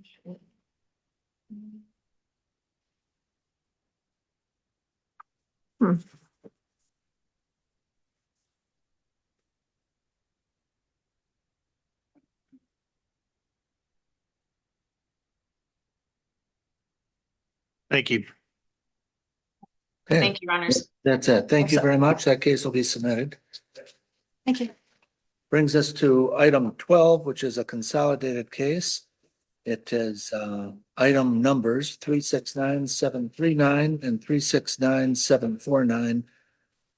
Josephine Swiatek Living Trust versus Mecosta County Road Commission and guardianship of EMV. Is that? No. No, I'm sorry. No. Yeah, no, the same, yeah, but yeah, the Swiatek Swiatek versus Mecosta County. Mecosta. Yes. Boy. Thank you. It's getting late. Yes, it's these bifocals that sometimes, There you go. all right. Okay, I think we're all set. Your Honor, before I begin, is there a part of the project that you want to Up to you, however you want to present it. Yeah, I think the partition part of it is listed first, and that's fine. Okay. But we're here to hear them both, so however you think it's best to proceed. All right, thank you, Your Honor. Jacob Carlton on behalf of Everett Land Holdings. They're the appellant in case number 369739. And you just came in earlier for Mr. Mr. Van Stenston, Stempfort, yes. I can't pronounce it. Go ahead. Go ahead. Yes. This case, as you'll hear about, both from me and in the consolidated case, is about a approximate 40-acre parcel land in Mecosta County. It's a very unique parcel of property. Half of it about is submerged. Very well briefed. You talked about it for probably 100 pages, so we know the facts. And so our case is this portion, the partition portion of the case, there's two questions we're asking this trial court to look into. One, should this property have been sold as opposed to being partitioned in kind? And two, if the court is to determine that this property was correctly ordered to be partitioned in kind, which party should be awarded the easternly portion? And so I will begin with the second question. When the partitioner commissioner looked at this parcel, it has a unique peninsula on the northeastern part, which is also part of the condemnation claim. My clients, through a separate trust, not through Everett Land Holdings LLC, but the principals, also own the parcel easternly adjacent to that parcel. And so the only party who can access this peninsula by land is my client. The Swiatex can only access this portion of the property, this peninsula, as the commissioner put it, by canoe or some other water vessel. And so the partition commissioner, who is obligated under the court rule to allot the divided parcels between the two parties, awarded the eastern. He doesn't award. So he allots. doesn't get to award. He gets to recommend. Yeah, So we have a special master. A trial judge doesn't like what the special master did, makes another decision. Why is that reversible error? So the question is two-part. One, why did the trial court reverse what the partition commissioner recommended? We do not know. The trial court's order on this case simply states, I disagree and reverse. It provided no explanation whatsoever as to why the trial court didn't follow the partition commissioner's recommendation. Is he obligated to do that? The court, I mean, all courts, when they make any ruling, have to explain the ruling so we can look on appeal. The only evidence in front of the trial court when the trial court made this decision is the partition commissioner's recommendation and the Swiatex argument by why they should be given the more favored parcel. The Swiatex throughout this case have argued that the eastern portion of this parcel is better. My client, Everett Land Holdings, agreed that the eastern portion of this parcel is better.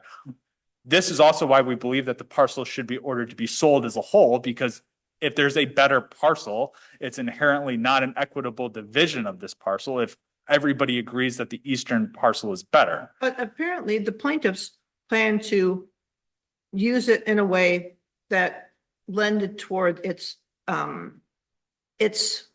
landscape, the view, the, potential housing and those sorts of things. Whereas the defendant's piece that they received, which I'll call it the western piece, it's actually the western and the southern piece, wanted it more for, I think, hunting and those sorts of things. So that made sense. But again, I'll go back to Judge Redford's question.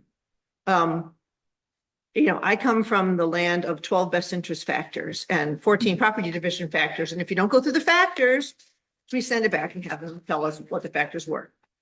It doesn't seem like with this partition commissioner, which before this case, I never knew it even existed. I'll admit to that. But, we have to become experts in all areas of the law when we do these things. But there's nothing I could find either in the court rules that talk about the partition commissioner or otherwise that states the court has to go into details regarding why they agreed or disagreed with the commissioner. So did the cases say that it's reversible error not to?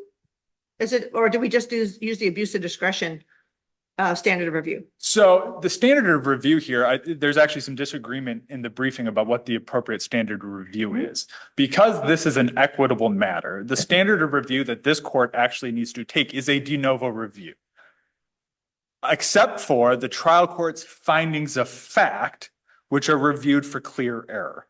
Now, in Judge Boer's decision awarding the easternly parcel to the Swiatex, there are no factual findings. And so this court has to review the decision made by Judge Boer de novo. And so what is the record before this court to determine on a de novo basis which party here should be awarded the more favorable eastern part of this parcel? The only thing that's before this court when doing the de novo review of that determination is the partitioner commissioner's recommendation that the eastern parcel be awarded to my client. And you have the Swiatex argument that they should be awarded the more favorable parcel because they've been owners of the land longer. Our position is that is not an appropriate consideration for the trial court or any court to take into account when making an equitable division of the property. Both landowners have full co-equal rights to this parcel of land. It does not matter who's been there longer. What the trial court is supposed to do is make a even distribution of this parcel if possible, and if not possible under the court rule, to order that the parcel be sold and the results of that auction be split between the parties. Okay, and again, so you're still going back to the de novo review with respect to the equitable determination. And I mean, when you look at property concepts as a whole, adverse possession, 15 years, open, notorious, hostile, all the rest of that. So length of ownership means something when it comes to property, right? So the SWITEC saying, we've been here longer. And I know that your client bought up the property on the other side of the lanes. I can't remember which color it was. I've got it here someplace. But they bought the property that was like across the street to the east of the lane. I think it was, I find it? Yes. Yes. And so again, yes, I've got the little green and yellow one on page 12 I've got here. So, but again, it can't just come down to, I'll call it like, sour grapes, right? The court had the commissioner's report. The court had the statements of the parties, their intent with respect to the property itself. And, when we have unique pieces of property, especially in the state of Michigan, you cannot imagine how many cases we have regarding property rights, riparian rights, adverse possession rights, because everybody wants that piece of property on the water, right? I don't think I've been here almost 3 years, and every single docket I've ever been on has had a case regarding that. Yeah. So, but again, I'm just going back to on what basis? So you're saying that, okay, we get to de novo this. So you're trying to convince us on the record that we have before us that giving the property to either your client, who's the defendant, or selling it is best, right? And the best you've got is that the commissioner said giving it to the defendant. And if we can't have it, nobody gets it. So the partition commissioner's recommendation that my client be awarded the eastern parcel has a legally justifiable basis. And that's because my client is the only party to this dispute who can actually access the peninsula because we own the eastern adjacent land. That is a legally cognizable reason why a court or the partitioner commissioner in this case could award the eastern parcel to my client. What we do not. At the time the decision was made, council had the cause of action against the road commission been completed yet? Yes, it was the Judge Hills Kennedy's opinion on the issue of the inverse condemnation claim was already in existence. They preserved, I believe, in a couple footnotes when we briefed this issue that they were maintaining their rights to appeal that later. And obviously we have that appeal now, but Judge Hill Kennedy had already made the determination on the inverse condemnation claim at the time that this issue was being briefed as to which party should get the eastern parcel. And so what this court, again, has in front of it is an order from the court that all it says is, I disagree with the partition commissioner. Why did the trial court disagree? We do not know. The trial court at oral argument said they were going to take this matter under consideration. And then the written opinion that followed simply states in a single sentence, I disagree. Did she disagree because she considers something that a trial court should not have considered? We do not know.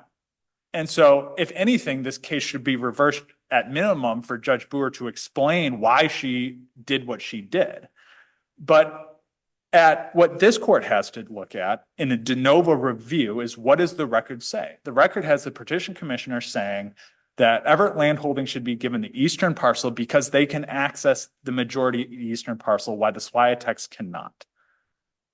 And that is the only thing other than the Swiotex arguments that were before the trial court. And therefore the only. I mean, there's testimony from somebody in the Swiotex side of the case. I went there as a boy. I've been going up and down these hills my whole life. You fill in the blanks. I mean, that the trial judge was aware of that information. The trial judge was aware that the Swiotex were willing to take this with the risk that they're never going to be able to have access other than by canoe to the peninsula. I mean, it's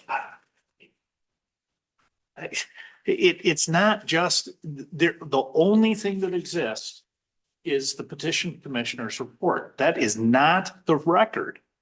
Do I think if little Jimmy Redford were making the ruling, would I have made some other findings? Yeah, maybe, probably, almost certainly. Would Judge Feeney have? Yeah, probably.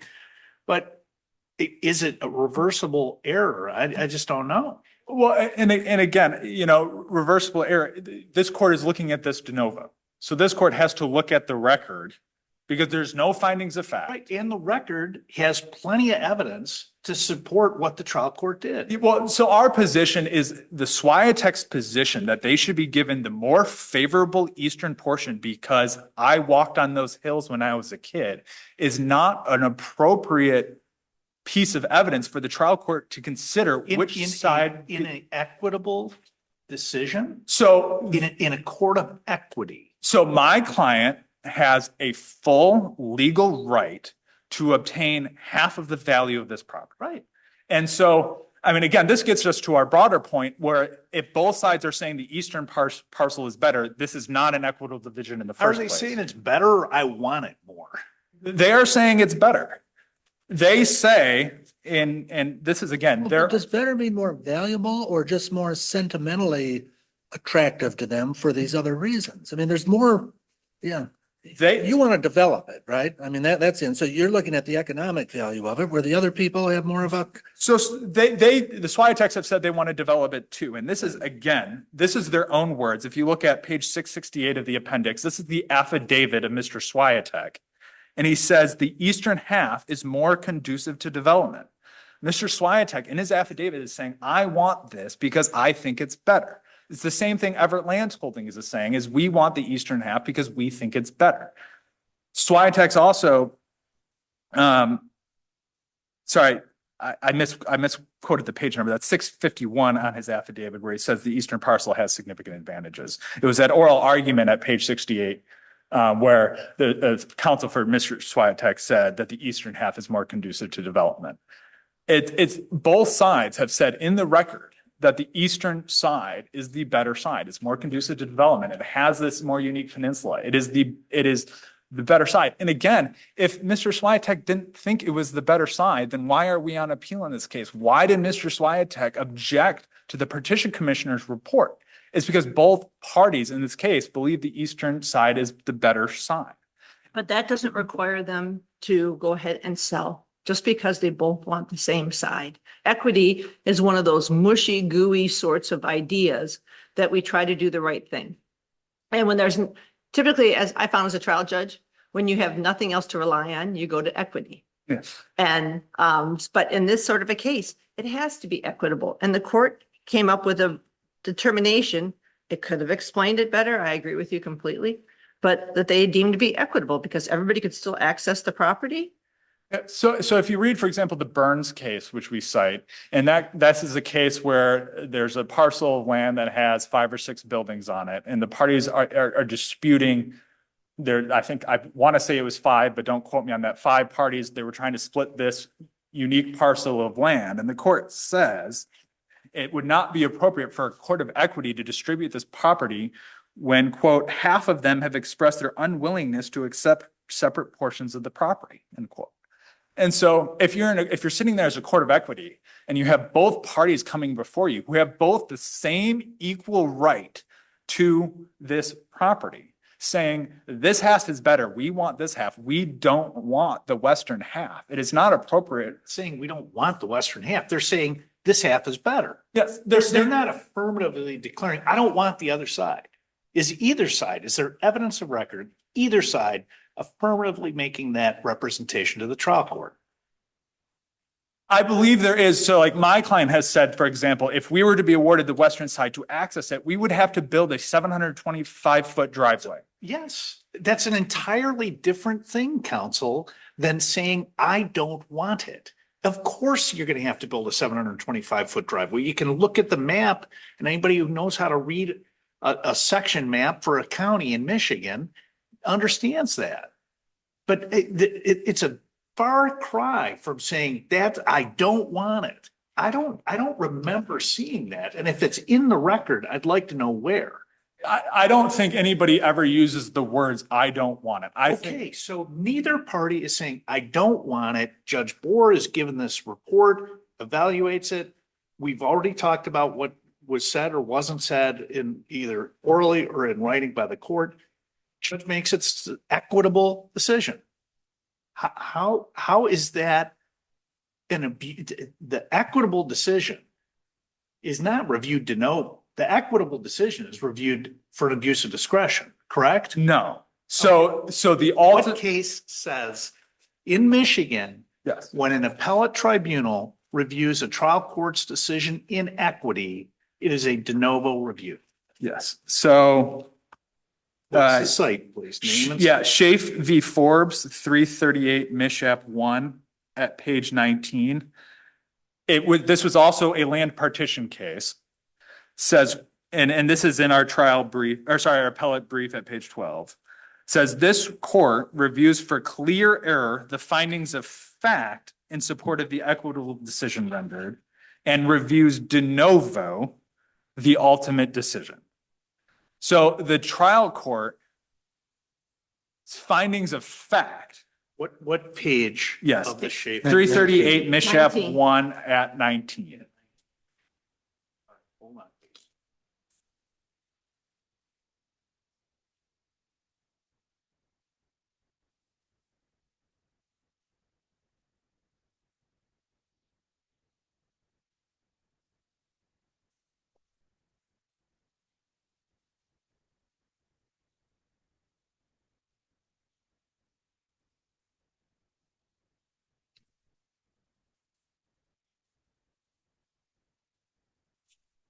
Wow, I didn't know Long Lake was 75 acres.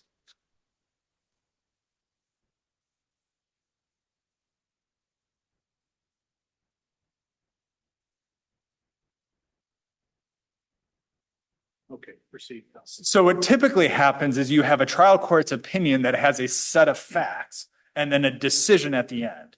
And so when this court normally reviews a decision made in equity, they have to give the deference to the factual determinations found by the trial court judge. And then based off those factual determinations, review de novo the judge's ultimate decision. But in this case, there are no findings of fact whatsoever as to why the SWIATEC should be awarded the eastern parcel. So how then can this court should take no consideration whatsoever if it's undertaking a de novo review of the trial court's decision to award the eastern parcel to the SWIATECs. Her decision to do that is not entitled to any deference by this court. The only thing that's entitled to deference by this court is her factual determinations. But when there are none, and this court is reviewing this de novo, the only thing this court can look at to make its own de novo decision is what is in the record. And all that is the SWIATEC's arguments, which again, our position, those should not be considered. And the petitioner and commissioner's legally justifiable decision to award the easternly parcel to us because we have access to it. Why shouldn't the SWIATECs, like the affidavit here, Mr. John SWIATEC says on paragraph 23, the closure of 105 Avenue by the Road Commission at Chappett's request left the family without access to the taken property. And then this is just, the Chappett situation created this. So they used to have access through 105, right? And then Chappett said, no, we want this and we want you to abandon that property. And so the Road Commission did, which was the first act of stopping the SWIATECs from accessing that. And now this is just like the second, this is the second wrong, I think he calls it, that if you give the eastern half, then they got the road and they got, they got the elephant and the whatever else too. So, I mean, there's all these facts. So let me ask this. If you're saying that there weren't enough facts for us to make a de novo determination, as opposed to just the entire record, so you're saying that we need to send it back to have the court state what their facts were? I mean, I think this Findings of fact? I think this court has discretion to do one of two things. One, I think it can say, we looked at the record and we're making our own de novo decision as to who should be given the eastern parcel. Or alternatively, this court, I think, has the discretion to remand this for Judge Brewer to. Make sure I understand what you just said and make sure it's clear on the record. As counsel for the appellant, You believe this court has the authority to look at this record and say, as a de novo review, we believe A, the decision was incorrect for these reasons, or B, we believe the trial court made the correct decisions because of these things in the record. We have the authority, you believe, to do both the former and the latter. Is that correct? Yes, I believe that this court has the authority to, I mean, that's what a de novo review is. We look at all of the record and make our own determination of what the proper outcome should be. Well, Commissioner appraised the property, correct? Yes, At 82,000. correct. Is Is that for the whole? That is parcel? for the whole parcel, not, and there's, we said in the brief, the partition commissioner never appraised the two independent proposed parcels. There's no separate appraisal about what the value of the eastern parcel would be as to what the. When was the 82, when was that assessment? Was it 10 years ago, 5 years ago, 2 years ago? Within 3 or 4 years, I would want to say it was That's 20, my 21 or impression. 22. Actually, I think I have it right here. I just, it's since post-COVID. Yeah. You know. Yes, okay. yes. So 82K. I mean, it was after the appointment of the commissioner, which I believe happened around that same And the time. commissioner thought that they were of equal value.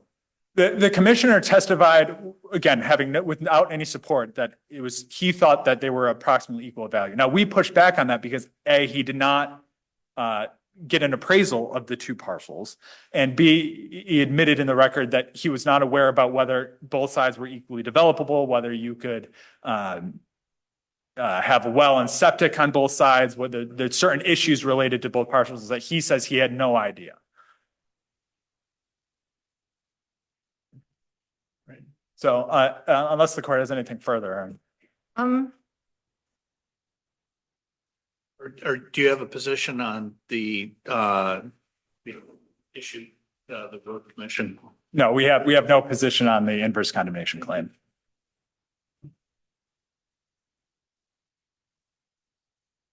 And did your client provide any appraisals or expert testimony regarding the value of the property?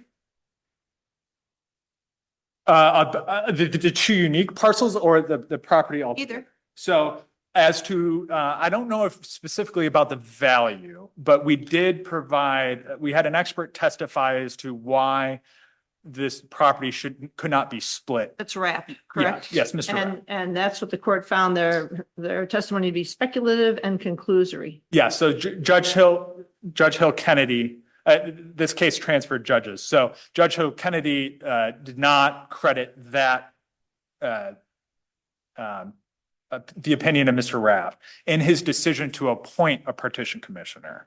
But he did, I would say, he did note in his opinion appointing the partition commissioner saying it is going to become an issue as to who gets the eastern parcel because it appears that both sides believe that that is the better parcel. Okay. Anything else? Thank you. Thank you.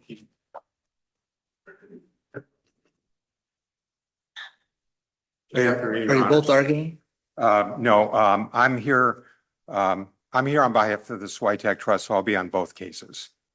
I'm Mark Demarest for the Switek Trust, so at this point, I'm arguing about the partition issue. Is he arguing too? Because you got to split up your time if you. No, Okay. he's here on behalf of the Road Commission.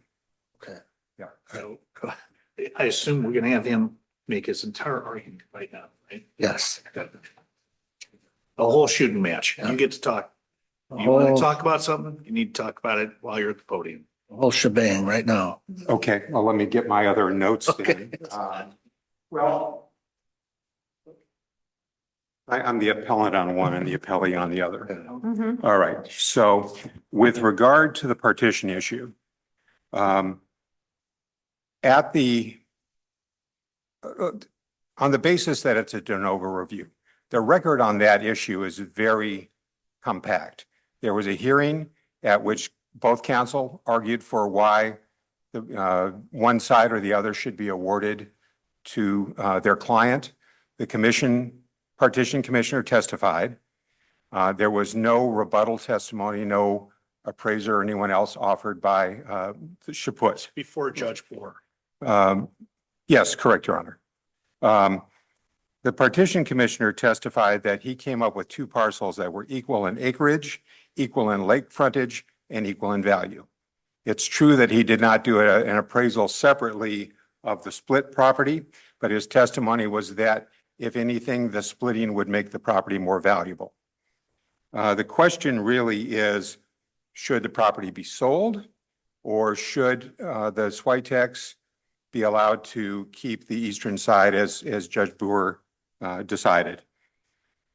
It's always been the goal of Everett Land Holdings and Mr. Chaput, its owner, to force a sale of this, because as you can see from the map, he owns property all around here. He's a wealthy individual. If he goes to sale, if he decides that he wants to outbid the Switex, he can buy the property and gobble up the last little missing piece in his empire. That is not necessary or appropriate. They took the position initially that this property could not be divided. It's raw land. This isn't dividing a barn in half. Why shouldn't we vacate and send it back and have the judge tell us on the record, here are the reasons why I'm awarding the eastern half to the Switex? Because if you look at the transcript of the hearing, I think it's pretty clear what the arguments were. It's almost a binary decision, right? So the Switex said, we've been here longer. We've been here for 40 years. That's a factor you ought to consider. We're concerned that I think it is in terms of equity. And as Judge Feeney pointed out, length of time of ownership is often a factor in legal issues. I have not seen any cases that would suggest that's not a factor to consider. That the counsel for Everett Land Holdings keeps talking about the better parcel or the preferred parcel. And it's true that I think both sides might have a preference as to one or the other. The question, but the two parcels, according to the partition commissioner, in terms of size, economic value, are equal.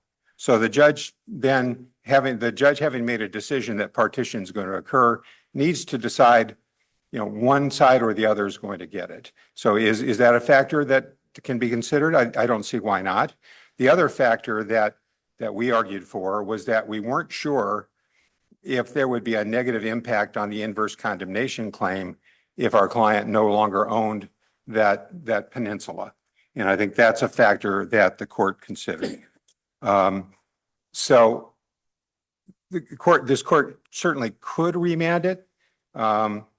But I think if you look at the record of that hearing and the arguments that were made, I think it's very clear that what the judge decided was she accepted the arguments that were being made on behalf of my client and not the arguments that were made on the other side. This is, it's a very, the hearing was, I think, an hour or two, and if the court looks at the transcript of that, I think it's clear what the judge's decision was, even if she didn't make very specific findings and facts and conclusions of law.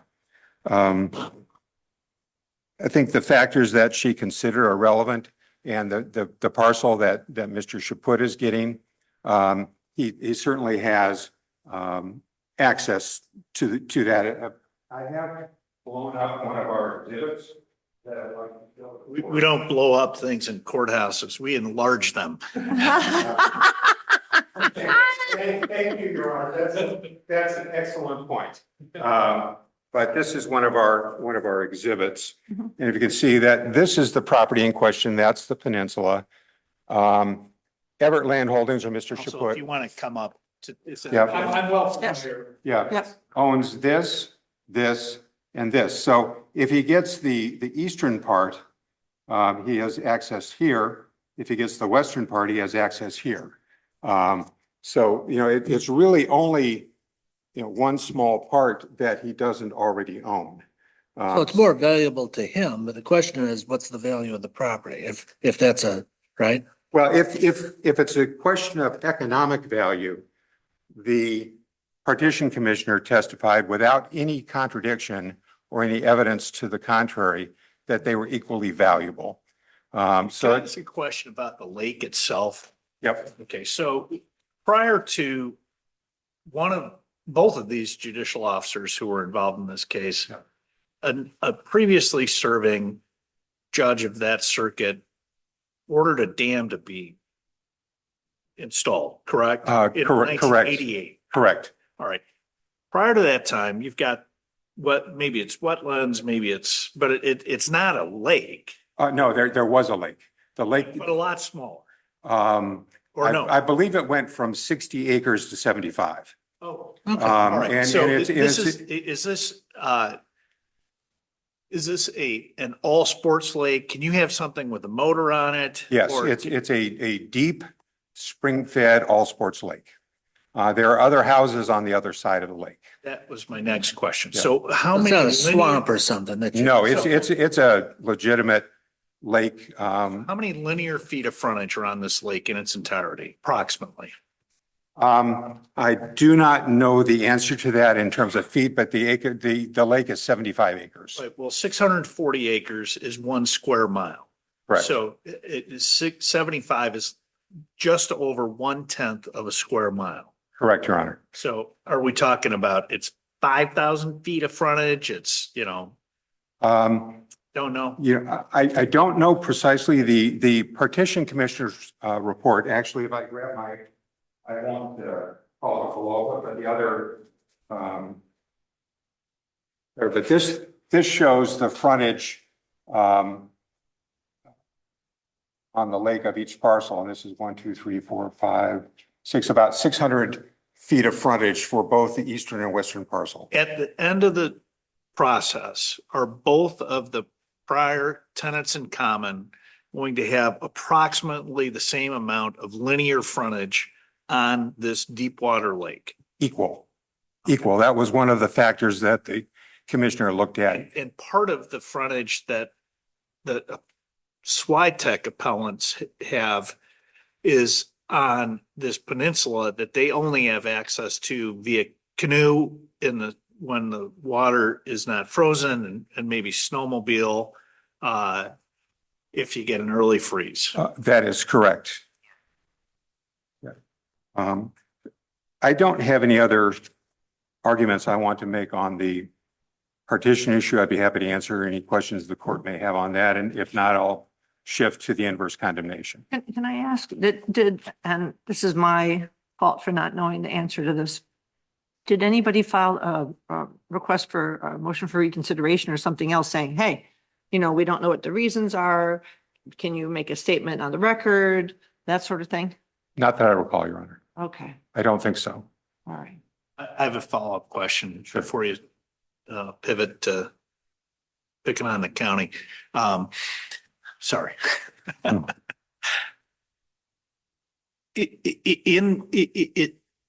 In this waterfront property, are there zoning ordinances which say to have a buildable lot, you have to have 100 foot of frontage, you have to have 50 foot of frontage, you can not have deeded access for, back lots to put in boathouses or docks? I mean, is there anything in that? I would assume it'd be township unless they've ceded that to the county. I mean, what's the rule? They are township requirements. I know that the partition commissioner looked at that and looked into the number of lots that could be built. It's not gotten to the point of anyone, going and submitting a site plan or anything like that. But the partition commissioner felt that, both properties were developable. And the question too is what it's ultimately going to be used for. Our clients own the property for decades. They haven't developed it. They may at some point. Mr. Chaput and his companies, he actually bought what was a platted subdivision, and my understanding is he bought out anybody else that was in there, so that this Water Haven Estates subdivision, he actually is the only person that has a home there. And so while it's platted as a subdivision, it's not a subdivision. So there's been some discussion about development by him, but he's also indicated that, he would likely use the land for hunting And so he has a very large area of land that he's assembled. Okay. All right. I'll shift gears. And I'll acknowledge that on the part, I've done one or two partition cases in 42 years. Inverse condemnation is one of my specialties. So I'm interested in talking to you about this. I've probably done as many of these cases as anybody in the country. So I believe that Judge Hill Kennedy incorrectly granted summary disposition under C8 and C10 to the Road Commission. He viewed this as a regulatory taking case, and there's substantial case law on regulatory taking, starting with the Penn Central case. But for there to be a regulatory taking, there has to be a regulation, right? There has to be an ordinance, a statute, a rule that you then analyze. How does this rule affect the use of the property? You look at the investment-backed expectations of the owner, et cetera. We don't have a rule here. There's no ordinance.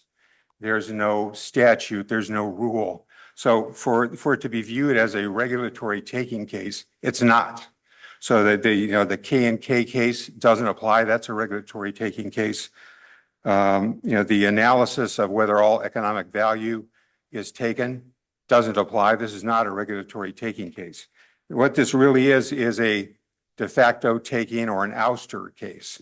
And the U.S. Supreme Court in the Cedar Point nursery case, doesn't involve the amusement park, it's just a nursery named Cedar Point, said that, the rights of a property owner that are protected from taking are based on state property law.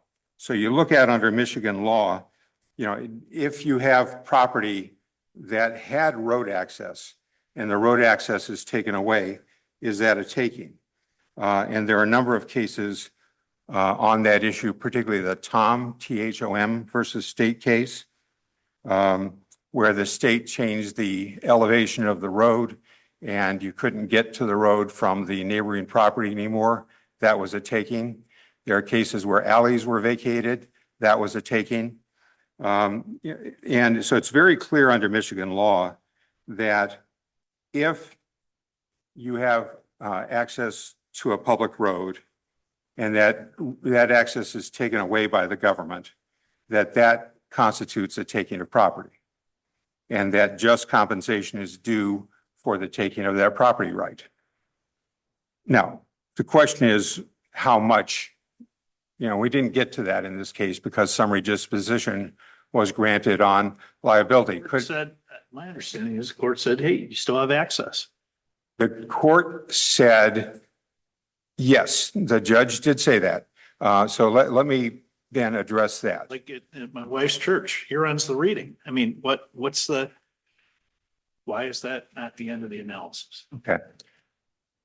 The end of the analysis is if you look at the reality of what's going on here, is that after the dam was built, the peninsula, which is part of this parcel, was only accessible by public road. Right. But remember, we're talking about 1 40-acre or thereabouts piece of land.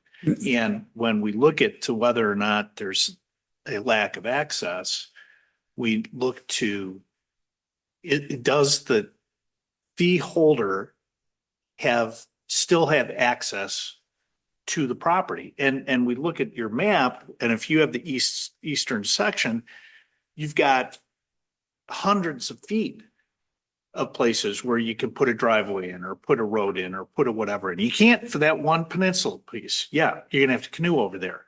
I agree. So what you're suggesting and what Judge Hill Kennedy found is that there can only be a takings claim if total access to the property is denied. That's not the law. For example, the cases that are cited in our briefs about alleys, though all of those houses still had road access, their property value went down because the alley was closed. You have no evidence the property value went down. We didn't get to that part of the case, Your Honor. That was not part of the consideration. That part of the case we didn't get to because the judge said it doesn't matter. So we don't know right now. It was at $1 Was that $1,000? Was it $100,000? We don't know because we Pretty sure didn't. it's not 100. If the whole 40 acres is worth 82 or 86, how can that small piece be worth 100? And I was using some hyperbole, Your Honor. What I was saying is we didn't get to that part of the case because there was summary judgment on liability based on a legal issue before we ever got to the question of just compensation. There are a lot of cases where there's compensation for a partial take. The alley cases I just mentioned, if you have an easement that's taken, there's a sidewalk being built or a road going through your property, your whole property is not being taken, but you're entitled to compensation for the diminution in value. One of the cases I handled, Mercer Steel, there was a unanimous published decision of this court affirming a $6.8 million verdict against the city for the partial taking of a leasehold interest. So, to argue that because some part of the property, to argue that because another part of the property can't be accessed, that there hasn't been any damage just isn't consistent with the law. There's a part of the property. Accessed by water enough? No, the case law that we've cited in our brief talks about public road. That there is, if you have access to a public road and that access is lost, that there's compensation due for that. Again, we don't know what amount. The evidence was the road wasn't even a road. I mean, that you had all this is the tree. No, okay. Your Honor, if we get. Tell your client he doesn't need to shake his head in a vehement and vocal and gesticular way. That's not helpful to the process. All right. You don't have to tell him now, but maybe you can tell him next time. I will, Your Honor. If we get to that question, that's a question of fact, Your Honor, because number one, there was mention of fences. Those were fences put up by Mr. Chaput illegally. There were always, had there been a tree that fell that would have to be moved? Yeah, perhaps. The road had been used less after the dam was built than it was before. Because before the dam was built, the road went all the way through the property and went from the public road to the north to the public road to the south. The road was not as frequently used, but it was still a public road. And if our clients had decided that they, for example, Mr. Switek's affidavit, I believe, indicates that he had thought at some point it would be a nice vacation home or retirement home on the peninsula, which is on a promontory, over this 75-acre lake. It was never a paved road. It was always a 2-track, but all it needed was a little maintenance. And the only reason it's shut is because Mr. Chaput wanted to, build his empire. So if the court's going to make its decision based on whether that was a usable road or not, that's a question of fact. Let's see. So, because of the summary disposition motion, we never got to the question of compensation. What we're suggesting is that this court reverse the ruling that there cannot be any just compensation owed based on the closing of this road, which I think everyone acknowledges at this point prevents access to a 1-acre parcel on a beautiful spot of land overlooking a 75-acre lake. That's worth something, whether it's $1 or $50,000. We don't know. And we didn't get the opportunity to get there. So we're asking the court to reverse the circuit court because we believe that the decision that because some part of the property could be accessed by another road, but the peninsula could not be accessed by road, only by canoe or rowboat, or perhaps, as you pointed out, snowmobile or ice skates in the winter, that there was a legal error made by the circuit court. If I have any remaining time, I'd like to reserve a couple of minutes for rebuttal.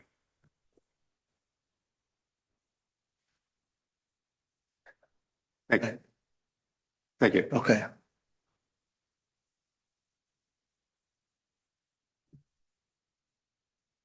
May it please the court, Bill Henn on behalf of the Mecosta County Road Commission. I'm presuming it's my time. I know we've got an appellant and an appellee sitting on, both at the same table, so it's a little bit confusing. But if the court's inclined, I'd like to You're there address now. Go ahead. I think the inverse you're correct. condemnation Yes. action. To start out, Mr. Demarest suggested that Judge Hill Kennedy he used the wrong framework. He used the regulatory framework. I think when you read his opinion, he used basically every framework that's out there, in modern takings jurisprudence. And I think part of the reason he did that is if you look at the complaint, the inverse condemnation claim is 7 paragraphs. It's 7 sentences. It doesn't give you a lot of really information to work with as far as what sort of taking are they claiming. I think since then, council has made clear they're claiming that this is an ouster, which I consider to be sort of a subset of a physical invasion. And we can talk for, I would suspect, the entire rest of the day, probably the rest of the week, about takings jurisprudence and the different frameworks and all of that. I don't think it's necessary because I think the foundational thing that you have to have in a takings claim, no matter whether it's federal, no matter whether it's state, is you have to have a vested right that's impaired somehow by a regulation, by a physical occupation, something. So the first question that you have to ask, and I think the question that Judge Hill Kennedy resolved and was dispositive of the issue is, well, what's the vested right that they're alleging was impaired? It's access. Okay, the vested right is not created in the Constitution. The Constitution protects rights. The vested rights created by state law. So ultimately, the first important question is, what does state law say about access? When you are a property owner, what is your vested right as far as access to an egress from that property? And that's a fairly well-defined body of law. And, we've cited the St. Escoma versus Ottawa County Road Commission case. There are other cases, but it's clear that you don't, as a property owner, have a right to access at every single point along a public highway. You have, in general, a right to what's considered reasonable access, but the highway authority has a lot of discretion.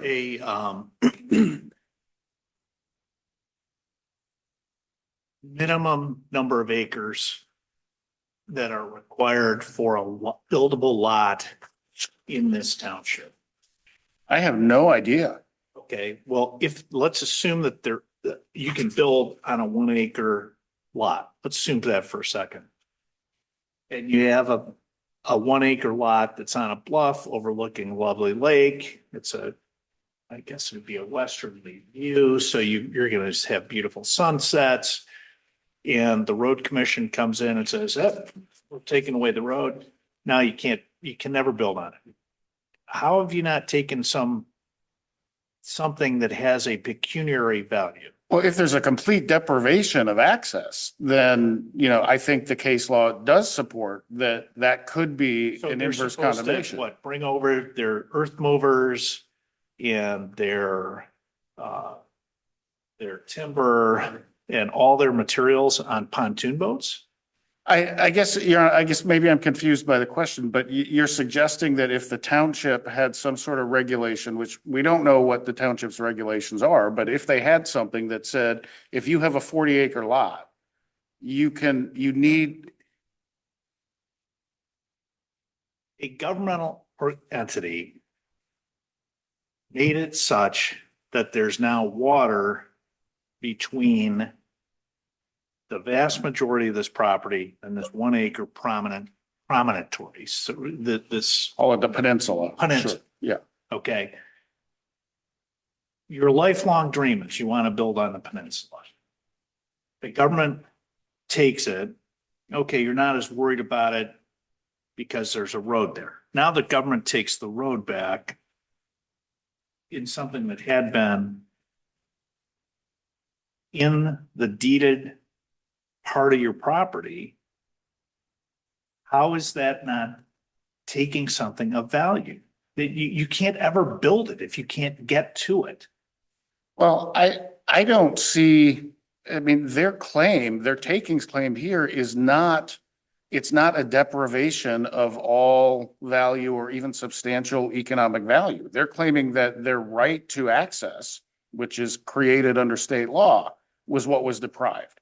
And what the road commission is saying is, no, that's not true, because you do have access. The law only gives you the right to reasonable access, and there is an open, maintained portion of that same road, 105th Avenue, that touches this property on the south side. So by abandoning the unused, unmaintained, never developed, I mean, the testimony even from the Switex was that this portion of 105th that was abandoned was flooded in two parts, right? So it was actually underwater in two different places, right? Could the Switex build a bridge? Yeah.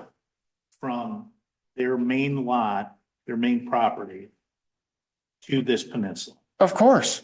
Right. I mean, there may be eagle permitting that's involved, but that doesn't have anything to do with the road commission. But yeah, they're able to develop their property any way they want. And ultimately what they're claiming is that they're not deprived of access, but they're deprived of what is convenient, or what could be the most convenient. I think you can question that based on the record, because the part that was abandoned, according to the road commission, had never been built, never improved, not maintained, was flooded. But as far as access to the property, that was not It's a 40 acre, and let's call the two lots are 20 acres.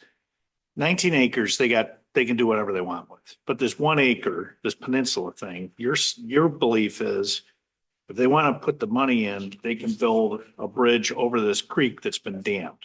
Absolutely. Yep. It's not, there's a ordinance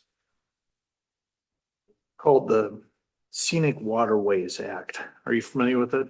I'm not, Your Honor. No. Okay, so it mainly applies to what you would think of as sort of blue ribbon trout streams, for want of a better term. So the El Savo, PM, Manistee, Rogue River? Road. Yeah. It's part of it, Yeah. think.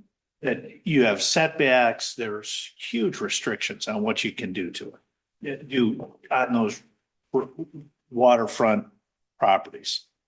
Does that apply to Long Lake? I have no idea. I'm a third generation owner on one of those waterways. And so I'm pretty familiar, but I don't ever remember seeing, what's the stream that got dammed, if there was a stream or a creek? You know what, Your Honor, I'm familiar with the case as far as the record's concerned. I don't think that's part of the record. I mean, that happened years before this was filed. It was Judge Root, who was a different judge, right? Yeah. And it wasn't the road commission requesting to set the lake level. That would have come from either the residents on the lake or possibly the county or the township. There's a lake level statute, but yeah. So, I mean, again, the road commission wouldn't have had involvement at that stage, but what it was confronted with was a request to abandon a segment of a road that was never improved, was not maintained, was not considered by the road commission to be open for public travel. And again, let's get back to this point about access, Your Honor.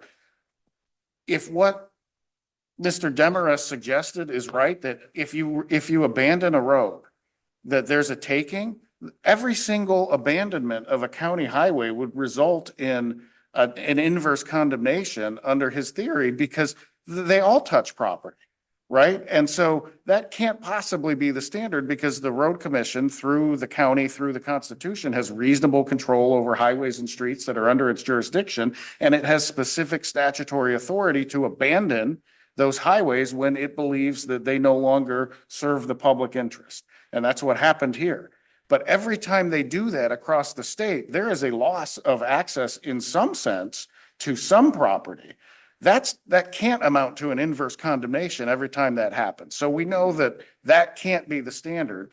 Rather, the standard, as the cases have defined, is if you're deprived through an abandonment of reasonable access, then that could be an inverse condemnation. That's the Tom case that he cites.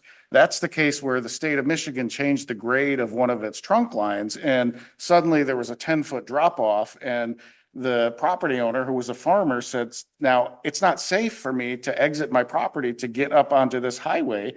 So I have no reasonable access because I'm afraid I'm going to get into an accident every single time. That can be a taking, even though he could still drive up there it was deemed not to be reasonable. So the standard is not, did you lose access in some general sense? The standard is, did you lose reasonable access? And also, Your Honor, I'll add that there's a driveway statute. And this sort of goes part and parcel with the idea of access, in that the road commissions have a lot of authority under that SCOLMA case to determine where in your property or on your property the access to the public highway should be. Should it be here? Should it be there? And you're not entitled to access at any point that you want. And most road commissions have restrictions that say you only get one driveway. You're not entitled to more than one driveway. Well, here in this area, this peninsula that we're talking about, there was no driveway. You know, nobody had applied for a driveway. There's nothing in the record that the road commission, even if somebody had applied for a driveway there, would grant a driveway there because of the condition that the road was in. It was unmaintained. It had never been improved. It was flooded in two parts. You know, it wouldn't have been reasonable for the road commission to grant a driveway permit in that area ever, unless somebody went through there and improved that road, which the road commission doesn't have the obligation to do. I certainly understand all those arguments. Yeah, I do too. Any questions? Is that the same thing? It was true of, I can't even read my writing here. The road that was in the Waterhaven Estates, because there was a road, I thought, from Waterhaven Estates that came toward 105, or that was supposed to be 105 and a road there. 100, right. So you're saying that was also flooded and 105 was flooded? No, it was the 105th Avenue was the public highway right of way that ran north and south in Yes. between two east-west roads. Yes. A segment of that was what was abandoned. The Winter Haven Estates, I believe it was, Yes. is the property to the east, the subdivision to the That east. Mr. Chaput has And now. Mrs. Swiatek, I believe, actually argued that she had access to the peninsula through the roads in that plat, which are not public roads. But she doesn't anymore because Mr. Chaput has those. Well, I don't, Chaput or there was a whatever. plat amendment action, and this is referred to in the briefing, but there was a plat amendment action where the owner of that subdivision had asked to amend the plat to create cul-de-sacs, I guess, at the end of that road.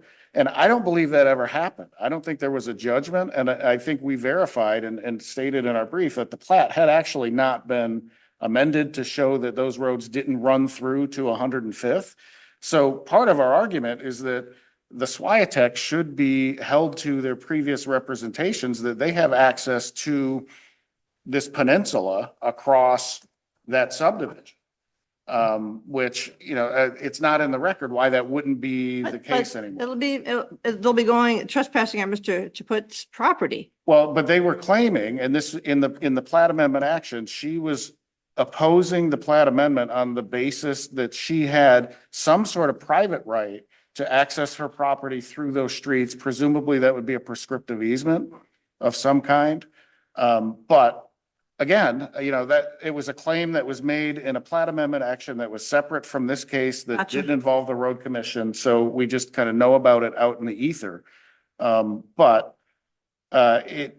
don't think that matters, because I think the standard is you have one contiguous 40-acre parcel. You have access to that parcel from an open, maintained county road. The law does not require access to that parcel in any other way, because the access they have is reasonable. And there is not 1 square foot of property in that not 1 square foot of land in that 40-acre parcel that the Swiateks or Everett Land Holdings would need to trespass on somebody else's property to access. They can get to every square inch of that property from the access that they have off of 105th that is maintained and repaired. And the fact that it may be less convenient for them because of the abandonment does not give rise to an inverse condemnation under the law. Okay, and I just want to make sure that I understand. The abandonment that occurred runs the entire length of the east and the west. So No, that's not correct, Your Honor. It runs only to it was, I believe, north of the Long Lake Dam. So it's Basically from the creek north. It's a segment of It's- 105th. The rest of the 105th is still open. There's no dispute that there is a segment of 105th that remains open and maintained by the road commission that actually touches on, and I believe enters onto this 40 acre parcel. Can you do me a favor, Mr. Demers? Can council borrow your map, please? Because I'm a visual This is learner. enlargement. Enlargement, thank you. Yes. Okay. Yes.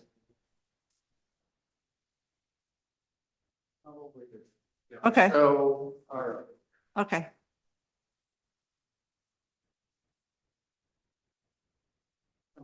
Right, so 105th, the eastern parcel. The only one who can see that is you and Judge Feeney. There we go. So This is what I believe was awarded to the Switex, and this was Yes. what was awarded to Everett. Yes. This is 105th Avenue. Correct. The abandonment occurred north of the dam. The dam is, I believe, right here where Long Lake comes through. Okay, That's the dam.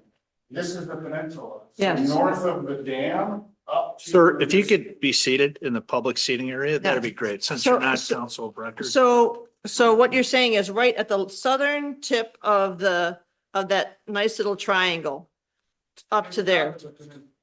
Like, I've just colored it in on my thing, so I went to Yeah. yes, please. So I went to the southern tip of the triangle, north of the dam. That is the area that was abandoned. Okay, Correct.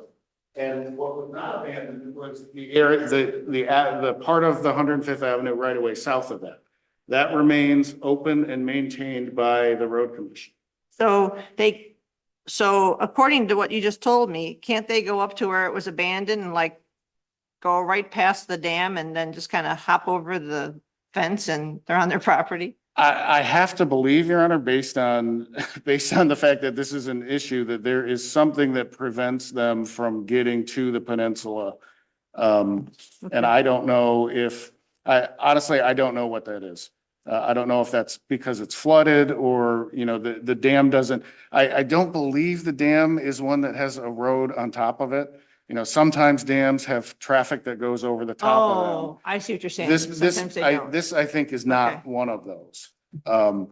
And so it may simply be that once 105th Avenue hits the part of the property where Long Lake sort of goes over where the right of way would be and where the dam was, that would be what would prevent them from getting up to the peninsula all the way on 105th. Okay. I don't think it's disputed that they would have to, once they're on that property from 105th, to get to the peninsula, they have to swim, they have to take a rowboat, they have to build a bridge, they have to do something like that, but that's, Ice skates, they're not, what's that? ice skates. Ice skates, Yeah, snowmobile, they're not snowmobile. prevented from doing that. They're, and the road commission wouldn't have any interest in how they develop that property. But what the road commission is interested in is that 40 acre parcel has reasonable access to an open, maintained county highway. And under the law that we argued and that the circuit court agreed with, that is not an inverse condemnation based on deprivation of access.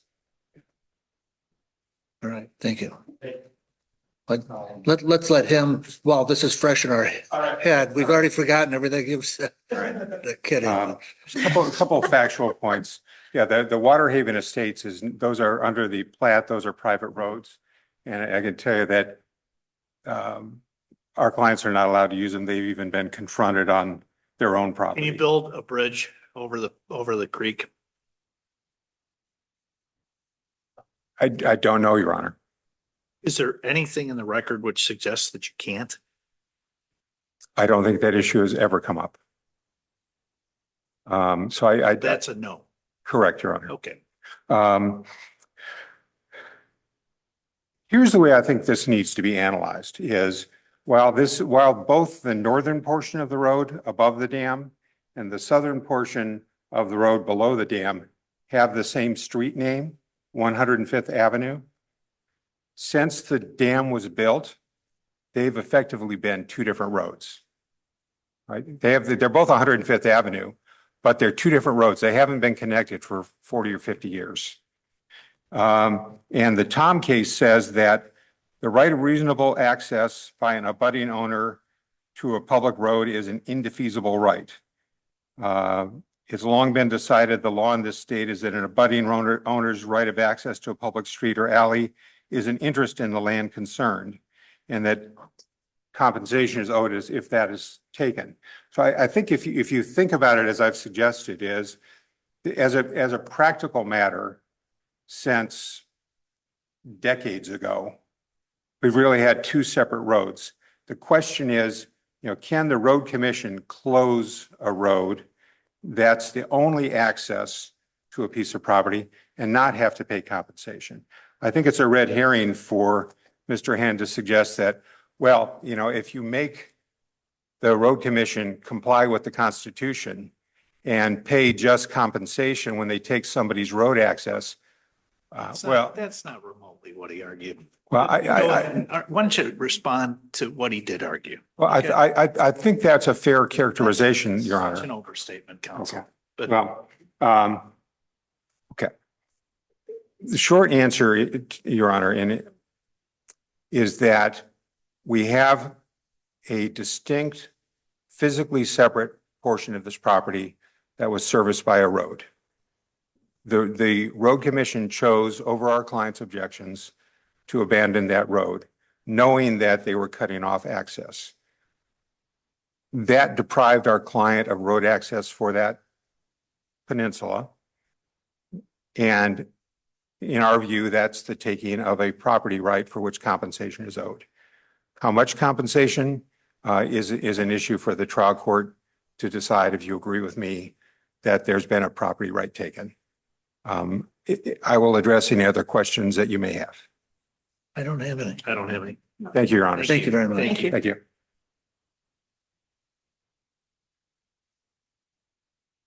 I do just want to make one quick point, and that is the argument on the petition that my brother counsel has made, I think highlights the danger of our appeal on an opinion that has no reasoning behind it. And that's because my brother counsel has argued that the court can consider an equity that because my client is trying to force a sale because they have the means and resources to purchase the property in the sale. The Michigan Supreme Court in Fortnoy v. Tope, that's 262 Mich 593 at 600, said that is not a proper consideration for a court to make when deciding how to equitably divide a property. And so when you have these arguments and no explanation from the trial court about what arguments the trial court bought into, I think highlights the fact that we don't know why the trial court did what they did. And if they considered an argument like that one, where there's a Michigan Supreme Court case saying that's not a proper thing to consider, there's a real problem. And that's why, again, in our view on the petition question, this court should take a de novo review, look at what the petitioner and commissioner recommended and affirm that as opposed to the trial court. So unless there's any questions. I don't believe so. Thank you. Thanks. Long argument, but interesting and well done by everybody. And it is, and all of you have been here all day. So multiple cases like this, we have a bunch of twofers issue wise. Yeah. 2 or 3 firsts, which is somewhat unusual. It's a long day for you. Thank you all. Thank you. And our last case for the day is also a consolidated one. It's item number 13, docket number 374795, in re guardianship of EMV, and docket number 374796, Dwight Elliott Van Drunen versus Renee Marie Johnson. I don't see that anybody's endorsed for oral argument, but if you want to come up and just state your record, I know you people have been here. Well, but you come up here and just state your name. All just for ample questions. Yes. Nobody's allowed to argue today, but you can, if we have questions. But I do, as long as I know you've been out there, you listen to people arguing every now and then you look out in the crowd. I know you've all been there a long time, so. Heather Sartor, this is my husband, Michael Sartor, and Okay. we didn't want to argue, but if you have any questions. Okay. And is this, well, she can come up next and I'll just say something about. We have nothing to enlarge, by the way. Thank you. Sorry. All right. Very good. Thank you so much. Oh, Miss, do you want to state your name up here? Are you, Renee? This is Renee. Okay, and you were going to do, remote Zoom or something, but you've come here? Yeah, I requested. Okay, and nobody has asked for or requested or, oral argument, so we can't allow it. we have questions, but let me, you've watched here all day and I'll tell you, I don't want to say it's a dirty little secret, but as theatrical as some of these arguments are, I've been on this court for 17 years. In the end, I can tell you that the arguments matter very little. So I don't want you to think, oh, we didn't get an argument, so they're not going to pay attention to the case. We take these cases very, very seriously. I think Judge Feeney's really an expert at this area of the law. So even without arguments, believe me, just as much attention will go into this case. We will consider it very closely and hopefully having a decision, an opinion out to you all within a fairly couple weeks or so at the most. And I echo what the presiding judges said. And a lot of times you don't have a lot of interchange between the judges beforehand. We've had a lot of exchanges, including in this case, in several of these cases. We have 30 cases assigned to us. We haven't exchanged on all 30, but we have talked about this case and a number of these cases electronically and by phone, some of them and in person. So thank you for being here. We appreciate it. It's a very serious matter for everyone. So thank you. Just showing up here, knowing that you can't argue, shows us that everybody is very concerned about this. So I appreciate you coming. I do have one question. Okay. Ms. Johnson, I'll start with you. Can you come up here, Ms. Johnson, too? And So we then can I'll pick give up the on that. Sartors an opportunity to answer the same question. I know as the court was going through the findings, it mentioned that your last visit with the child was at the end of 2022. Can you just briefly tell me why was your last visit at the end of 2022? Dwight was actually working on alienating me from my daughter slowly since the beginning. And he had cut off visitations. I was having car troubles and we were at two different third-party visitation centers. Journeys and Safe Connections? Yep. Okay. And he had cut off visits at Journeys. I was paying for them. I had car troubles and he was slowly working on cutting me off. That was the only thing I had. He would never even allow me the Sunday phone calls. I had filed multiple motions with the court on him not following the visitation schedules, and he did not do anything. I filed. I had two actually, so show cause hearings with him. And at the YWCA, there was, it was cut off. There was an argument between me and the supervisor and whatnot. Okay. But, so did the Y decide they weren't going to let you have supervised visitation anymore? it was kind of mutual. Basically, me and my daughter and I didn't like it there. In Okay. since the So beginning did you go to anyway. Journeys after that? No, Journeys wasn't, we were done at Journeys. Dwight had cut him off and So let me make sure I understand. Did you have visitation at Journeys? That got cut off, then you went to the Y for the Safe Connections, and then that got stopped? we had them both because I was supposed to get no less than 3 hours a week. And for a while, I was only getting 1 hour at I think it was the YWCA first. And my lawyer and I had motioned for another agency to give us visitation because they would only offer us an hour. And Dwight pushed it out, and finally he said, well, we got to go back to court if we're going to go somewhere else. So we finally got back into court, and then we got Journeys to be put on the court order. Okay. We got another hour. Okay. So, I mean, I never got my full visitation with my Okay. daughter.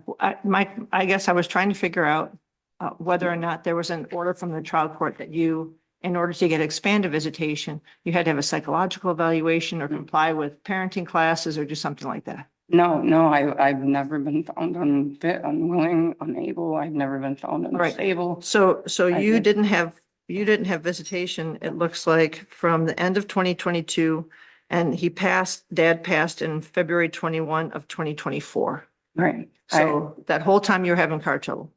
No, I didn't have, my visitations got cut off. I had petitioned the court multiple times. I had done multiple ex parte motions on Dwight because he was unstable and neglecting my daughter, and I was ignored and denied. My sister actually turned around right after me and filed a petition for my brother to take guardianship for the same exact reasons that I stated that I was denied for. And Judge Buck had granted my brother guardianship. Well, my brother turned around and gave her back not even a week later. And I filed again for emergency custody of my daughter because I've been trying to tell the court for years that my ex was unstable. I mean, he was diagnosed with. Okay, we're going really far sorry. afield. So I was just trying to figure that out. Right. So, and since the guardianship has been in place, have you applied for or received before the appeal happened, during any of the guardianships? Were you granted visitation then? I'm supposed to have visitation, but I've always had visitation. My visitation has never been taken from me. When was the last time you saw your child? 3 years ago. Okay, all right. Thank you. You can have a Because they seat. cut off communication with me and I'm supposed to be able to communicate. You can have a seat. Thank you. Mr. and Mrs. Sartor, would you like to come and respond? Like I said, I'm just trying to figure out. Ms. Johnson, you're not at the podium and you can't speak. All right. Thank you very much. Go ahead.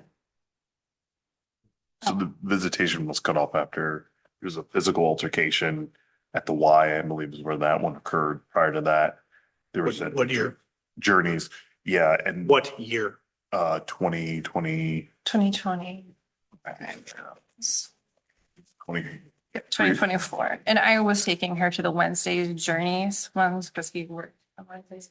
I saw her a lot, and then her dad would take her on Sundays, most Sundays when he could. Sometimes he would ask. Yeah, and I think the reason it switched from Journeys to the Y is because Dwight was No, actually. no, it was contingent. They did both. It They was had to do both. two. Okay. Yep, she wanted to. She came on time or? Yeah, Not all there was sometimes, but- tardies and No. misses and different things. So she would still, the visitation now, she hasn't seen her in a while.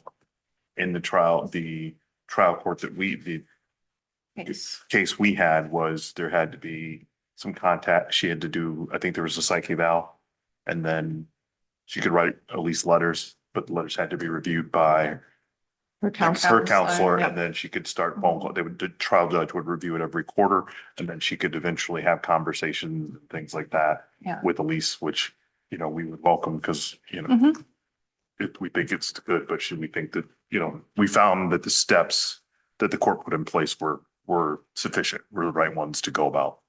So, and we haven't seen, that hasn't happened, so we haven't. Okay, I understand. So there were some requirements put in for Ms. Johnson in order to regain visitation after Dad passed. Yes, ma'am. Okay, and that just hasn't happened. Okay, and when was the last time that the child has seen Mom? When she did have to come to court. Yeah, it was at the court. But that's just like a verbal seeing, or I'm sorry, Yeah, this is verbal like- seeing, yeah. listen to me. Yeah, it was like so crossing a path As sort of far as situation. we know, it was on that Sunday, December 24. I have the exact date if you want. Yeah, that's me when to go back. that This altercation one, took place. I don't know when that would be. That was when her last visit at the YWCA supervised one, Oh, as far as I know. before Yeah. the Yeah. problem with her and the supervisor. Okay. Mhm. She had made attempts while Elise was living with her brother and sister-in-law. Matt. Mhm. Yeah. Okay. Yep, to see her, and I mean, she made attempts. Elise was home one time. She had made attempts to see her. Okay. But it didn't. I mean, they didn't talk. Okay, all right. That helps. Ms. Johnson, I've informed you before, you're not at the podium. That's the only place that I'm taking testimony at this time. And we didn't have to give you guys a chance to talk at all, but I just wanted to get an answer to this one question. All right. Anything else? Not for me. Thank you. No, thank you. We And thank you so appreciate much. it. Thank you again. And Yes. thank you all for being so patient. Like I said, we're not usually here until 10 to 4. So, we're all set. Thank you very much. Thank you. We're adjourned until tomorrow. This matter submitted?